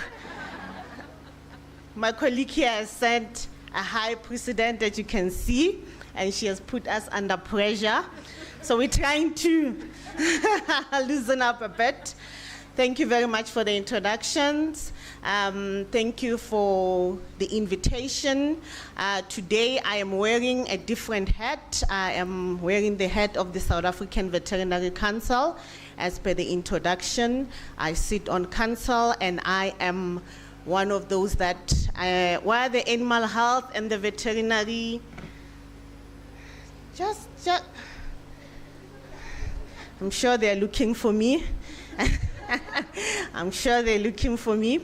But yes, I think today what my colleagues have already said here is that we are from regulatory bodies, and the South African Veterinary Council is a regulatory body regulating by the South African Veterinary Act of 1982. I know it's very old. The Veterinary and Paraveterinary Act, and we have a workplace training policy for the council, for our professional students and for the professions that are regulated by the South African Veterinary Council, which are veterinarians, animal health technicians, lab technicians, and the laboratory technologists, which are called veterinary technologists. Obviously, this regulation of the work integrated learning for the professions, for the veterinarians at the University of Pretoria, it is through the CCS program. I'm not sure in your areas, wherever you're coming from, you will hear a vet, even though they are called Dr. So-and-so, but then they have the CCS title behind them. So those are the two Mamina candidates that have to do a year, and with that it's also regulated. And obviously the animal health technicians, they know that I know why they're looking for me. So, but then They're also regulated through the work integrated learning, that they have to do log sheets and for them to qualify at the end of the program. So obviously, as my colleagues have said, we have the standards, and I think it's a bit of a challenge that since I sat on council for a year now, there has been popping up of issues with the work integrated learning, and I think I'm not sure about other bodies, but for our body that is baby in transformation, there's been a lot of points that have been missed and a lot of stakeholder non-engagements when these things were done. So what the standards are set as, it's still a challenge, it's still work in progress, and I think it's what as the current council we're focusing on. Things like your admissions and your facilities, because we have just found out that a lot of these facilities that are receiving the CCS vets are actually not even registered by or accredited by us as a council. So there's still a lot of gaps to be filled, and obviously finances, as we all know, that's a big challenge in our country now. And I am the pre-CCS qualifier. So when the CCS guys come through the program, that year they are offered so much money, and then the following year they get to us, the employers, and we say, this is how much we can offer you, and then they start saying, but that's not my value, that's not what I'm worth. So obviously there's a lack of finances. Even though there's a standard that says finances, I think there's a little bit more need for us to regulate that and speak more to obviously the ministerial side of, I know it does DAF, I think now it's DALRAT or DALDA, whatever, the Department of Agriculture, but there is those gaps that are there, and obviously bringing a frustration to the students that are going through the work integrated learning. Your assessments, if you find out that a student is called, I'm going to be speaking more of the example of veterinarians because that's the field I'm in, but if a student is called to the Northern Cape in Kakamas, and I think one of the student panelists earlier mentioned it, that, it was Madam Hope. We remember Hope for a reason.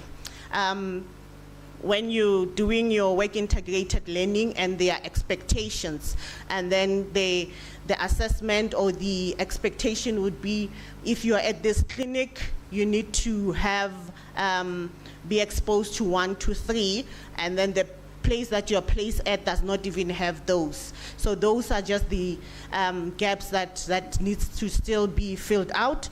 And obviously, another one that has been popping is the visitation or the outcomes. As much as we can be qualifying these professionals, but then the South African Veterinary Council at the 2-year intervals will do what we call visitations to these schools, and things that are found there are very questionable, and as a body we end up going like, should we still be accrediting this qualification? So I think as students, I'm going to make a plea in my closing that as students, guys, do not be afraid of something called this. It's your right. You need to read it. You need to know it. You cannot, at the end of qualifying, and when you come to me, when you come to me for registration and I say I'm not registering you because you do not have 1, 2, 3, you cry now. The day that you get into, and please, you guys will be alumni, I think, very soon. The day that you get, and the day that you get to your university, you must know the requirements. If you're doing engineering, you must already know the requirements of registration with the Engineering Council, because it doesn't help that you go through an qualification. Hence, we have so many non-accredited professions popping up everywhere and giving certificates. So even if you're going to be registering from Unisa, from UP, from TUT, day one you get there, you need to go and say, what is my final, my end goal? I'm going to be qualifying as an animal health technician. What are the requirements to practice as an animal health technician, as an engineer, as a whatever in South Africa? Because if you guys are taking care of that, then we will not be having the gaps that we're picking up right now. I'm talking on behalf of the Veterinary Council, but I'm sure the other bodies are also picking it up. Thank you very much.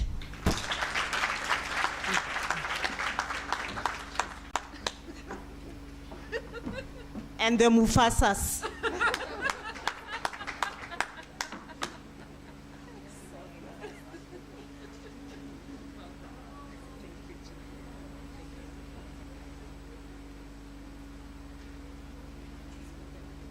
All right, we are nearly at the end, but I can see that we are tired, ne?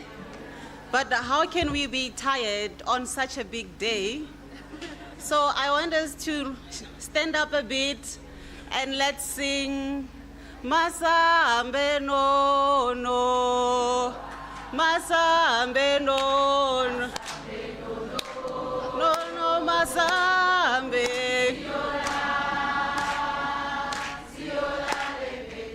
Masambe siya, Masambe siya, siya Masambe,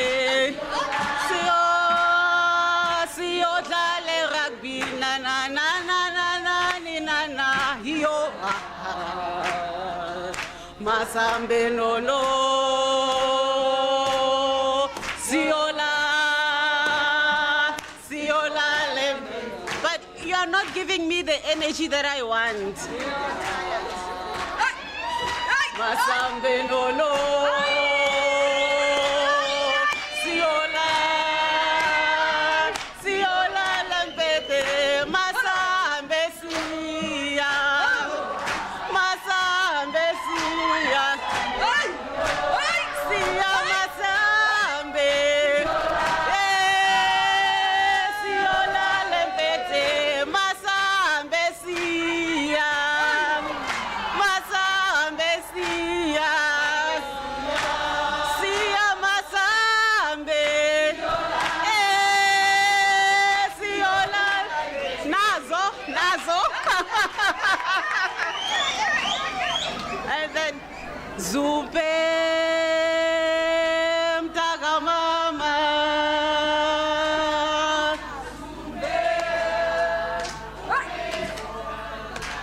I need someone who can lead this song because I'm not perfect with Zulu.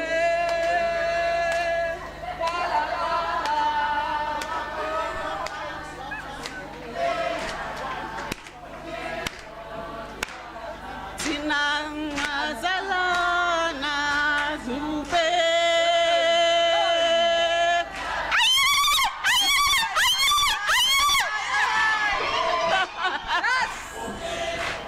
Ah, yeah. Yes, thank you.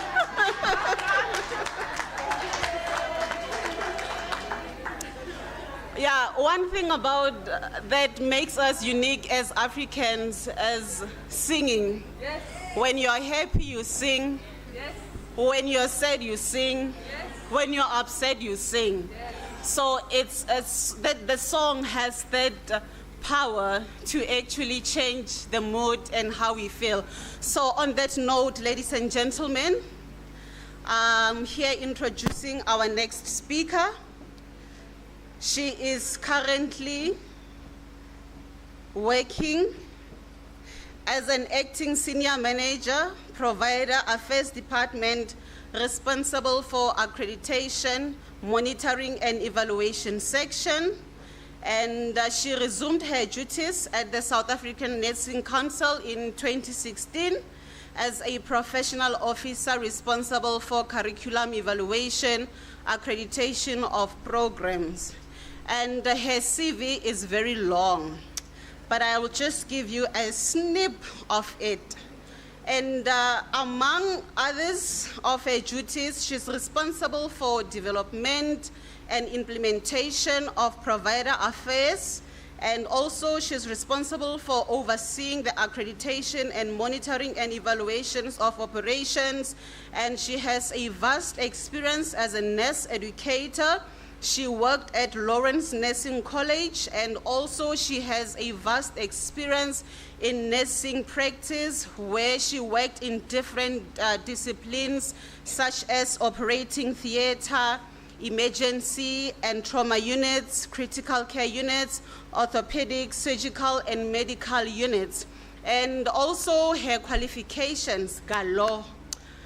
But among others, she has a diploma in nursing and Bachelor of Arts in Nursing, and also a postgraduate diploma in public health management.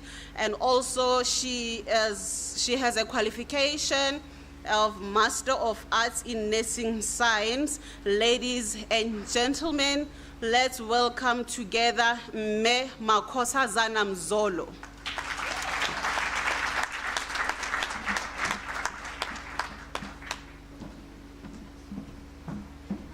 I hope I'm going to match the CV, so that it's not like it's fraudulent.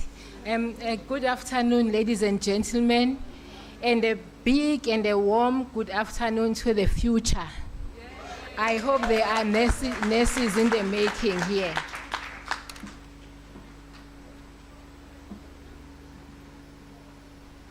I hope the technology is not going to fail me because I'm BBT.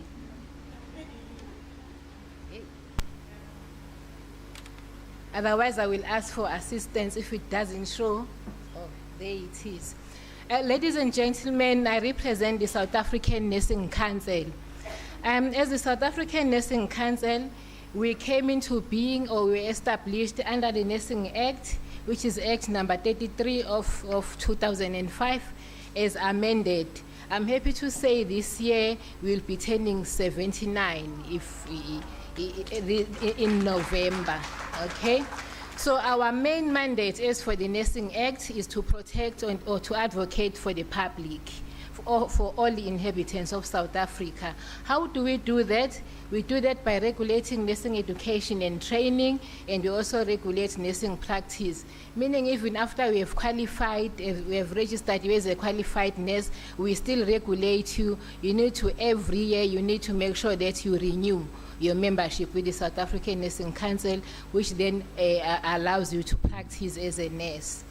So for the nurses, or for nursing, the work integrated learning is not a new concept. Since its inception, there's always been theory and practice, integration of theory and practice. Though in those very old days, we used to call it just practica.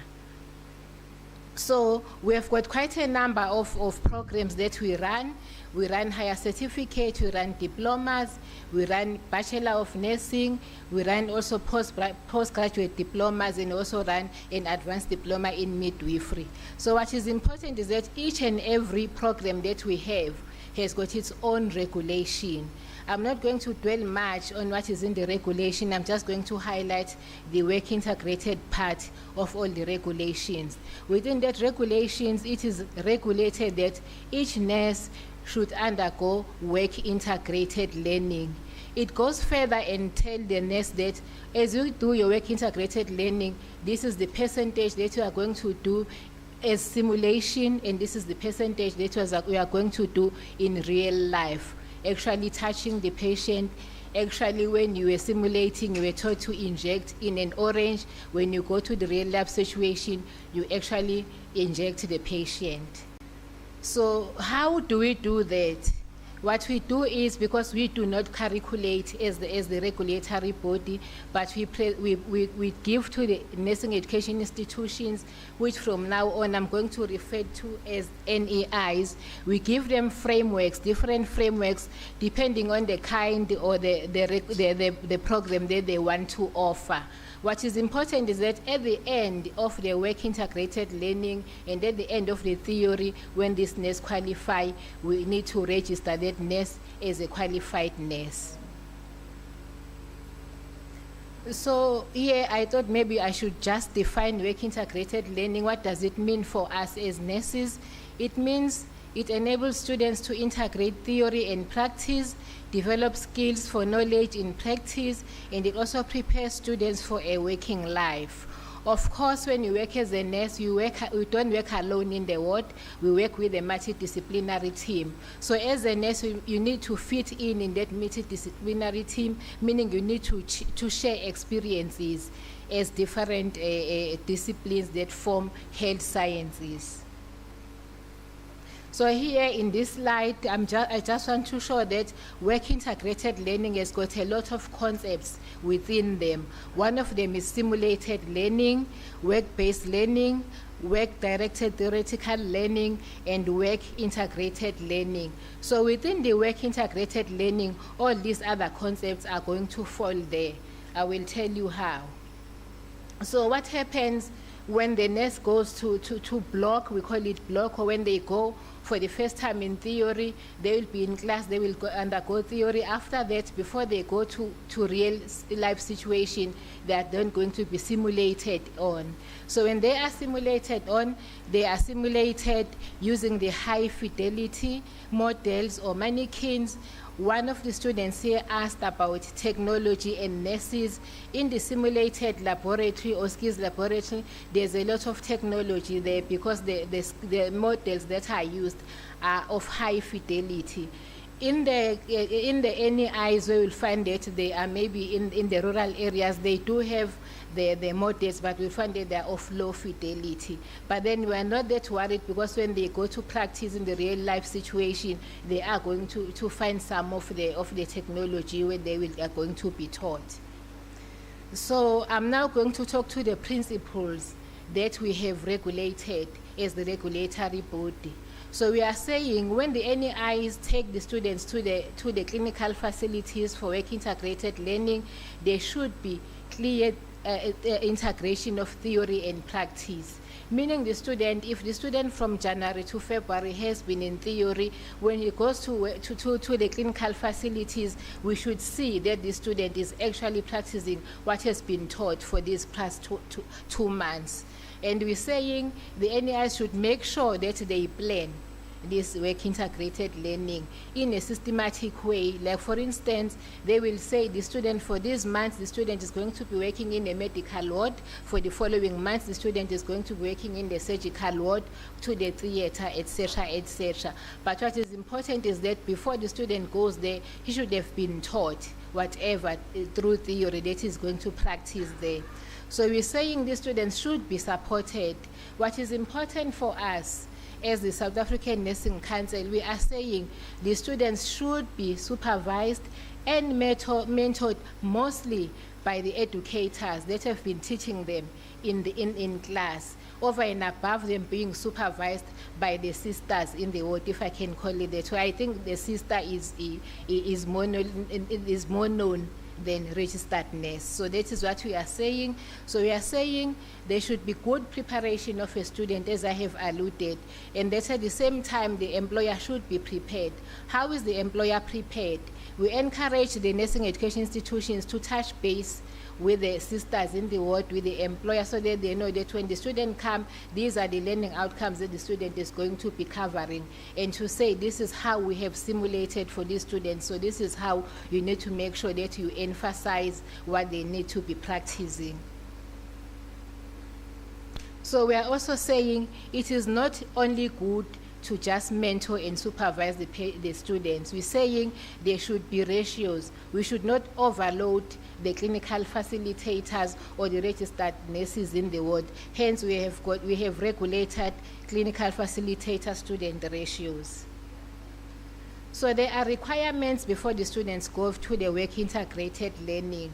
So our students do not go to any hospital to do their work integrated learning. The hospital or the clinic that the student is going to be allocated to should be a clinical facility that has been approved by the South African Nursing Council. How do we do that? Just before we accredit the program or the curriculum, we actually go to the clinical facilities and we inspect them. Why do we inspect them? Because we want to ensure that there are learning opportunities. Because the student, when he goes for work integrated learning, what is important is that there are some learning opportunities that should be there, so that the student is going to achieve the learning outcomes that will be sent to the clinical facilities, that will be sent with the students as well.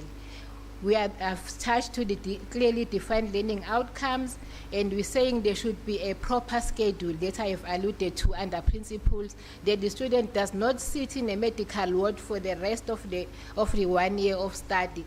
There should be, rotation to different disciplines as the student has been taught theoretically. And we keep on emphasizing the mentorship and the supervision, especially by the educators, because as we know as South African, that there is a gross shortage of nurses in the clinical facilities. Imagine if we were to take the students and just dump them in these registered nurses who are overburdened by the patients, who are overburdened by the fact that there's not enough equipment in the clinical facilities. So we are saying, nursing education institution, make sure that you mentor the student. The reason for that is that we are dealing with lives. Unlike a car, when it breaks, you fix it. You can never fix a human being. That is why we are emphasizing mentorship and supervision by the educators. So we are also saying there should be defined time frames. How do we come to the time frames? As we look at the curriculum per year of study, we actually regulate the clinical hours that the students should work per year of study. So those are the time frames that should be there to say, if the student is allocated in the medical ward, he should cover there maybe 12 credits, which is 120 hours. So we are saying, as the students are placed in for work integrated learning, they need to be assessed.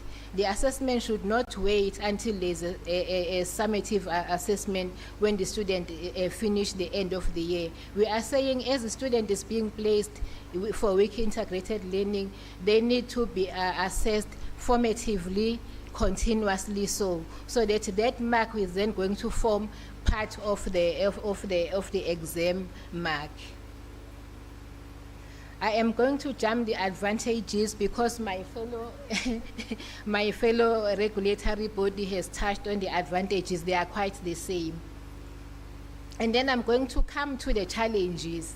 The challenges that I'm going to talk to are the challenges that are also bothering our students. Like, for instance, you'll find that because of pressure of work, of theory and practica, the students are even unable to support each other. Peer support is very important, because you will understand better when your peer is explaining something to you, unlike when the educator is explaining something to you. We are also saying that sometimes we find that the mentorship that we keep on emphasizing as the regulatory board, it does not happen for the students. Perhaps maybe the students are too many and the lecturers or the educators are few. And what we have also seen is that once our students are out there doing their work integrated learning, we'll find that they now tend to be a workforce, whereas the students are there in the clinical facilities in order to achieve their learning outcomes. Oh, okay, just a few. Okay, another challenge that we have is that of forgery of signatures of those who need to mentor the students, because the students will find that they are tired of going to the workplace because they tend to be one of the workforce. So they tend to forge. What is important and detrimental is that as a regulatory body, we have got a right, once we find that the student has forged the signatures, we have got a right to strike that student off the roll. Thank you.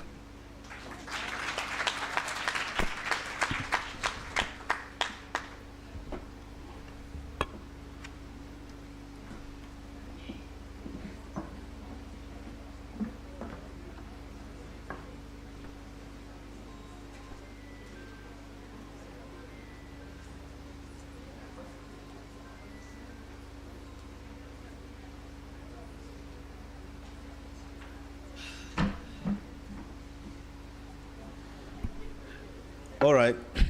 Okay. Yeah. Okay. Thank you to our panelists. I'm cutting a few things from our schedule that we have there, because we're supposed to have another group of students, but I see time is up. Essentially, we're left with an hour. So what I'm going to do is I'm going to allow the CEO of Freedom Park to make a presentation before we have questions to our panelists, and then we can have our tea break at the end. Is that okay with everybody? So that we can call it a day and go and support the Springboks, because we have to reserve this energy for the Springboks. We have learned enough and crammed everything in our head for all this regulations and stuff. Okay. Dr. Sissoko will introduce her. Thank you. Are you still alive? Yes. Are you still awake? Yes. Thank you for the song and for the singing. It keeps us awake. Yeah, this is the opportunity to introduce Dr. Mufamadi. I pronounce it right, because we are used to Mufamadi, the minister, so I confuse that with this name, Mufamadi. Just a little bit of a background to why we invited her. We can just say Freedom Park and the student INDABA, it doesn't fit together. But in the conversation that we had with Univen, as we were having the planning to have students come here to join us as they are already here, then the coordinator, Mr. Nevudula, indicated that no, some of our students are already doing work integrated learning at Freedom Park. I was like, wow, Freedom Park is where we go for museums and to see the history of our country. So if we can link work integrated learning with that history, then our students will learn more. That's why we invited Dr. Mufamadi to be with us, to share with us their partnership with Univen and how they deal with students there. So just a brief bio from this side. She's the Chief Executive Officer of Freedom Park. This is an agency of the Department of Sports, Arts and Culture. She graduated with a master's degree in psychology from the University of Venda. So you can see where it's coming. And recently completed her PhD in African Studies. Prior to being CEO, Jane held different positions within Freedom Park. So she's been there for some time. Head of Department of Heritage and Knowledge, Department Head of Incubation and Innovation in the CEO office, and coordinator of special projects. She has served as a member of South African Geographic Names Council and later became the National Deputy Chairperson. Dr. Mufamadi worked as a junior lecturer at the Department of Psychology and later as Director and Senior Lecturer for the Center of Indigenous Knowledge System at the University of Venda. She has done extensive research on IKS and has worked closely with traditional healers, traditional leaders, and other indigenous knowledge practitioners from diverse South African communities. She has published in both accredited journals and book chapters in various articles. Let's welcome Dr. Mufamadi. Thank you.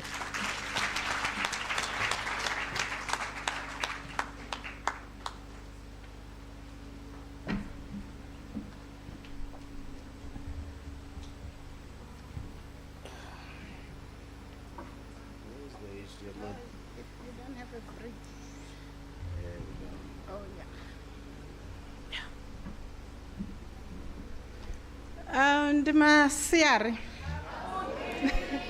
But Botuan. I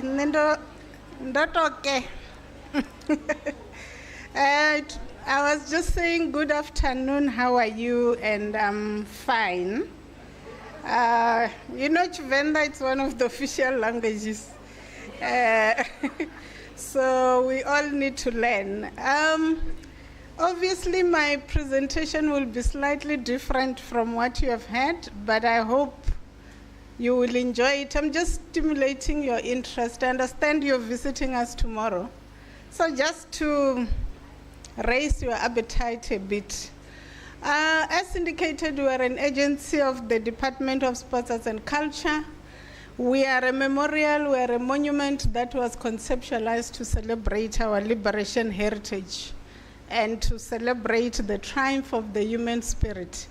I just want to play a video. Because of time, I'm not gonna read all my slides, but I want to start with a video,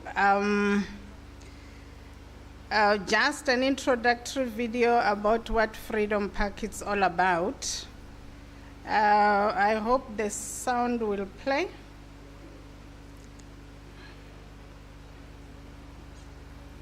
So those who are knowledgeable about technology will assist me.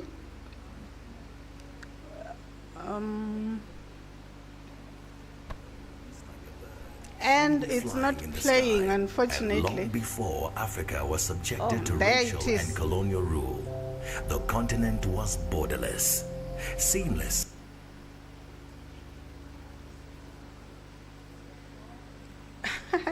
Something went wrong. I think it just played, but let me just go straight to my presentation so that I don't waste a lot of time. Just like a bird freely flying in the sky, and long before Africa was subjected to racial and colonial rule, the continent was borderless, seamless as far as your eyes could see. Stiff and sustained resistance by the people ushered in independence and the ultimate liberation for the people of Africa amidst lots of casualties and human sufferings. Our attainment of democracy in South Africa came at a huge price. Thousands of people lost their lives fighting for freedom and democracy. Freedom Park, a heritage destination located in Salvocorp, Pretoria, the city of Tshwane, stands out as an epitomic embodiment of all the hard-won struggles for freedom and democracy in South Africa, the African continent, and the world over. The day should not be far off when we shall have a people's right, a freedom park, where we shall honor with all the dignity they deserve those who endured pain, so we should experience the joy of freedom. Freedom Park will be a place of hope in which will be embedded the rich history of our country and all humanity. It will represent both a transformed landscape and historical memory intertwined. It will be a place which will hold our memories in incubation, allowing them to nurture a future free of bitterness, free of hatred, free of stereotypes, free of racism, and free of the destructive fury of war. We, the people of South Africa, recognize the injustices of our past, honor those who suffered for justice and freedom in our land. There is no better place to commemorate this day than here at Freedom Park, which stands as a monument to human dignity, democracy, and national reconciliation. Indeed, President Nelson Mandela's dream was realized. Come join us at Tlapo for a breathtaking heritage experience that navigates visitors on a unique journey dating back 3.6 billion years ago, 7 epochs. Earth, ancestors, peopling, resistance and colonization, industrialization and urbanization, nationalism and struggle, nation and continent building. We will take you to Isivivane, the symbolic spiritual resting place for those who died fighting for humanity and freedom. Skumbuto, a memorial garden which stands as a testimony to the conflicts that shape the South Africa we live in today. Moshate, a venue for high-level discussions, and the 8-span Black, where families and visitors can relax after a tour. Freedom Park, a symbol for nation building, social cohesion, and national reconciliation. Visit freedompark.co.za or follow us on social media. Thank you. I just thought I should introduce Freedom Park in that manner. You will see what is reflected. Constitution, the last speech by President Zuma was actually, he was articulating the preamble of our Constitution. We also derive our mandate from the TRC, the Truth and Reconciliation Commission, especially the Reparation Committee that talks about redress, restitution, rehabilitation, restoration of dignity, and reassurance of non-repetition. Therefore, basically, we serve as a permanent reminder that our freedom was not free, that blood was shed for us to attain the freedom. But we do that not so that we harbor the spirit of anger and revenge, but so that we don't repeat the mistakes of the past and celebrate the triumph of the human spirit. Therefore, we are about social cohesion, nation building, and reconciliation. The pillars of Freedom Park, it's history, heritage, spirituality, and culture. And when you visit, you'll see that everything that is there is foregrounded in indigenous knowledge systems. You must look at the architecture of Freedom Park.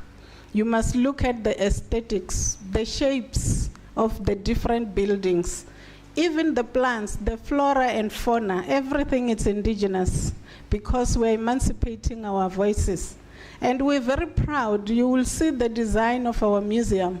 It's rated amongst the top 10 architecturally outstanding museums in the world. And who are the designers? Who gave us the inspiration? Baba Credo Mutwa, Me Helen Sibidi, Me Nora Mabasa, and many other elders. Ma Grace Masuku, for those who know these elders. So we are very proud that the elders gave us this brilliant knowledge that we can be proud of.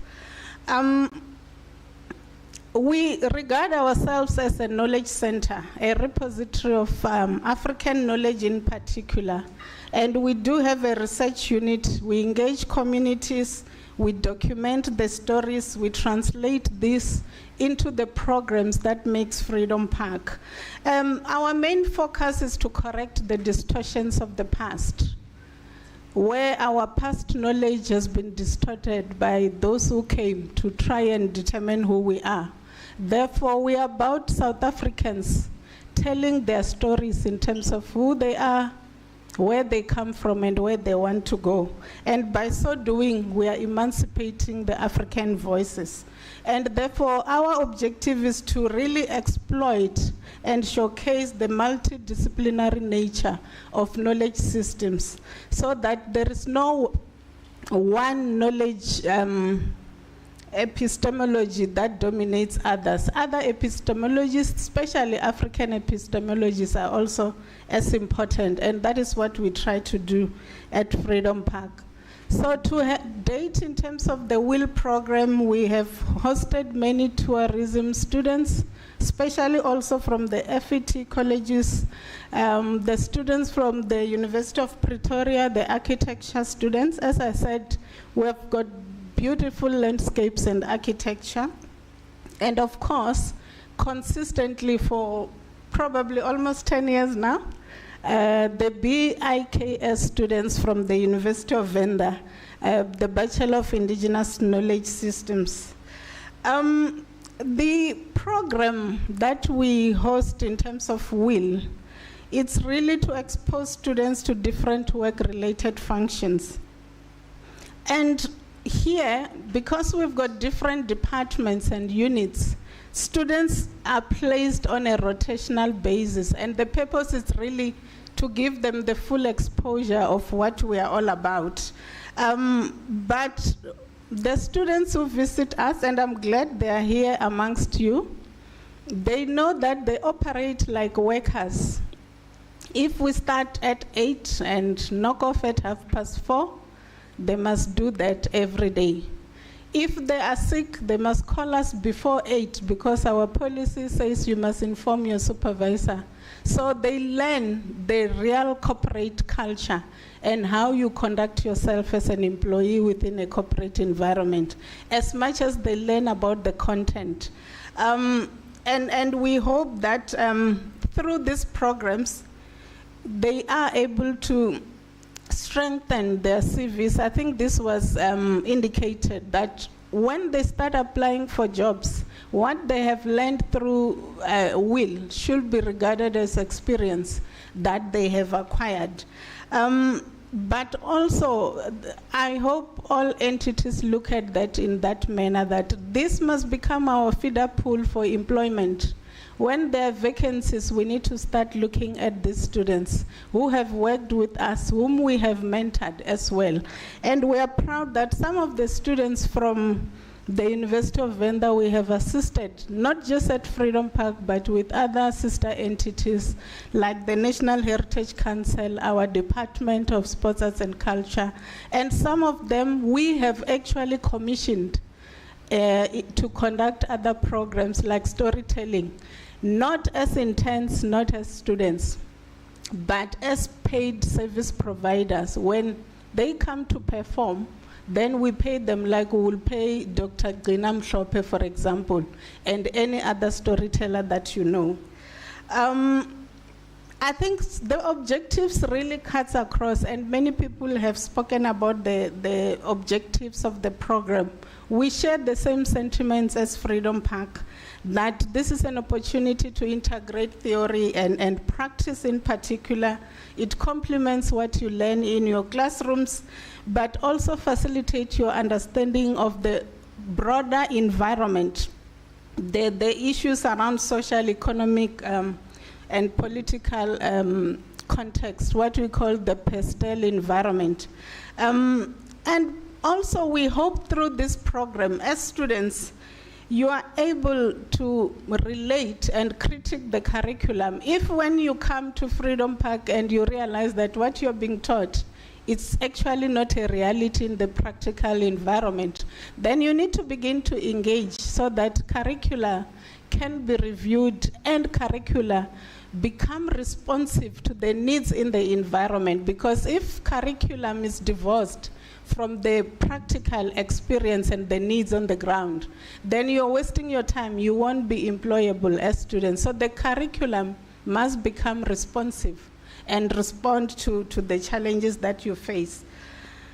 If you actually, I spoke about many elders. One thing I learned from Mama Suku, one of the elders, unfortunately she passed on early this year.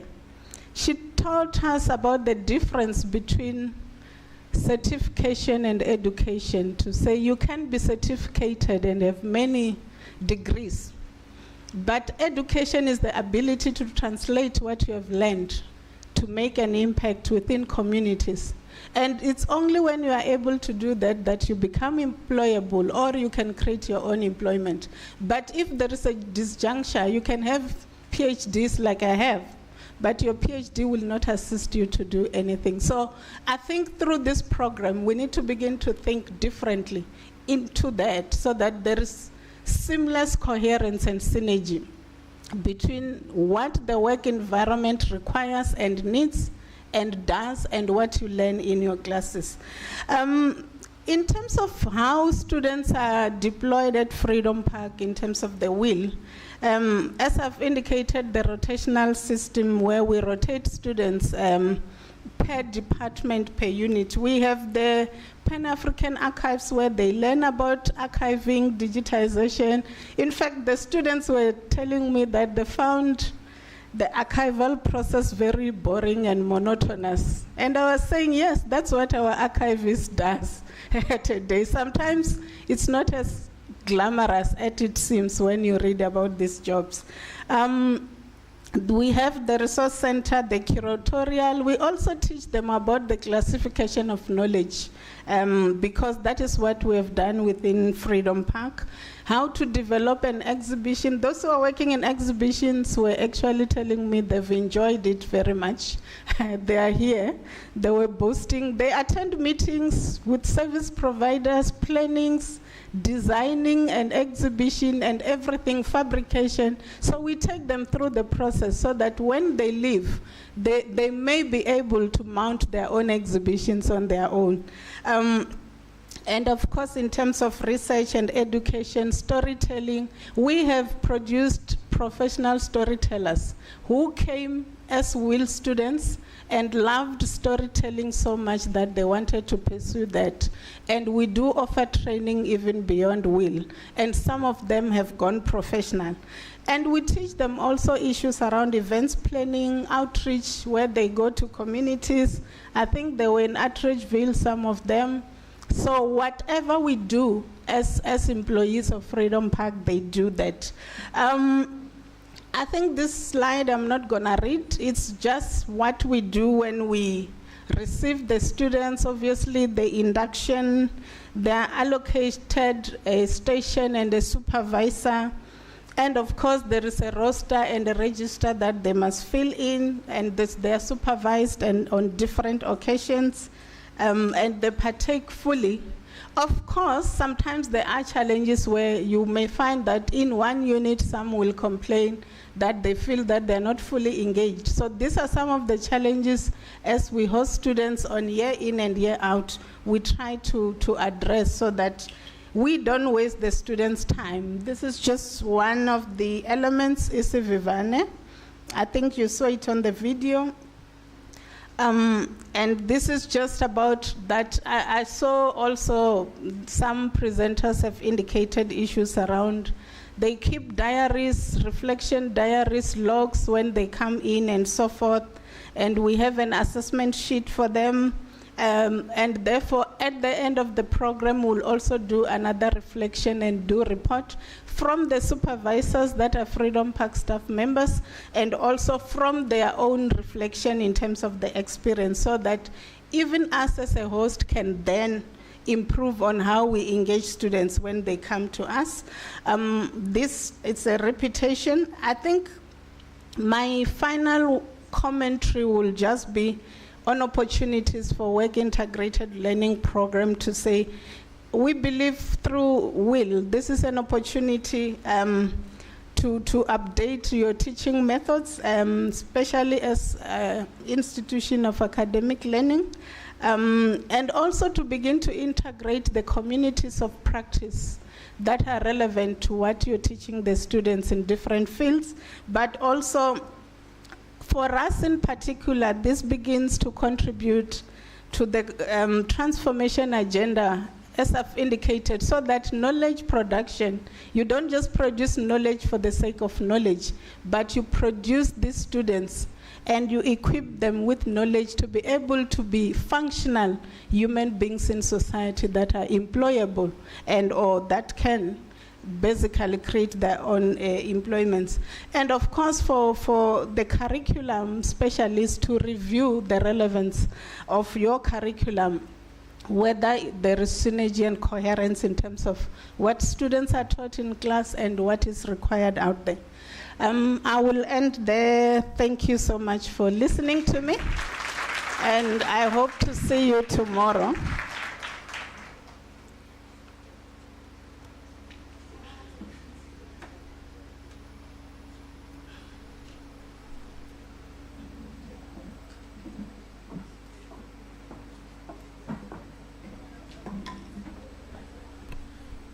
All right, we're almost there. We're almost there. Okay, we're gonna have 20 minutes of questions and answers. Please keep it to one question per person, so that we can wrap this up, okay? Thank you. Just raise your hand if you want to ask a question, okay?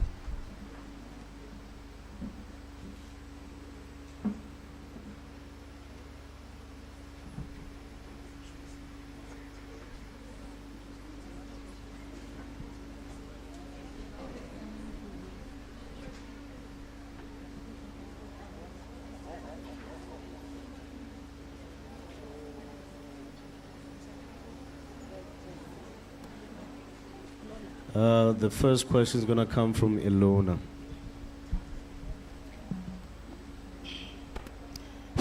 Good morning, good afternoon, ladies and gentlemen. Actually, I don't have a question. It's a suggestion to Miss Mchali from EXA. As an engineering student, especially in the mechanical field,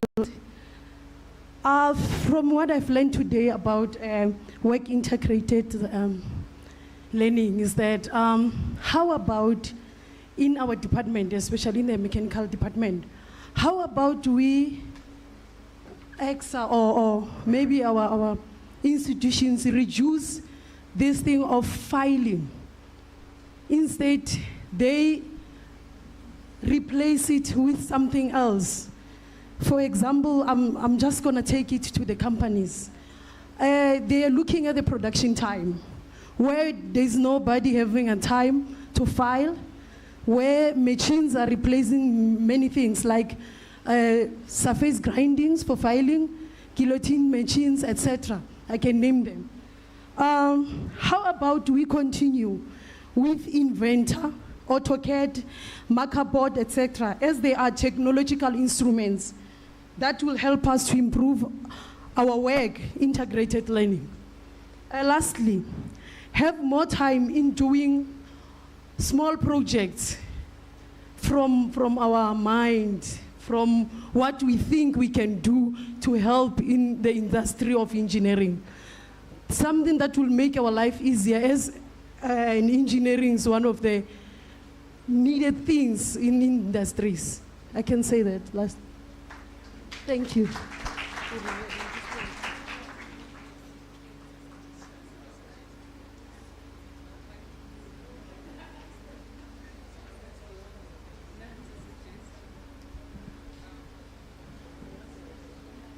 Thank you. Just to correct there, it's Paralo Kutame, not Miss Muchali. Yes. So a suggestion noted, yes, thank you. But maybe just a comment on the project part. It is the expectation that, yes, you do project, because when you do come register as a professional, we do expect to see on the report you articulating what you have been doing on the project and what outcomes you have been reaching, and for you to show the design of that project, how you went about designing and developing solutions around it. So I'm not sure if there's confusion, but I think projects are good, so yes.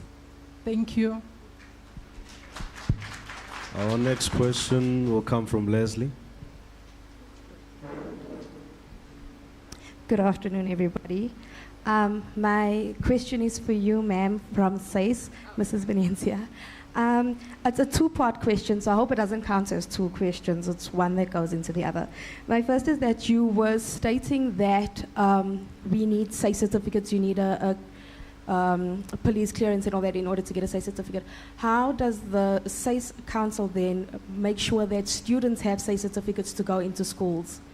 And so that we can ensure, like you said, learner safety. And with that, when originally registered with SACE, do we go onto the teacher database with GDE, and does that make us more employable when we then graduate? All right. Thank you so much for the question. With regards to your SACE legislation, you would need SACE legislation before you engage in teaching practice. We're currently working on a conceptualization and a pilot implementation process where we'll be working on registration of student educators from first year of study. This is to respond to the dire needs of what it means to be a professional in practice during the process of professionalization, specifically as you make your way through the qualification. Under recruitment as professionals, we understand the current unemployment rates in South Africa. So once you are SACE registered and you're professionally qualified, that's post your qualification, you would then go back to SACE through the online portal and you would update your information and you would receive your SACE certificate. That would make you a candidate for placement as well as for employment. You would be able to register on any database that is developed to house qualified professionals that are unemployed. We highly recommend the Department of Basic Education's database in addition to any provincial department's database. So if you want to do that, please do it. It will assist you. It puts you in a position where you are recognizable from those that are unemployed. I think what's also important as a student educator towards professional educator is that you need to ask yourself, what is it that you bring to the profession? And once you can explain that and really understand it, you'll know how to apply your mind to the process. One of the things that I'm taking away from today's discussion is that we need to have series on the curriculum vitae approach and how to make yourself more employable, if that is a term, and how to create access to those who do not know, because information is available, but it's about making that information accessible and also usable in a sense that you can say that I'm a student, I'm qualified, I'm seeking employment, I'm registered on these databases, please consider me. I hope I've responded. Thank you so much. Our next question is going to come from Dogos. Good afternoon, everyone. The name, like he said, the name is Ntokozo Mthethwa. I am the author of this book, Conquering Your Years in Tertiary Education. I do write a lot about what we should do when we are doing our will. My question will be, what are the bodies doing to ensure that their platform for will is really equipping the students with the opportunity to learn the soft skills, because without soft skills then we are not able to be employable. And another question, what are you doing to ensure that when the students are already there, they keep the positive mindset that they came with? I will go and ask the doctor from the Freedom Park. She said that the students should be there all the time at 8. I want to ask if at the end of the month when the employees are getting happy, are the students also getting happy? Thank you.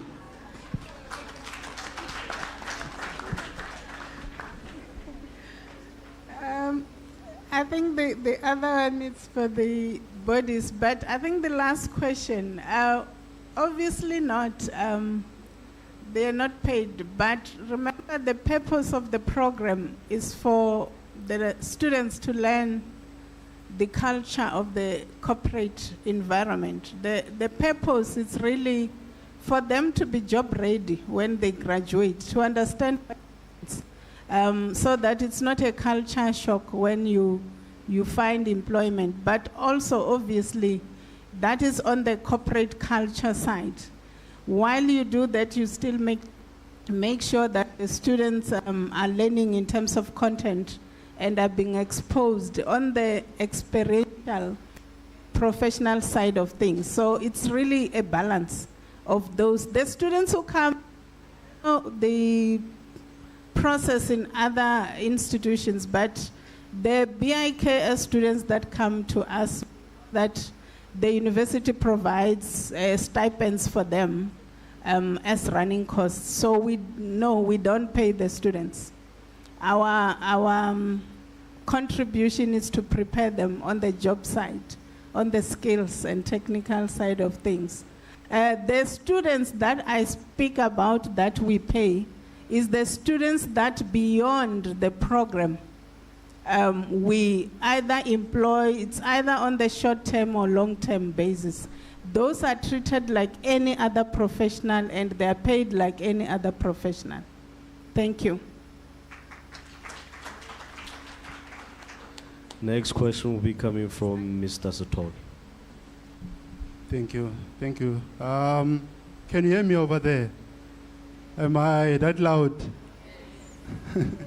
Okay. So my question is for Ms. Melred Mchali, okay? Sec SA. I am a engineer student, okay? So now you mentioned that after I finish with my qualification, I need to register with you guys. So I need to know what is the process that I need to take to make sure that at least I get registered. And if I write those assessments, I don't know if there's assessments or what. If I write those assessments and pass, do I then receive a certificate of some sort to say that, okay, you Tinyeko, you are a professional engineer, you can go and work in any company, and you can also start your own company as a consulting one? That's my question. And the second question is, I just want to know the numbers, okay? For how many qualified engineers that are registered on your database that are today, they are making a difference out there, you know, in terms of, for instance, here you know that we are faced with load shedding and stuff. And do they have those necessary skills to actually, you know, work in those industries as well? And so far, how are they doing actually? Thank you. Thank you. Let me start with the one where when you study, if you can register. It is your right to ask your education provider to say, is the qualification that I am taking with you accredited by the Engineering Council? That is step number one. It's your homework.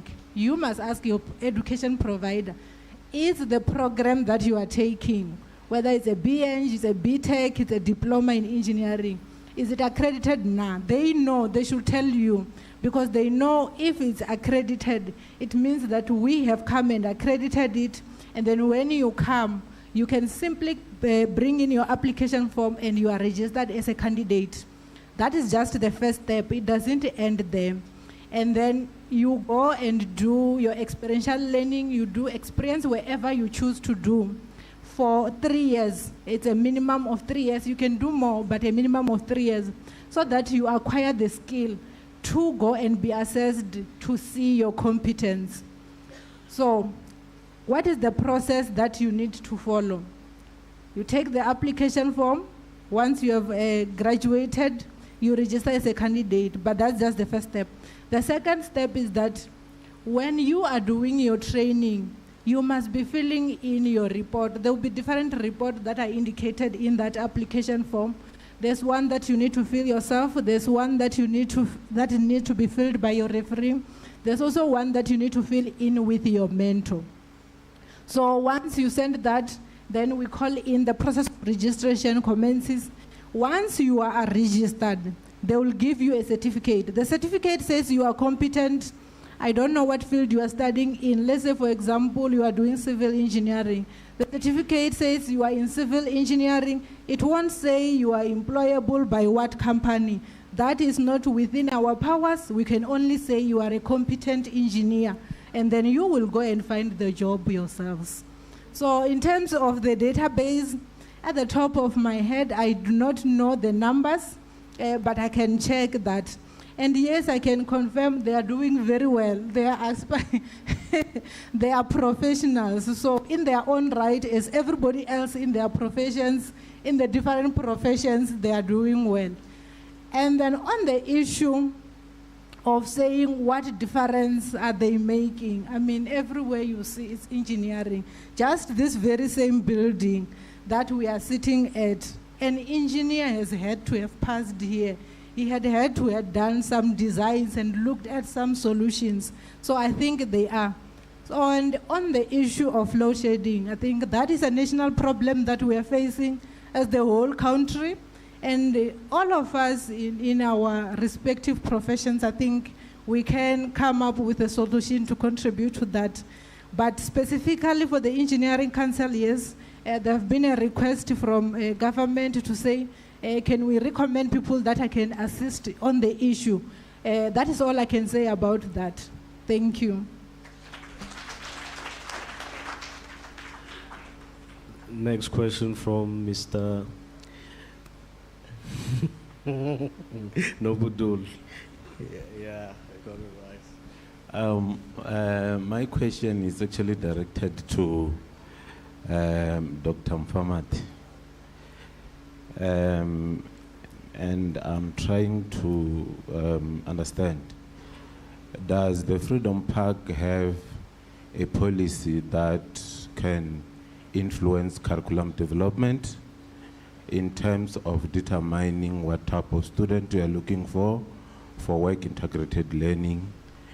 If not, then why don't you implement or start a program or a strategy to say, we are at Freedom Park looking for students who have learned the content of this type of nature, rather than taking students in, year out, studying the same content and experiencing the same thing from Freedom Park. So in short, my question is, do you have policy that can influence curriculum development within our institution? Thanks. Thank you very much. We don't have a policy as Freedom Park, but we are an agency of the Department of Sports, Arts and Culture. They have recently developed a policy which should be adopted, but already in terms of the guidelines, that is what they're looking at. But obviously, we're looking across the board in terms of the various offerings. Obviously, history, students, anthropology, architecture, arts, culture, heritage. So the spectrum is broad for us. You will know that the department has also begun offering bursaries to universities on the sector. And the directive is that all entities under the Department of Sports, Arts and Culture should appoint from the pool of students who are graduates, especially who are beneficiaries from these programs, those that come through our hands, and also those that are sponsored when they're studying. So it's a newly, probably in its second year or third year now, because that policy was now approved. The directive came just now after COVID. So if you come to Freedom Park, you'll also see that even at internship level, the only challenge is that it's a competition. It's very competitive, and we do the interviews. I think tomorrow you will see also one or two of our interns that come from that process. Of course, unfortunately, the current interns that we have now do not come from Univen, but they come from the same process because we're working with different entities as well. As much as the main feeder, it's the University of Venda. So from time to time, when there are jobs, like that is why I know for a fact that if you go to the National Heritage Council, you'll find one of your graduates from the University of Venda. If you go to the Department of Sports, Arts and Culture, the IKS unit, the Living Heritage unit, you'll find one of your graduates, also graduate from the University of Venda. We know that because we facilitate that placement. We keep a database, and when within the sector there are jobs, we try to privilege our students that came through our hands. So the policy is at national level. It's a directive, and we subscribe to that as an agency of that department. Thank you.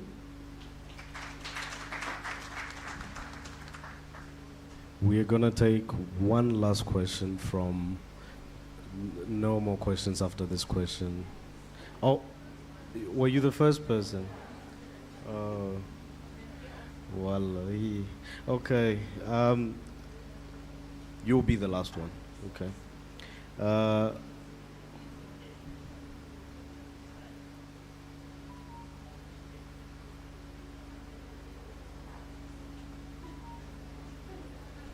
Seems like miss some hands, perhaps, but we have essentially run out of time. I'm going to give Respect a chance to ask a question, keep it brief, and then I'll move on to the lady there, and then 2 more questions. Good afternoon, everyone. My name is... good morning. Good afternoon, everyone. My name is Respect. I'm from TUT and Faculty of Science. And I want to ask regarding to this WIL program. I mean, why is it considered as a volunteering program, whereby whenever you're doing WIL, you're not getting paid? And then what's the difference between WIL and internship? Why the internship students are getting paid, hence the WIL student, those are doing WIL, they're not getting paid? Thank you. I think the difference, why it's considered a voluntary, from the students that we have worked with, it's part of their curriculum before they graduate. So we get approached by the institution to house the students. We don't necessarily go out as Freedom Park and say, bring your student for WIL. So it's for the students to fulfill the requirements before they graduate. We don't necessarily have the resources to pay all the students. So we are, if you like, in partnership with the university in terms of placement. Let's say they've got 50 students all in all, and one entity, for example, for us to do a thorough monitoring, we have over many years refrained from taking too many students because we knew we may not have the capacity. So we will say to the university, we are able to take 10 or 12 students because of the space. They spoke about resources. You don't just take students when you don't have appropriate resources, access to tools of the trade, computers, and so forth.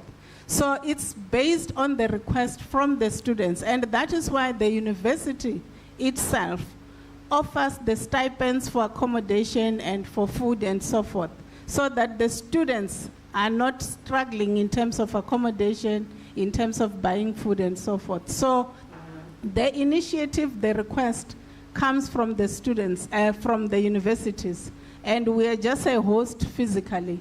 And I think if you look at these kind of programs and the entities, we not just Freedom Park, but our sister entities in the sector. That is how the arrangements has been through the memorandum of understandings that we have signed with the universities. So we have clearly articulated what we are able to offer and what we are not able to offer.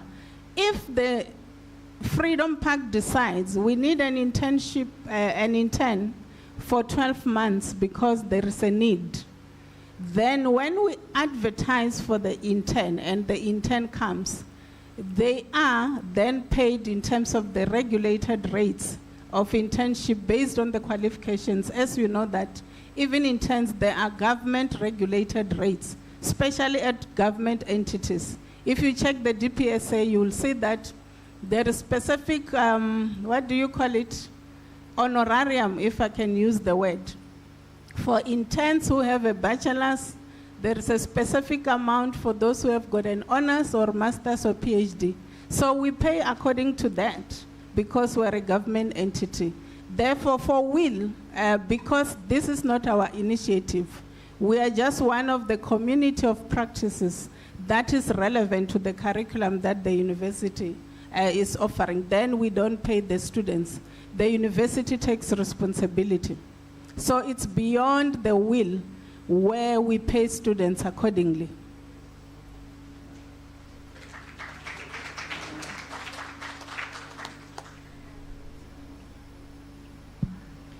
My name is Kiarabet Lehobe, and my question is directed to the SACSSP representative, Ms. Williams. Firstly, it's on the rural development. I was employed as a educator assistant earlier this year, and I had to move to the rural areas. So I thought to myself, I'll just study while I work. And then I encountered a problem. There are no organizations nearby. The only place I'm gonna get an organization is if I go to Bela or I go to Makapanstad. I can't go to Hammanskraal because it's a different province. I can't go to Bela because it's a different province too. Going to Bela, it's almost 75 rand per trip each day. So I had to weigh my options and leave the job and come near where there are organizations just so I can do my practicals. So how are you guys, how is the council, what is the council doing for rural development in terms of social workers? There are clinics, but there are no social workers. There are schools, but there are no social workers there. And then the second question is the registration process, the SACSSP registration process. It's slow. It took me 6 months to get my registration number, my council number. Thank you. Thank you very much. Let me start with the registration challenge. Can I confirm that you received your registration certificate? You did. Okay. I know that we are currently having challenges with our online registration system. And as management and as the council, together with the support of the professional boards, we are working tirelessly to resolve the problem that we have with the online registration. It's one of the high priority areas on our operational plans at this specific point in time. We do have a service provider that helped us with the development of the online registration form, and they are assisting us to resolve the challenges that we are currently having. In terms of access to workplaces, correct. There are challenges in us or students or learners accessing workplaces, specifically in the rural areas where we don't really have access to social work supervisors. In some areas we do have social workers, but they are not having the required 5 years of social work skills that enables them to provide social work supervisory services.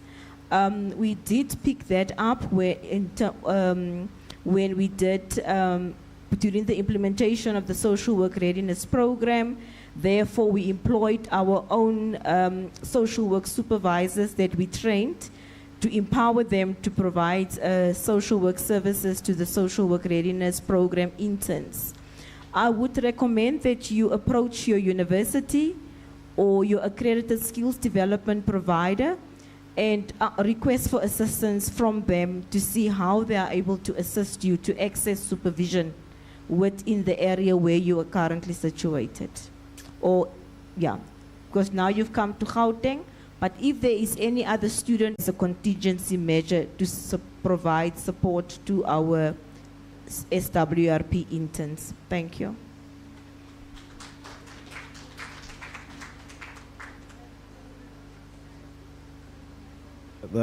I think that was the last question. Righto. No more questions. We are done. I hope everybody enjoyed themselves. And I thank everybody who came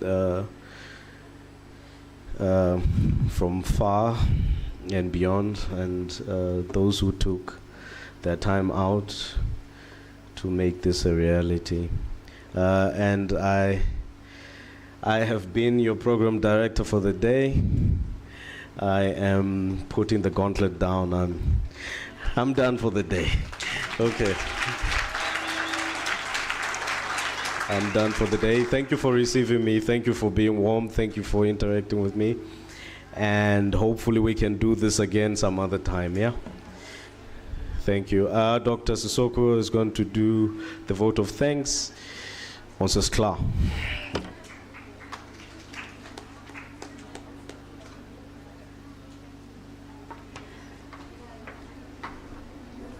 Yeah, what a day.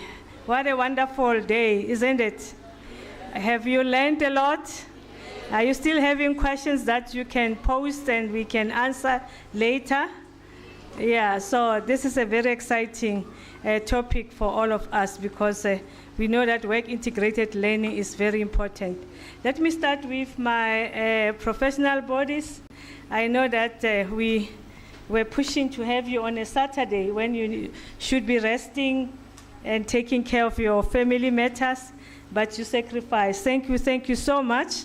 The theme that came out very clear is that there are regulatory bodies, that they have norms and standards, and they have a way in which they deal with the institutions. And we are very, very grateful to see the common thread that comes from all the professional bodies. Thank you so much for sharing with us your experiences with the professional body, but also guiding us as to how to better ourselves as institutions, but also as students. Thank you so much. Let's put our hands together for them. And as we are about to, I'll ask Corina and Huizi. Where's Huizi? Who is Huizi? Okay, to just give us token of appreciation to our guests.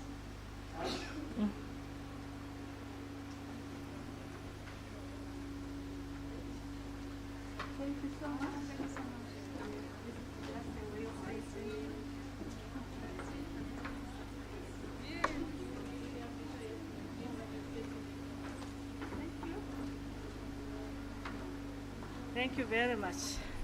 Let me take this opportunity then to thank you all, the students. Can I just say the students from DUT, can you stand up? All the way from Durban, KZN, with the bright colors. The TUT students, I know they are not happy with me. I'm not taking them to Freedom Park, but we'll take them next time.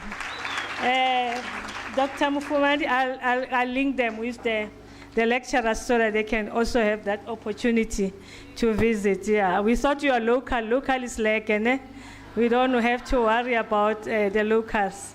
But next time, and I gave you the background of why this thing came through. Yes, it was a last-minute arrangement. University of Venda, all the way from the Polokwane. We thank you all. Then we have our own CSET, the CSET team. These are our future engineers and whatever. The KAYES team, KAYES.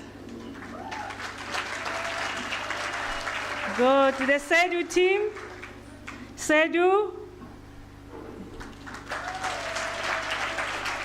And the mighty CHS, social work.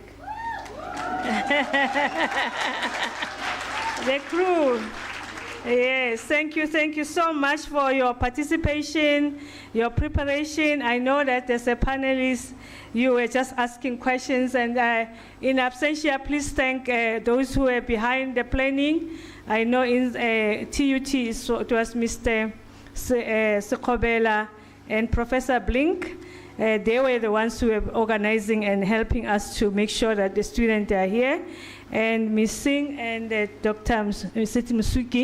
Musukini from DUT. And from University of Venda, we have Mr. Nevudula for the arrangement. Thank you so much for cooperating with our emails and our phone calls to make sure that you are all here. TUT, DUT, Univen, CSET, KS, CHS, SEDU, the panelists. Can you all stand up? Even those who didn't present, you were selected. I'm sure our team there will make sure that, because we didn't have time for the second topic, that they will make sure that they give you something to go home with. Thank you very much for your preparation and your support.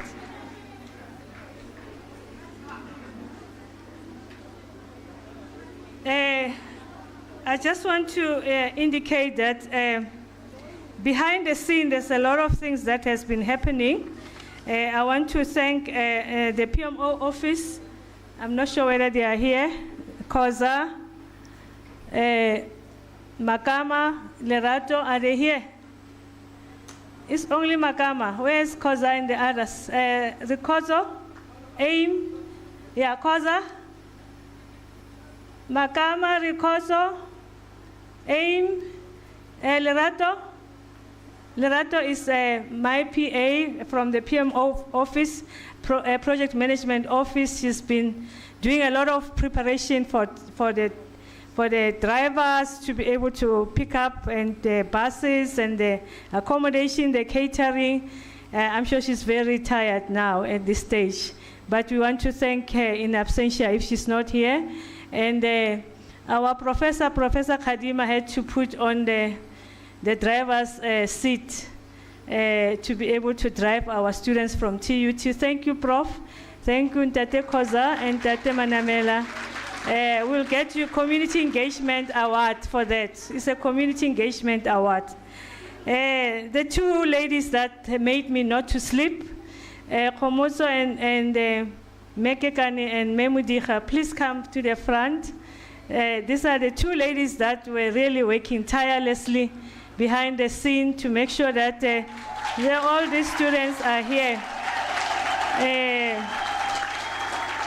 And then my academics who were working behind the scene, Corina, Dr. Skosana, Dr. Liburu, Dr. Dludlu, all of you. Where is Mezwani? Is she here? Zwani? Oh, okay. Ramutla? They are all here. They left, okay. Please put together your hands for this team. They've really worked very, very hard. Prof. Taole is also not here. And Prof. Mputi, they were my academics who were planning with me, putting together Dr. Grunewald and Miss Matthias Sku. I always don't pronounce it right. I'm still going to go to that class of, is it Italian? But I prefer, she's happy that I can call her Corina because I mess up with her surname.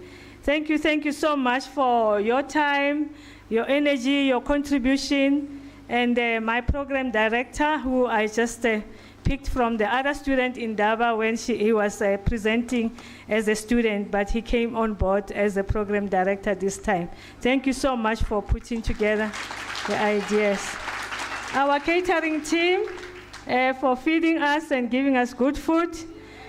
My media team, I don't know if I would have done it without Juntate Becky and the others. I always have to beg Messi Sibanyoni and the team to make sure that we have a hybrid session, and they come out very handy to make sure that we can be able to have presentation and PowerPoints. Also in absentia, Dulamo and Peter Olona, these are our ICT experts that have been behind the scene. Tate Moreki kia wanote, the KGORONG team, Osilerato, Tate Moreki Abut, Thomas and the others. Thank you very, very much for your support. If I've left you and I've not said anything, please forgive me, but I know you are a great team. We work together. The hands that put everything together is the hands that have made it possible for us to be able to be here together. and today. Thank you very much. Safe travel for those who are going back home. You are all allowed to have tea now and enjoy yourself and time for networking and getting the cell phones and the photos and everything. We are grateful for your presence, and we will always remember this day for the wonderful thing that has happened today. Thank you so much.